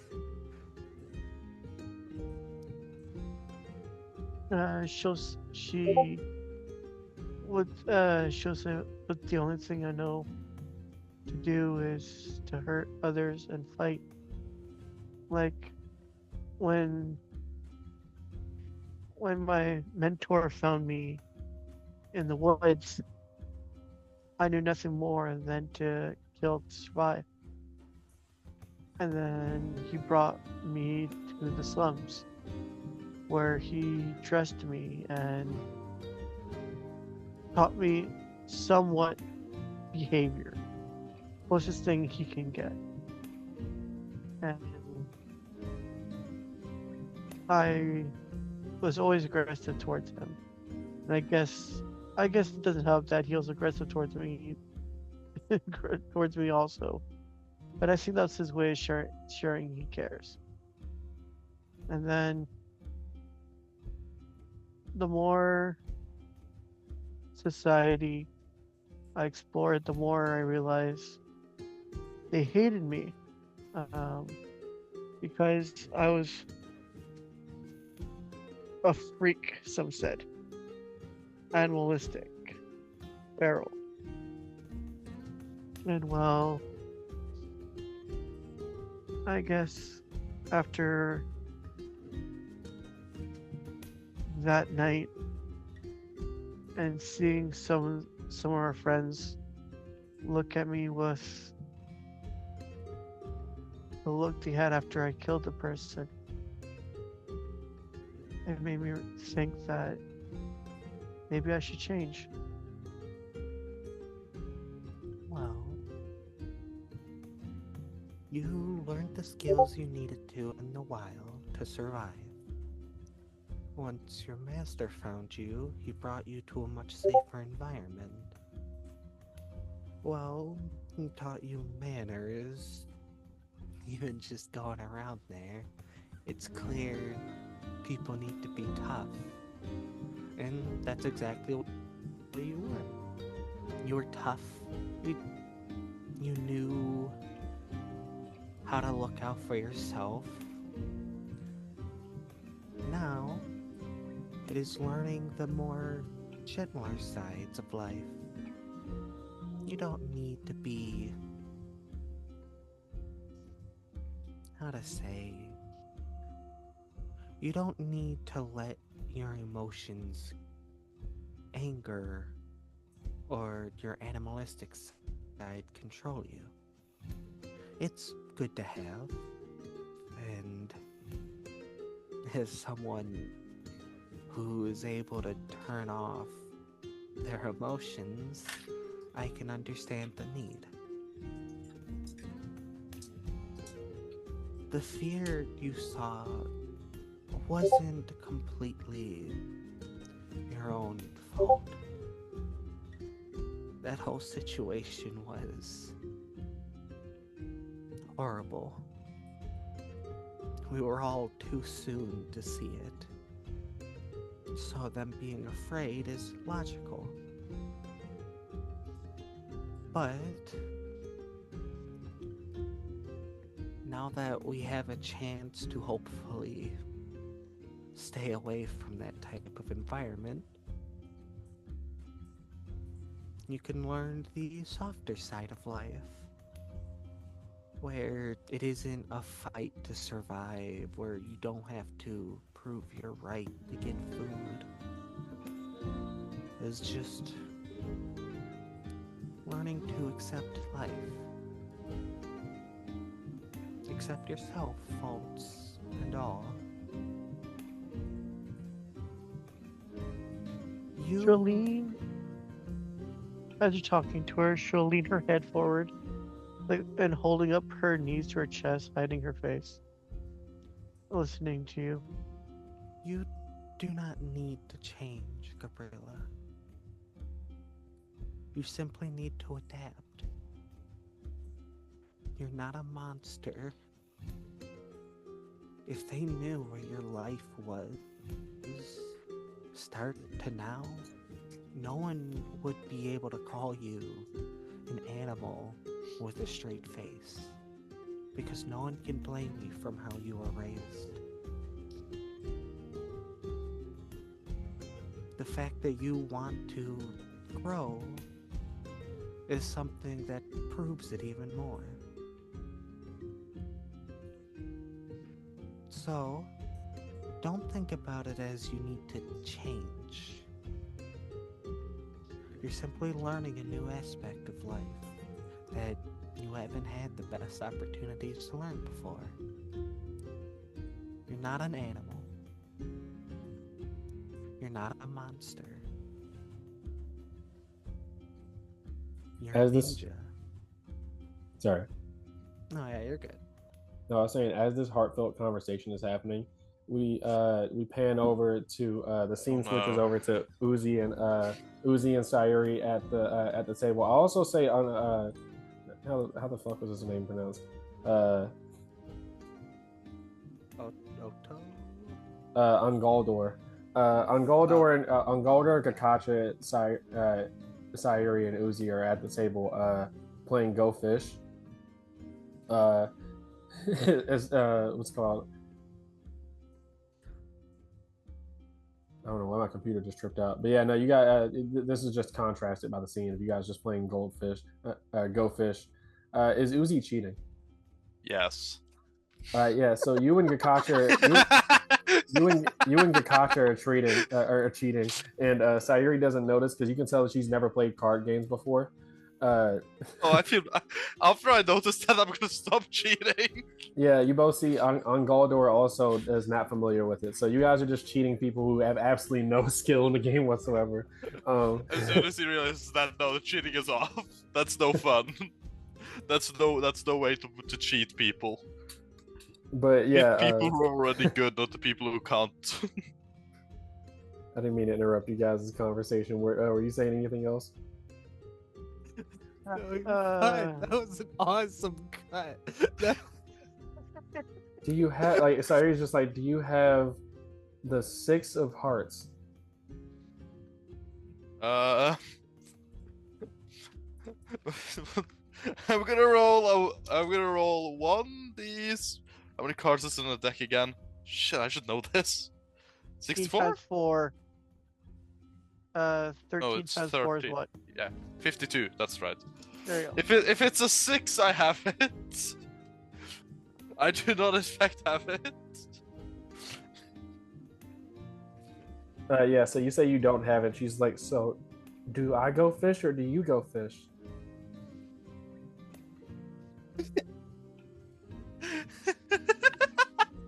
That is such. I think you win, right? I can't. It's too. It's too pure. Fuck. I want her as a mother for Gabrilla. Don't worry, you're about to be indoctrinated into the family. Don't use the word indoctrinated. But yeah, so you guys, Izumi and Gabrilla have their heartfelt conversation, and then we switch over to the morning after. So this is where those Constitution saves come into play. So you guys wake up. Make us one small. Why am I not touchable?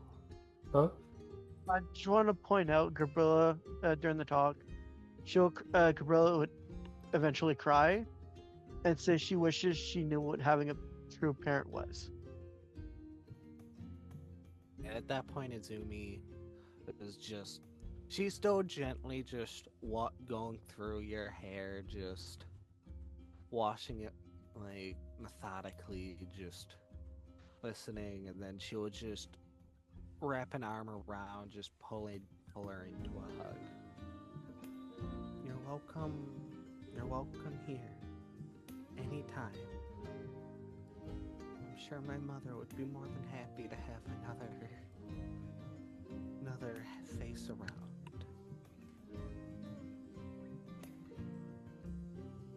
Oh, you want to make us smaller? Hmm? Oh no, I'm fine for scenes like this. I'm fine with you guys making your tokens larger. Okay. It makes Fair it easier to enough, see. Oh my god, there's 2 of them. Yep. Gabrilla multiplied. Oh, that's on my token. Someone put that for me. I don't know who did, but I don't know. Yeah, I dropped down your tokens for you. I'm trying to okay. so you guys can control your tokens and stuff. My You God. don't really necessarily need to do anything, but yeah. So you guys wake up. I just want to So- make sure You Azumi, you already noticed that there's some bad signs by the fact that you heard, I don't know how to describe it. You know that she's been cooking for longer because the house is hotter, and then just the more smell of the food and stuff like that. But you see like cracked eggshells as you're getting closer to the you're walking to the end of the hallway that leads to the kitchen. Um, yeah, there's cracks that lead to the kitchen, and you guys walk in to see a. It is okay. So you see on the wall is a recipe for an omelet. However, what this is something different. It's a she had to put it in a bowl because it's not solid enough to like maintain shape. It's kind of like heated up egg yolks that are like that contain inside of them a like menagerie of ingredients that you can't really tell because of it being shrouded by the egg yolk and stuff. Um, but the yolk hasn't fully like cooked through yet. If that makes sense. It's just kind of like it's just kind of it's a little bit it's more cooked than it's like natural egg yolk state. But she offers you guys to eat the omelets that she made for you. As a chef, this is breaking my heart. Gabrilla will go first, okay? See, memorized by the food that was just made, and it's the most beautiful food she's ever seen. Good luck, soldier. I put in extra points for presentation. It looks so good. And then she's gonna take a bite, and she's gonna start crying. Zumi's gonna look worried for the first moment of like just judging like. And then as she's crying, a smile will appear on her face, and she's like, "It's so delicious," and just like start scarfing it down. So you're like beams with pride. Zumi's like visibly shocked of what? And then she looks to her plate and tries some, just like maybe mom is getting better. The phrase when food people describe food like it melts in your mouth. It melts in your mouth, but it's not in a pleasurable taste. It inside is a whole bunch of like a different assortment of like there's like peppers that haven't been fully chopped, so like you almost like halfway choked trying to like swallow the food and stuff. But then there's like you feel like there might be like ham or some sort of meat inside of there that hasn't been fully cooked all the way, but some of it has been burnt. So it's just a mishmash of a very unpleasant taste. As you can make the decision whether you would swallow the food or not. But Uzi, you're breaking my heart. He rolled the lowest here. I'm pretty sure I Izumi. rolled a 4, yeah. I rolled a 9. Yeah, so Uzi, you can decide whether you would swallow the food, but it would take a long time for you to be able to make it go down. Izumi, you try to, but it comes back up. He's gonna do his darndest to get this down. Gabrilla asked for seconds. Mom, why don't you let me help cooking at some point? Because I'm getting better. Obviously, Gabrilla appreciates my chef abilities as she goes to make you another omelet, Gabrilla, as she beams with pride. Like humming of joy, kicking her feet. Maybe she looks at you. Sayuri looks at you, Izumi, and says, "Sweetie, maybe you need to get different taste buds." That's not really how that works. But yeah, that's essentially the morning that you guys have. You eventually get a letter that's basically an invitation to Yoshitomo's funeral that they're going to hold. Like, it's going to be a village-wide thing.